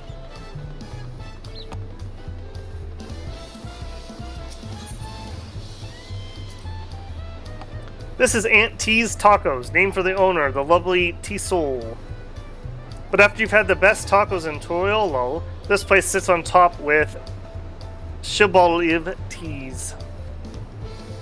You say that third promise, but you only ever eat old Bruvok Vu's food. Come and buy mine for a change. Sorry, Tipsol. It has been a while, hasn't it? I swear I'll stop by and get a bite to eat once the contest is over. Shrug.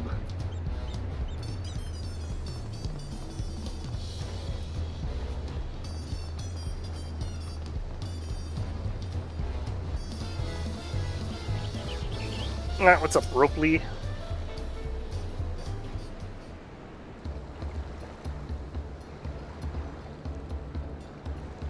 My, the third promise. How might I assist you this fine morning? Well met, Ropely. I need to buff a nasty nick out of my axe blade. Yes, it's been tripped quite terribly. Trying to cleave rocks again, were we? Or something like that. Think you can fix it? You stand among Tyrol's most prestigious gathering of artisans and ask this question? 'Tis child's play. We'll have it repaired in 2 shakes of an alpaca's tail. Good to hear. I'll leave it in your capable hands. Who's your companion, if I might ask? This is Babel, a great adventurer I recruited from across the salt. I brought him here to meet you, actually. Thought he might have reason to visit Wachu Meki later. Then allow me to introduce myself. I'm Ropely, humble representative of this grand center of trade. Pleasure to meet you, Babel. Yo. You there, stop dithering in the shadows and announce your business already.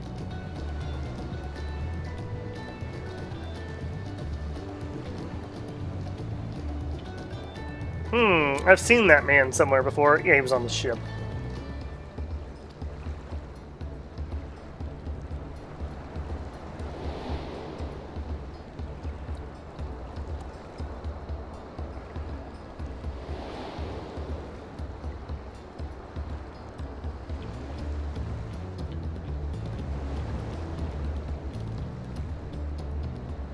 A jewelry maker that you met on the voyage? Oh, I remember. I spoke with him too.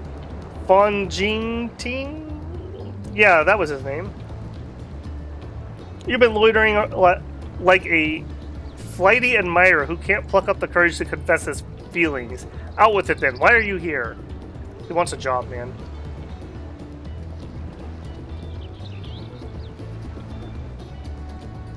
We're no closer to solving this enigma. I wonder if he could use someone to talk to. I say we go and ask. Let me know by link pearl if you find him first.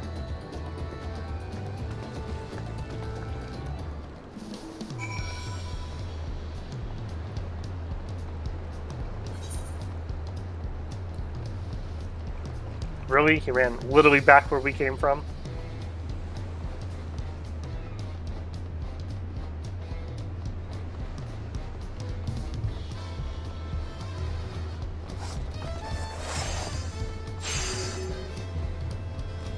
Nice to see so many people out and about. I have a feeling this isn't the main hangout place either, so pretty good numbers. Alright, somewhere in this circle. That's a pretty big search area.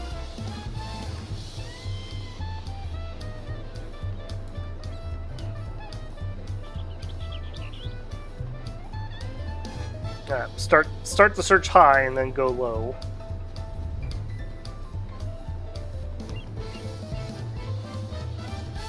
Okay, we're kind of at the edge of it.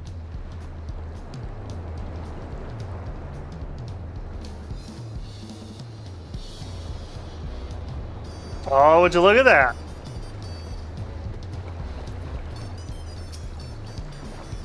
You were conversing with Master Ropey, but wait, we've met before, haven't we, on the ship?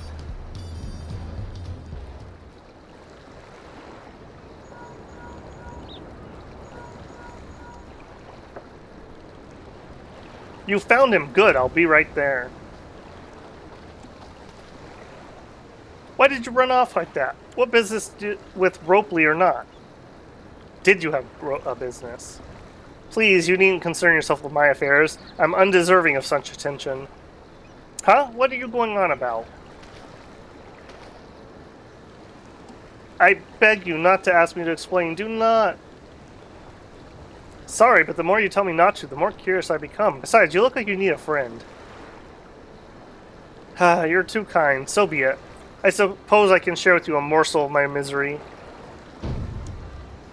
Before I came to Torolol, I worked as a goldsmith at the most prestigious jewelry maker in all Luda, Eshtame's Aesthetics. Oh, it started off well enough, but as the days passed, everything compared to the masterpieces of my talented colleagues, my products were lacking, mediocre. I lost all confidence. Crippling doubt had possessed me, and any veneer of bravado I tried to put forth soon cracked under the weight. Thus did I take a ship, hoping to find a fresh beginning on new shores. Yet as you witnessed, I lacked the courage to even approach a potential employer. You stand before a man wallowing in the wreckage of his ill-spent existence. Alright, you offered a morsel, then served us a full course. You must have really wanted someone to hear your story. If you like, I could try to give you a few words of advice. Then, you have experience with my predicament? Of feeling terribly inadequate compared to undeniably superior fears? Yeah, she's an expert at that. Well, when you put it that way,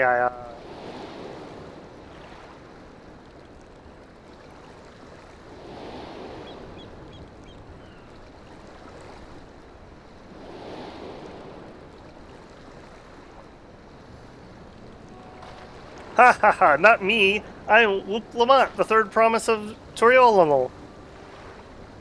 Alright, kid. Daughter of the Dawn Servant. Oh, of course, you're a member of the royal family. Please forgive my presumption. But what of you? Have you ever measured your work against your colleagues and found yourself wanting?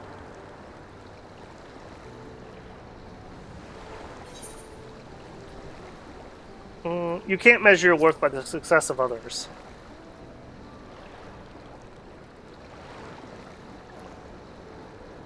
How can I not? Should my work not meet the same exacting standards, no new commissions will be forthcoming. What was the point of my becoming a goldsmith?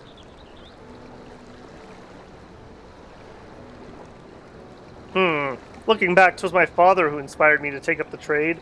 His exquisite creations brought radiant smiles to the faces of his clients, and I admired him deeply for it. But in the course of striving to be as great of a goldsmith as him, I lost sight of my original motivation. All I ever wanted was to spread joy through my craft as he did.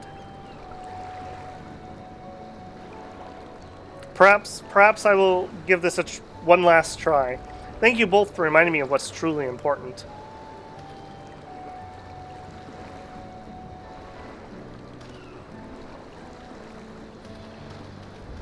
You could just walk instead of running everywhere. What is truly important. Yeah, did you learn the lesson I was trying to teach you?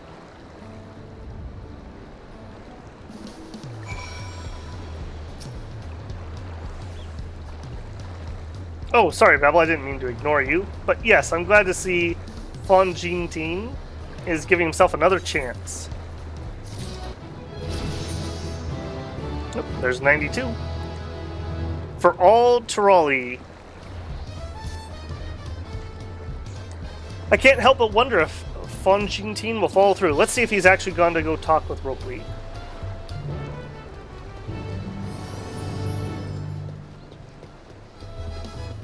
Alright, where is the nearest crystal?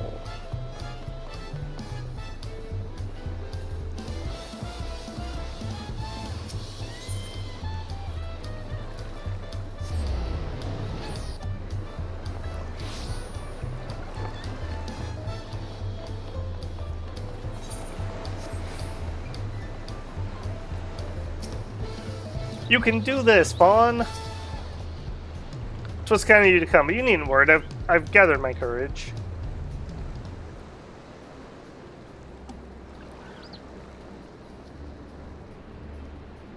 Pray accept my apologies for my earlier behavior. My name is Fon Jintain. I am a goldsmith from Uda, in faraway Eorzea. I realize this is a bold request, but I should like to continue practicing my trade here in Wachu Meki, if you will have me. I only ask for the opportunity to bring happiness to others with my creations.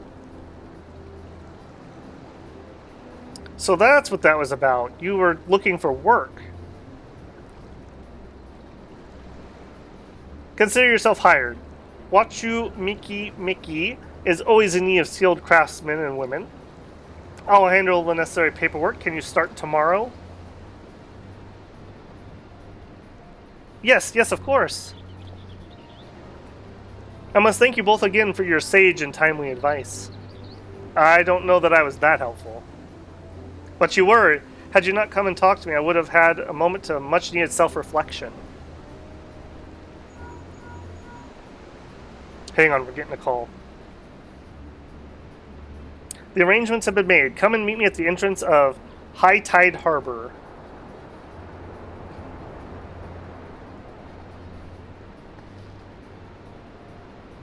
Oh, I almost forgot. Do you have my axe ready, Ropley? Ready and waiting. Behold the sublime touch of a Wachu Meki artisan.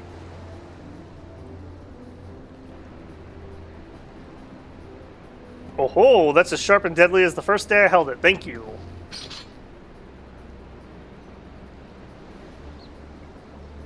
Well, good luck to you, Fon Jintin. Let me know if doubt creeps back in. I'd be happy to help you out. As for us, we'll head to the harbor. Wouldn't want to keep Urnval waiting.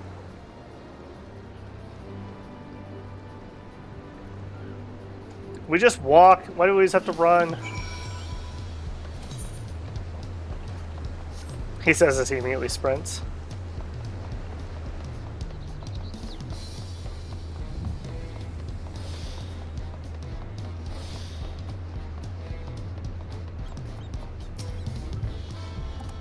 all that waiting was making me hungry, so I tried a taco from both Jabalyav tea and Aunt T's. I think I prefer T-Soul's spicier flavor. I went to re-examine the Dawntrail saga. Should we continue apace, we shall soon come face to face, or rather face to knee, with those enormous Yakyui.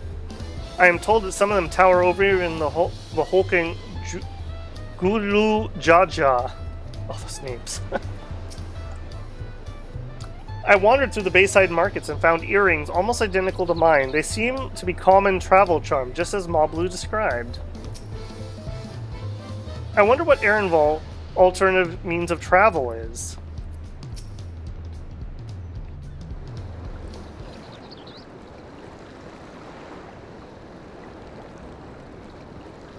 I mean, it's gotta be a boat. Enough with the secrecy. What's this big plan of yours?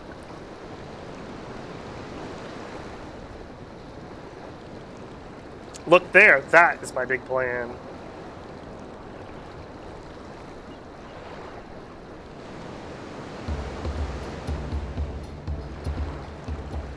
What is that? A Puniti. She's pulling the boat upriver.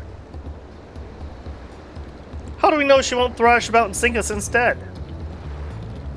They're gentle and timid creatures for the most part. She's unlikely to cause a fuss unless we give her a reason to.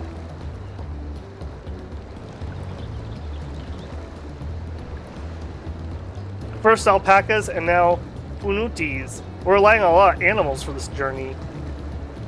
We should be thankful we have an animal expert as our guide then. Yeah, fair enough.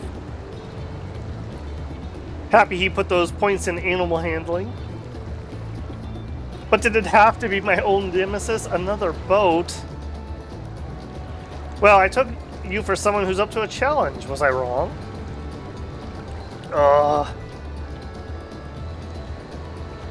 Long ago, when fighting still raged between the clans, the inhabitants of Kozamaku's rowed these riverboats to move swiftly through hostile territory. But the vessels see little use with Tyrol now at peace, so I was able to borrow one of the few which remain. I would consider a dirigible, but the pilots warned me of the updrafts near the falls would make landing difficult.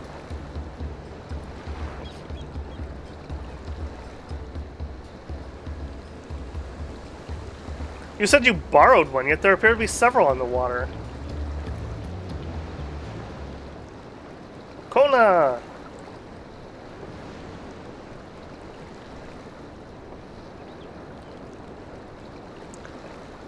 Lamet-E. Traveling upriver, I presume?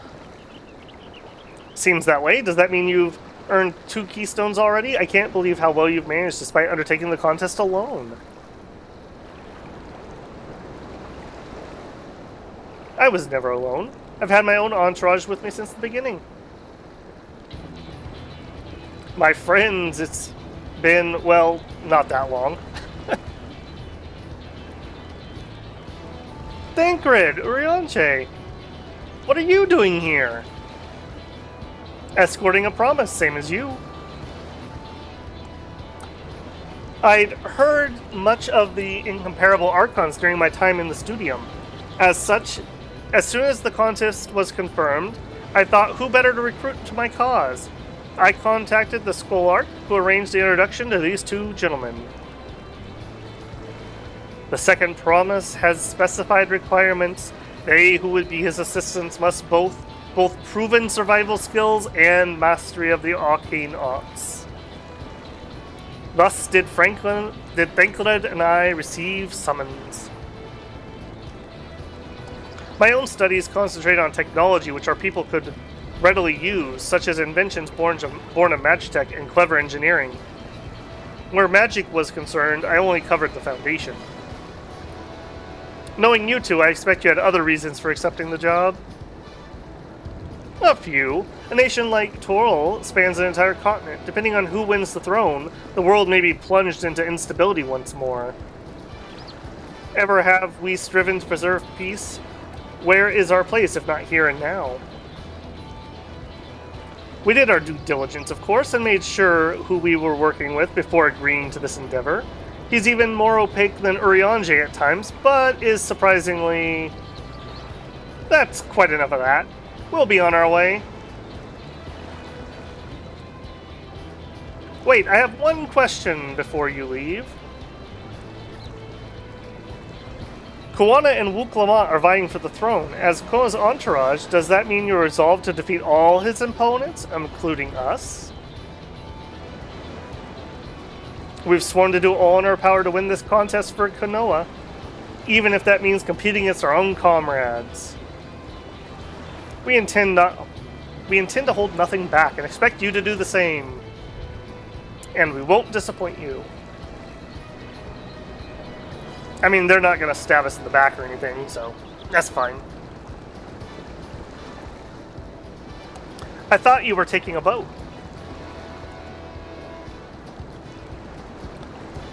If even you have been forced to travel by water, then others will be doing the same. I would rather walk than risk confrontation on a leaky barge with no possibility of retreat.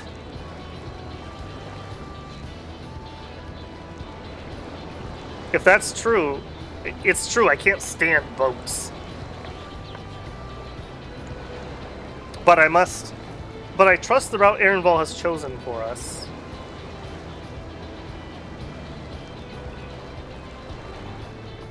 I don't know why you're surprised, dude. Like, you're nothing if not competent.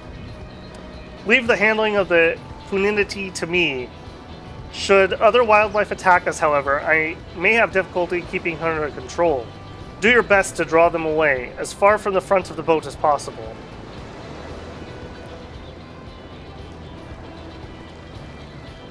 Then we shall remain on deck and stand guard, although it may be wise to have at least one of us sit up front with Ehrenwald, just in case. I'd like to stay on deck. I'm eager to put my pictomancy to the proof. And I'll take any chance to show you that I can hold my own on the battlefield. Dude, Cryle, like, you don't have to prove it to us. It's fine.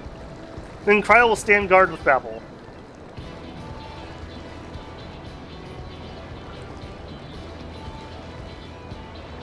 I'll keep Ehrenwald company then. With my blade, I can respond more quickly to threats than Alphino. Thank you. If a fight breaks out, I'll try to stay out of your way. Then I shall endeavor to provide aid wherever it's needed.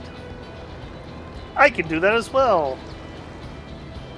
That should cover most eventualities. Secure your gear and board the boat when you're ready.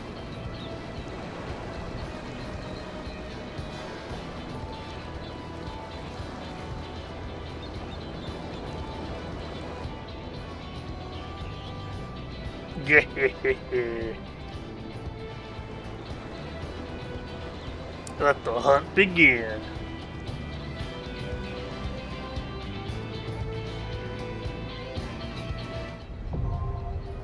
Alright, first dungeon.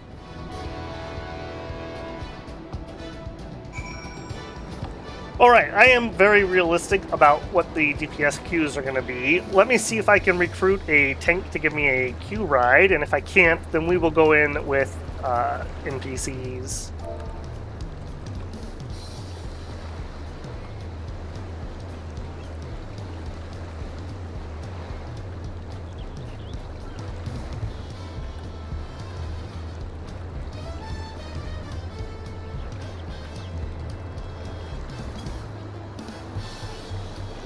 I don't mind going with the NPCs. They usually have little bits of dialogue and whatnot that are pretty good. So, not a huge problem. People will be a little quicker, though. Konoha decided the river route was too risky, but I wonder how the other claimants are planning to travel.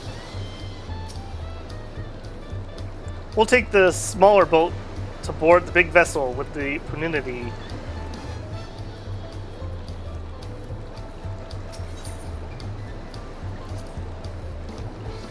As Konoha said, once we're on the boat, there will be little room to fight and nowhere to run. We must be prepared for all manner of threats.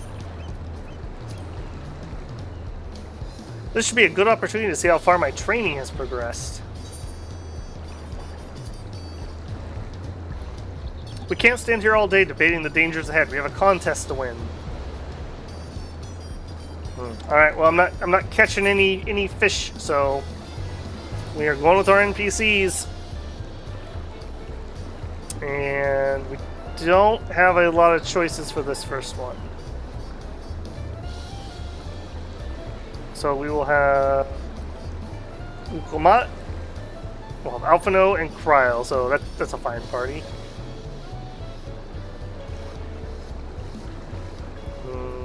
What don't you like? No. It is very nice for us DPS queuers to be able to go in with NPCs. That probably would have been a 20 or 30 minute queue. Just guessing.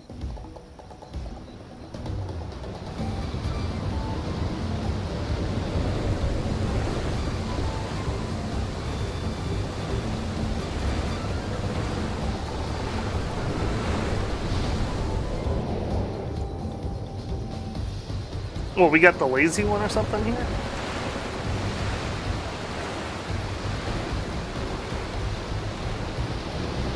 He says while going like 50 miles an hour upriver.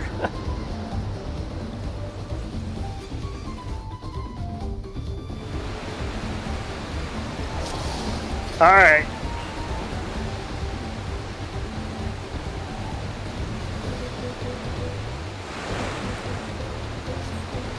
There's a boat up ahead just like ours. Could it be Zoro Ja or gods? Is it Bakul Jaja? Forget who else on the river. We have company.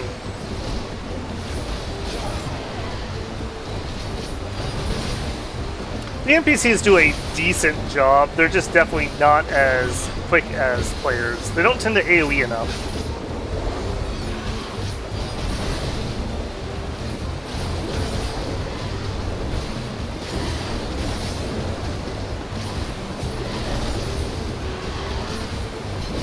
Guess we should probably blow cooldowns here.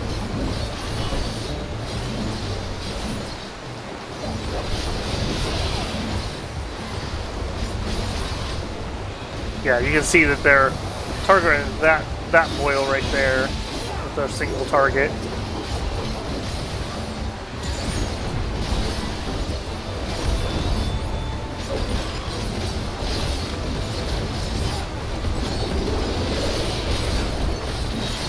Not bad, not bad. Gives me a hot minute to reacquaint myself with my buttons. We've done hardly any combat today. MSQ can kind of be like that sometimes.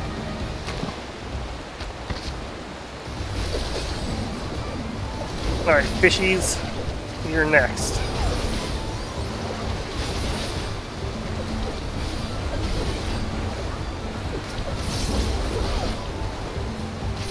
Yeah, I'm still having to do a lot more button staring than I would like.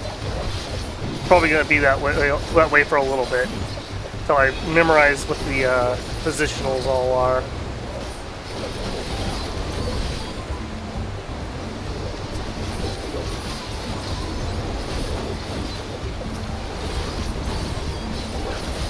I also remember that ranged attack has those follow-ups to it. I don't think I was doing that last time.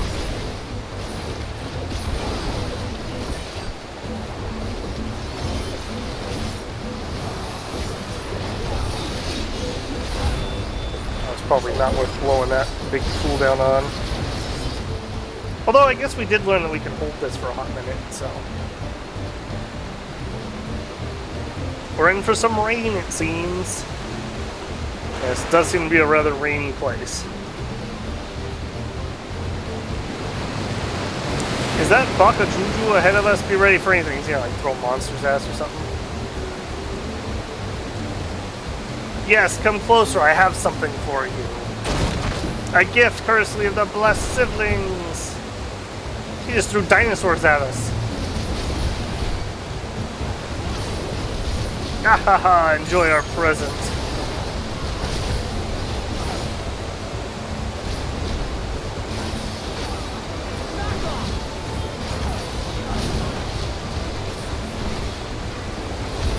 Ah, so many buttons lit up.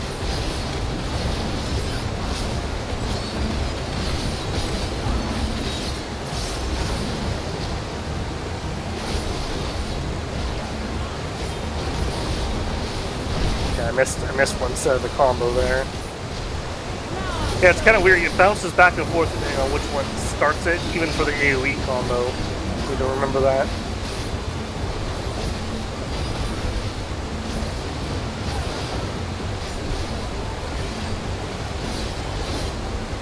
We're also full of that. Distribute those two. Easy peasy. Is that all you got? Gah! This is not going to plan. We'll just have to improvise.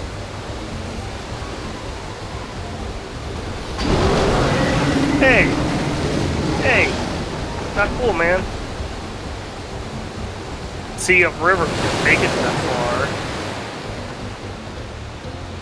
Crippling our boat was a cowardly move.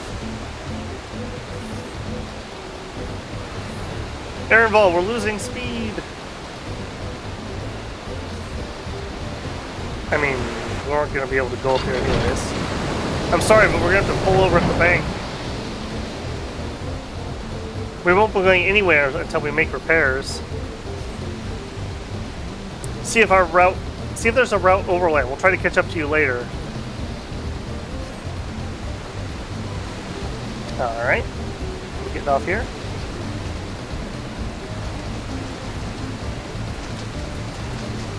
Quite the rainstorm we were having.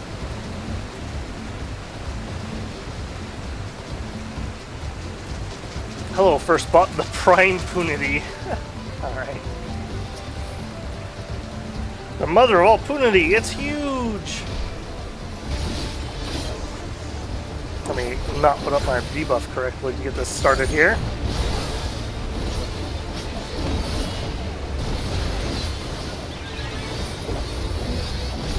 Okay, targeted things.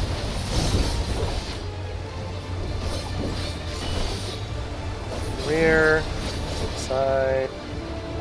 This should be rear. Yeah, there's only so many I can hit when he's moving around like that.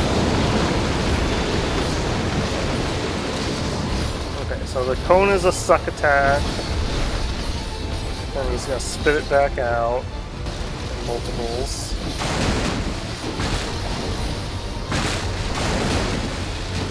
Oh goodness. That's quite the attack you got there.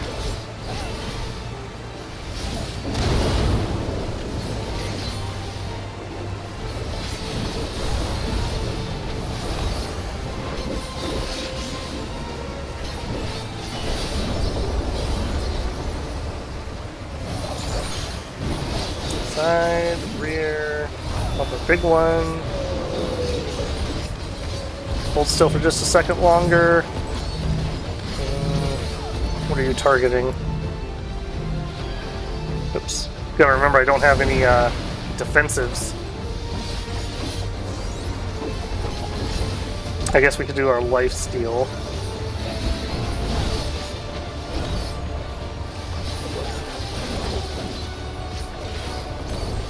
I don't know if I should be spending those or if I should just hold those until movement phases happen.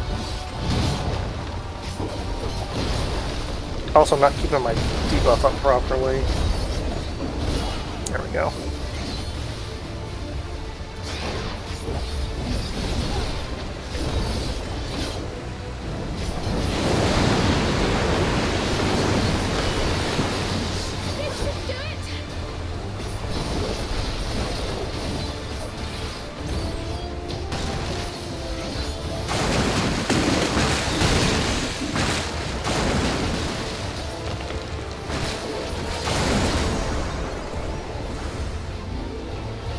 Alright, not bad. Not bad.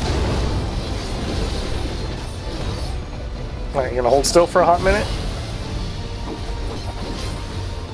You cannot stop us! Yeah!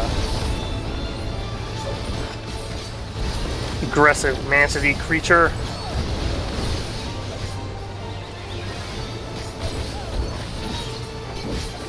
We mustn't hold back!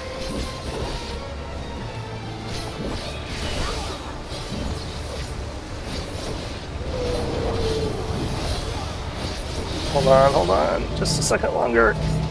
Ugh.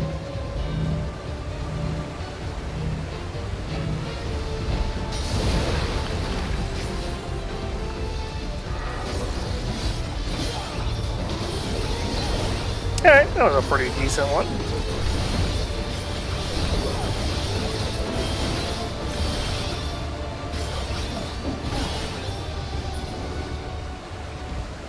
pretty good. I like the big movement phase they had there.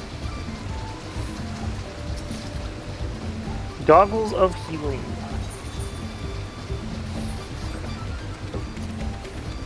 Definitely go through the items later. Hey, welcome in, bruh. Haven't seen you in a couple days. Hope your cold's doing better. I don't know what Final Fantasy is. All I know is it's final and it is fantasy. Well, it's not final, and it's partially fantasy, so it's a bit of a misnomer. I'm doing the first dungeon of the expansion right now. Queue times were ridiculous, so we're in here with just some NPC party members.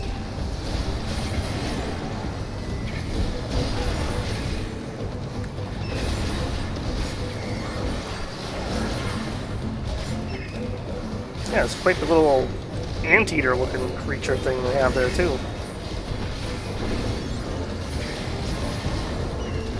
Pop that, pop this. I need to remember to go drop those ones. This, that. There we go. I will learn that combo sooner or later. Hind. I assume you're a hind.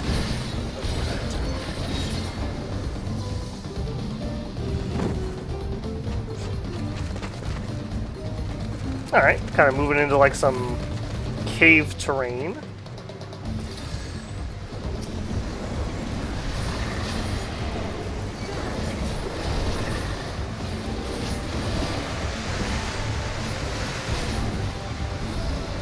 Let's fully get my debuff out and then spend. Side. Side, behind.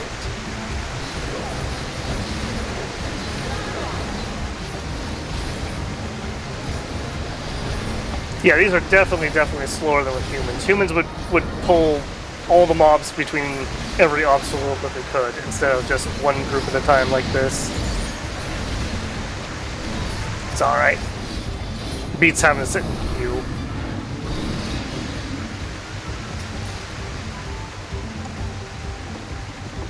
What? A climbing animation?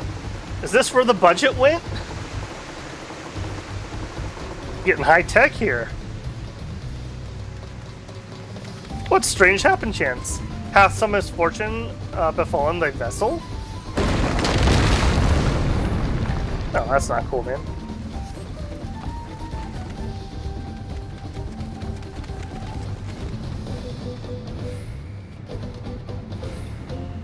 Pretty little sunbeam area. Get him, Wacklemot. What? Mimic. Interesting.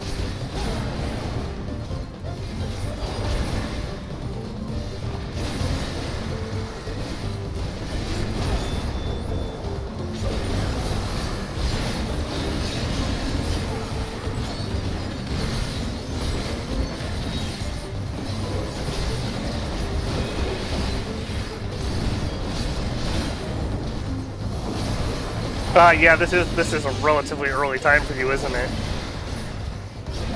Yeah, when I'm working, I definitely cannot do these times. I would obviously be at work, but my slow season here, trying to make the most of it, trying to make it a little more Euro friendly. Although I don't know, the time slot has not been particularly great, if I'm being honest. May change it up again. I mean, I can stream whenever I feel like streaming, so maybe I'll move a couple more back to the evening.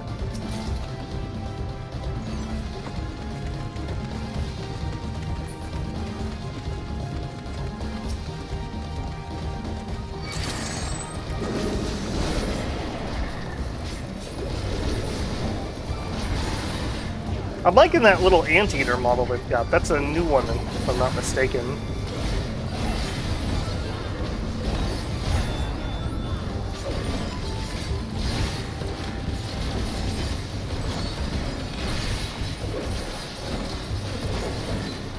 But it feels nice and fast when you get those big combos going.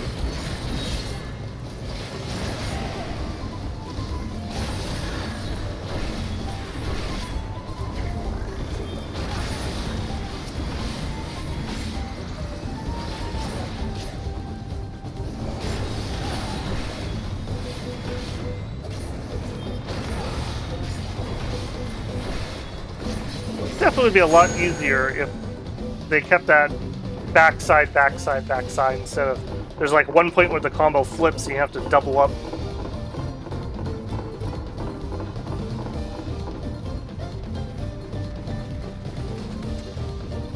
Yeah, geez, that is really over there. Have you got confirmation that all your class stuff is all good to go? You all finished? A drowsy. You also look like you could be a mount.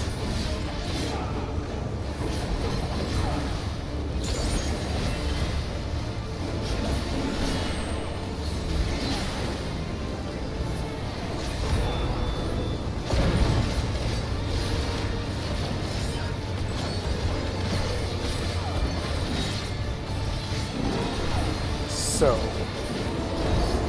we're sewing.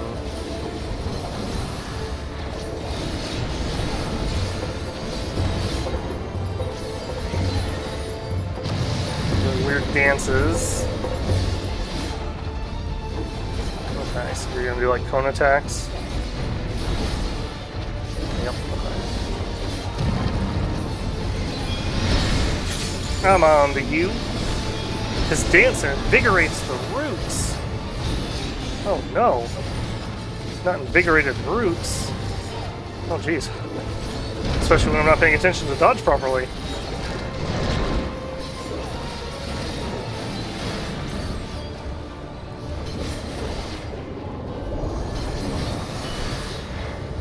No, come back.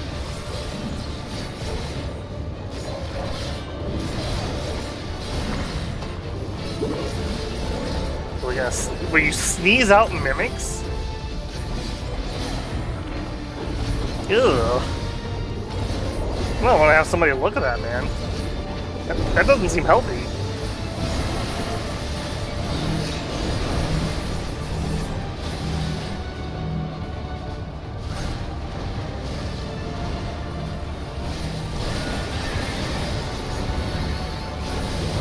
Yeah, this is definitely like an area where the NPCs do not do as well since they don't AoE great.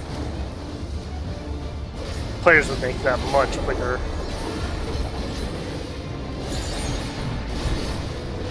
Okay, debuff is still up. Let's extend the time.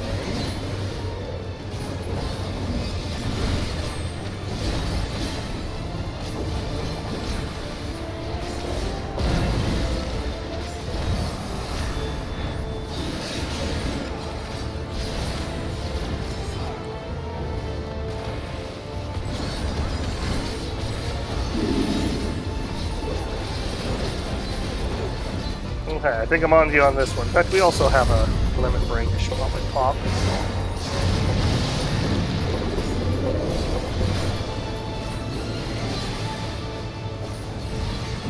Oh yeah, we don't have an LSA. I was gonna say, wait, why hasn't LSA spent the limit break? She normally spends it the second it charges.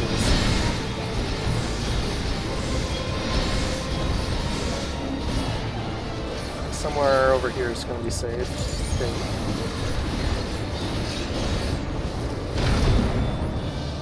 Side, back, side. I'm getting there slowly but surely with those. Oh, and right before the tank buster too. Nice.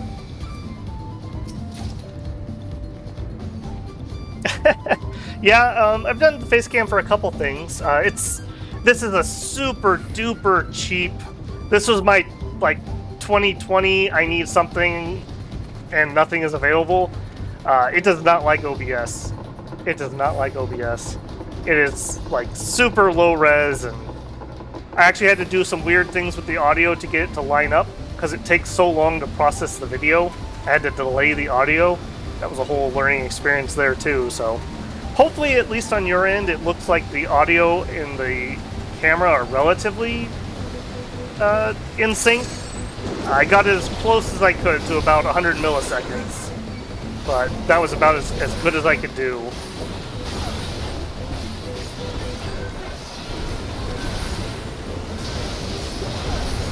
.74, that is not bad, man. That's not bad.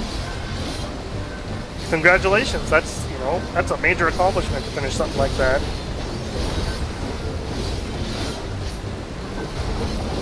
You have more plans already in line there? Like, what's your next step?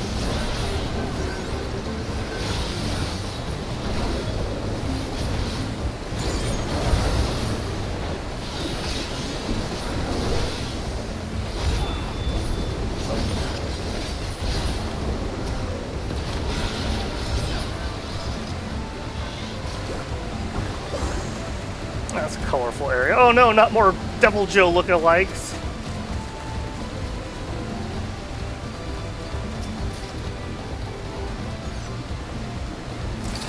You used to be a boss. Look how far you have fallen.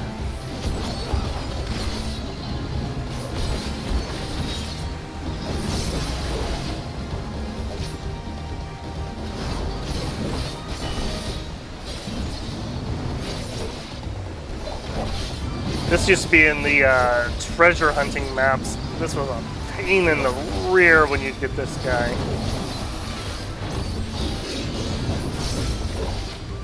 Alright, we did E first. Side, back, U, which is back, and then side. Yeah, it's gonna take me a while to build up that muscle memory. I'm still not entirely convinced on those control Q keys I've got running too. My wrist appreciates it though, not having to lift to click those buttons. I really should take another look at the gaming mouse market and see if there's something new. I just want a new Madcap MMO cyborg rat. That is the mouse of my dreams. My wrist would absolutely love it if they would produce that again.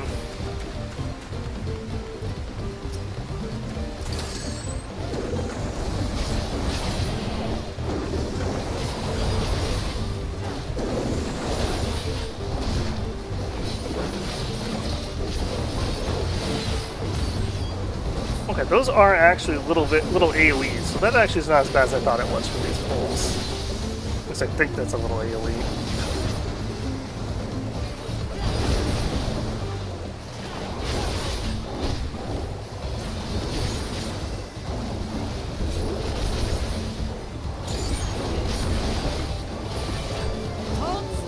We mustn't hold back. I'm not holding back. Are you guys holding back? You two are the ones that aren't AoEing.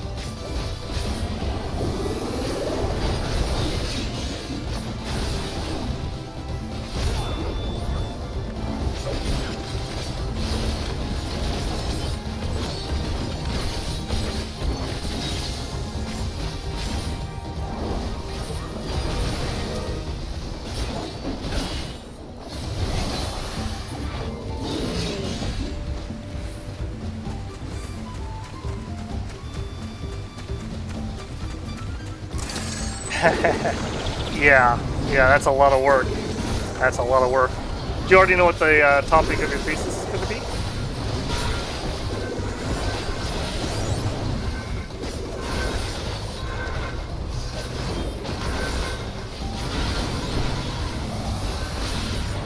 This is a pretty big one.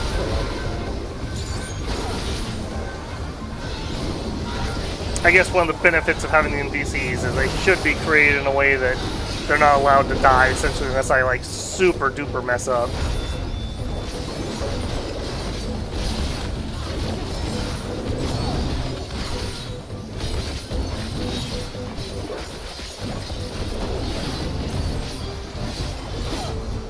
Yeah, that's kind of nice when you have all those cooldowns up.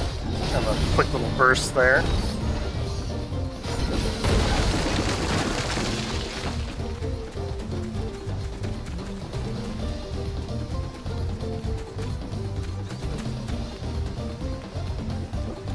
Must be the last boss.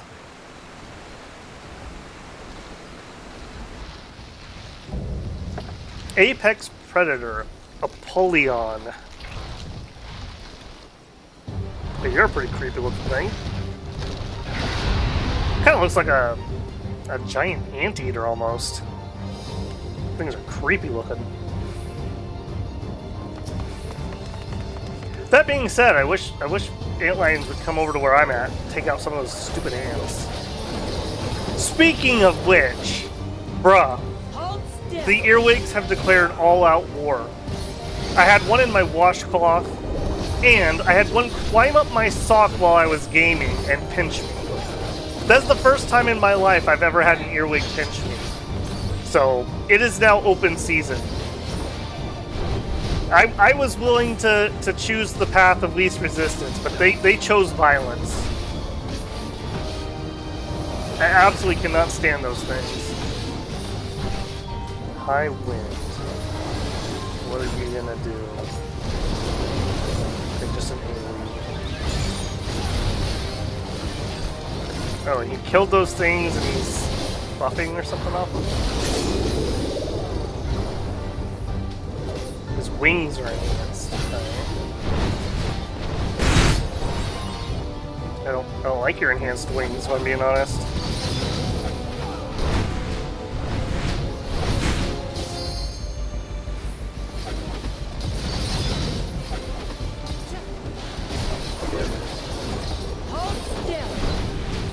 Yeah, it would be nice if you hold still, you're right.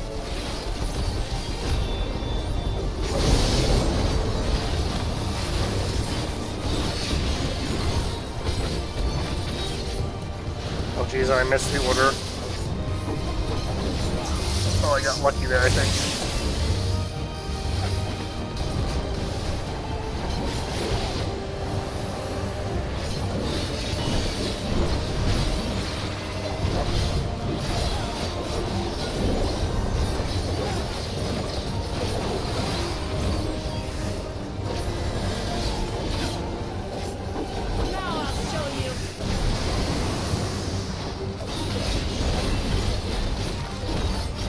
Not doing a good job of keeping my debuff up.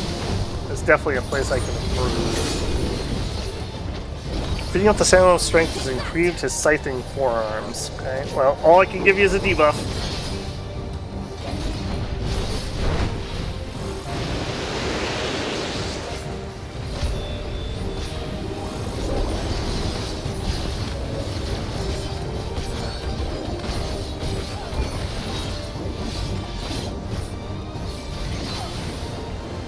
Debuff is down again.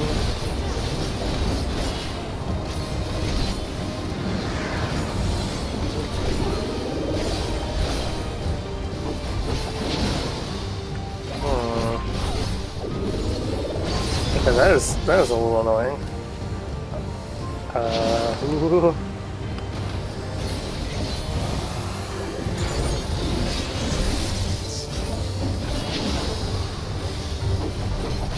I will say, at least the NPCs are also good at not running over next to you during the middle of AoEs like that, like players tend to do.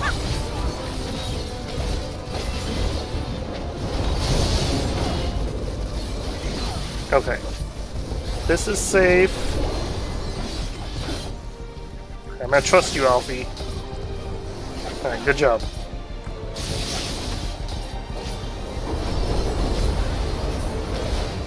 %, and debuff is down yet again.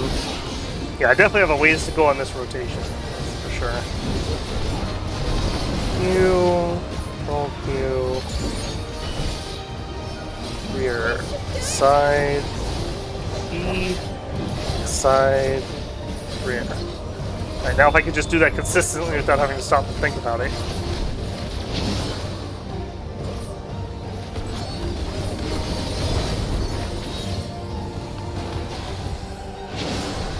Yeah, definitely got hit by that one.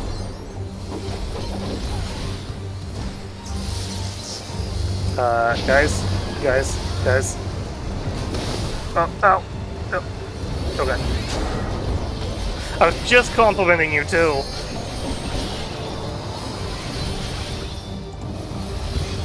There we go. It's got a neat-looking boss, I have to say. That upscaling of textures that they did in this expansion really helped the graphics. I mean, there's still pretty simple MMO stuff, but yeah, way less pixelated. Definitely helped.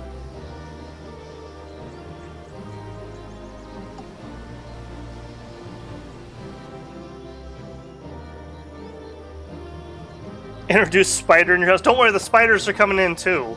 But While I don't like them either, at least I understand why spiders are here. They also don't climb up my socks and pinch me, so they have that going for them. Alright, what do you know, Cryo? I hope I'll say an air ball, right? That's the biggest bug I've ever seen! Well, Kanoa has gotten ahead of us now. You guys are trying to sprint. This is a marathon.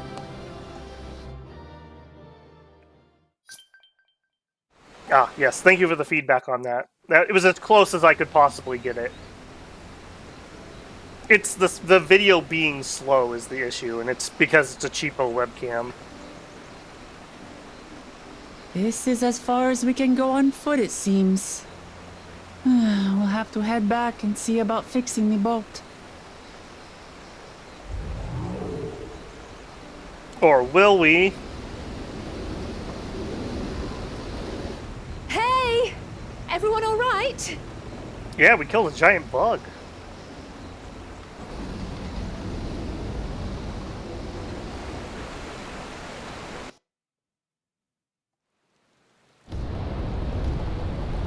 Oh, back to the rain then, eh?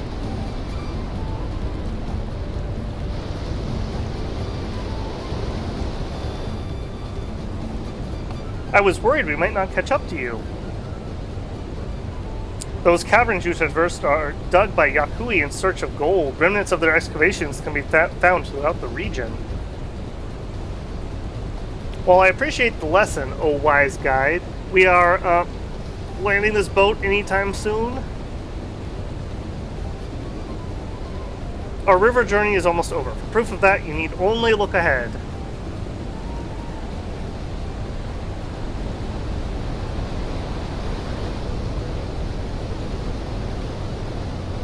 Nice.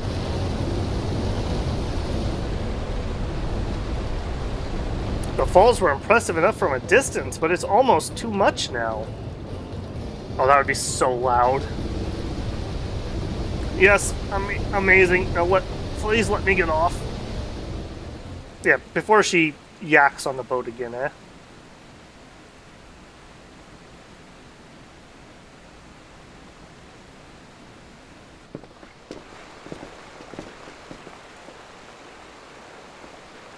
No more boats.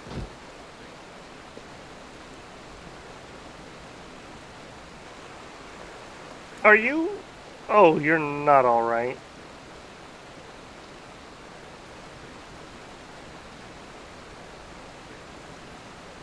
We are not going to be adding centipedes to my house, bruh. No, thank you. None of the centipedes that live around where I am come inside. I've had like one in like 15 years. They are pretty well behaved and stay outside. I should be surprised if she was. Even without the nausea, we're all spent. There was a mountain shelter nearby, a resting spot for those who've ascended the stairs. I suggest we make use of it. That would be a welcome respite. Now, you have the strength for a short walk, Wuklamat? We can rest along the way, too. Damn it all. A promise is meant to lead from the front, not mule and moan like a sick kitten.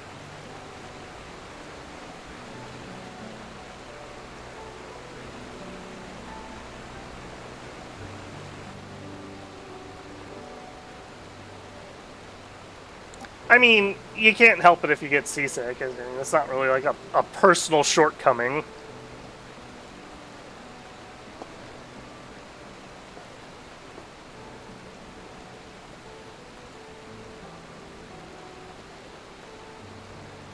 Ignore me. It's the nausea talking. I'm fine, really. Lead on, I'll follow.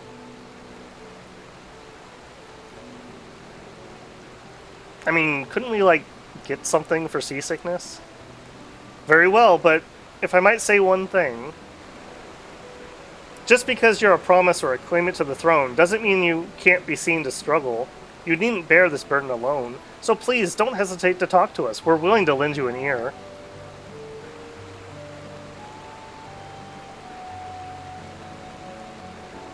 But Cryo,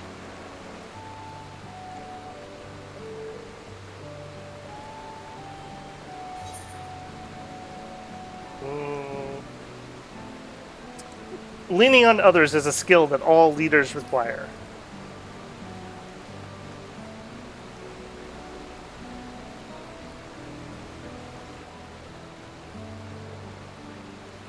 You as well, Babel? Well, I didn't say me. Let's not jump to conclusions. But other people, yeah. I've always believed that this is my problem alone, but perhaps you have the right of it.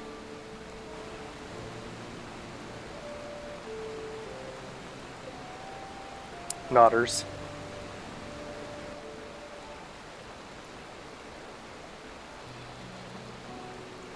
Alright, I'll talk about things. Just give me a moment to collect my thoughts. Of course, as long as you need. We'll be waiting at the shelter when you're ready.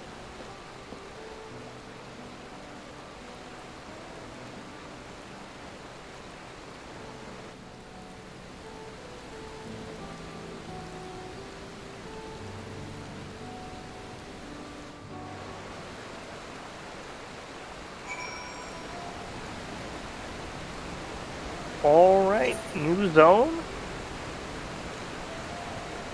Or not. We're on top. Oh, I see. We're back at the first zone, but we're on top of the falls now. Okay, interesting. Alright, I am going to run over and grab the Aetheryte, but then I am going to be calling it there. We've been live for about 5 hours, and I am feeling it in my voice today. There's so much reading in Final Fantasy. I see why people have to limit their stream times on this. It's as bad as a Dominion stream, actually. Excuse me. Yep, coming through. Excuse me. Just want the teleportation thing.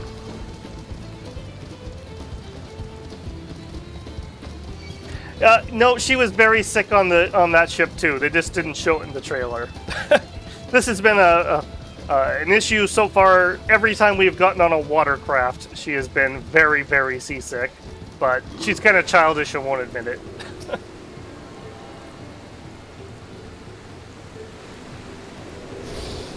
Alright, and there is my teleportation spot. So that is going to have to be it for me because I'm definitely feeling it. And I'm going to need to do some Dominions recording so I cannot lose my voice. I will be back tomorrow. We're going to do some more workers and resources. And Friday we're going to be into Dominions with the regular stream at the later time. Alright, well, sorry to cut and run on you, bruh, but hope you have a good one, man. And anyone else who's catching up later, hope you enjoyed. If you have any feedback, please leave it in the comments. I'm kind of eager to hear what feedback I can get on this. I know it's not quite as popular as my other stuff, so always looking for ways to improve. I'm trying some of the new tech, trying some new settings, so we'll see. An improvement on one piece of content will help all content, is the way I see it, so I do not mind the experimentation.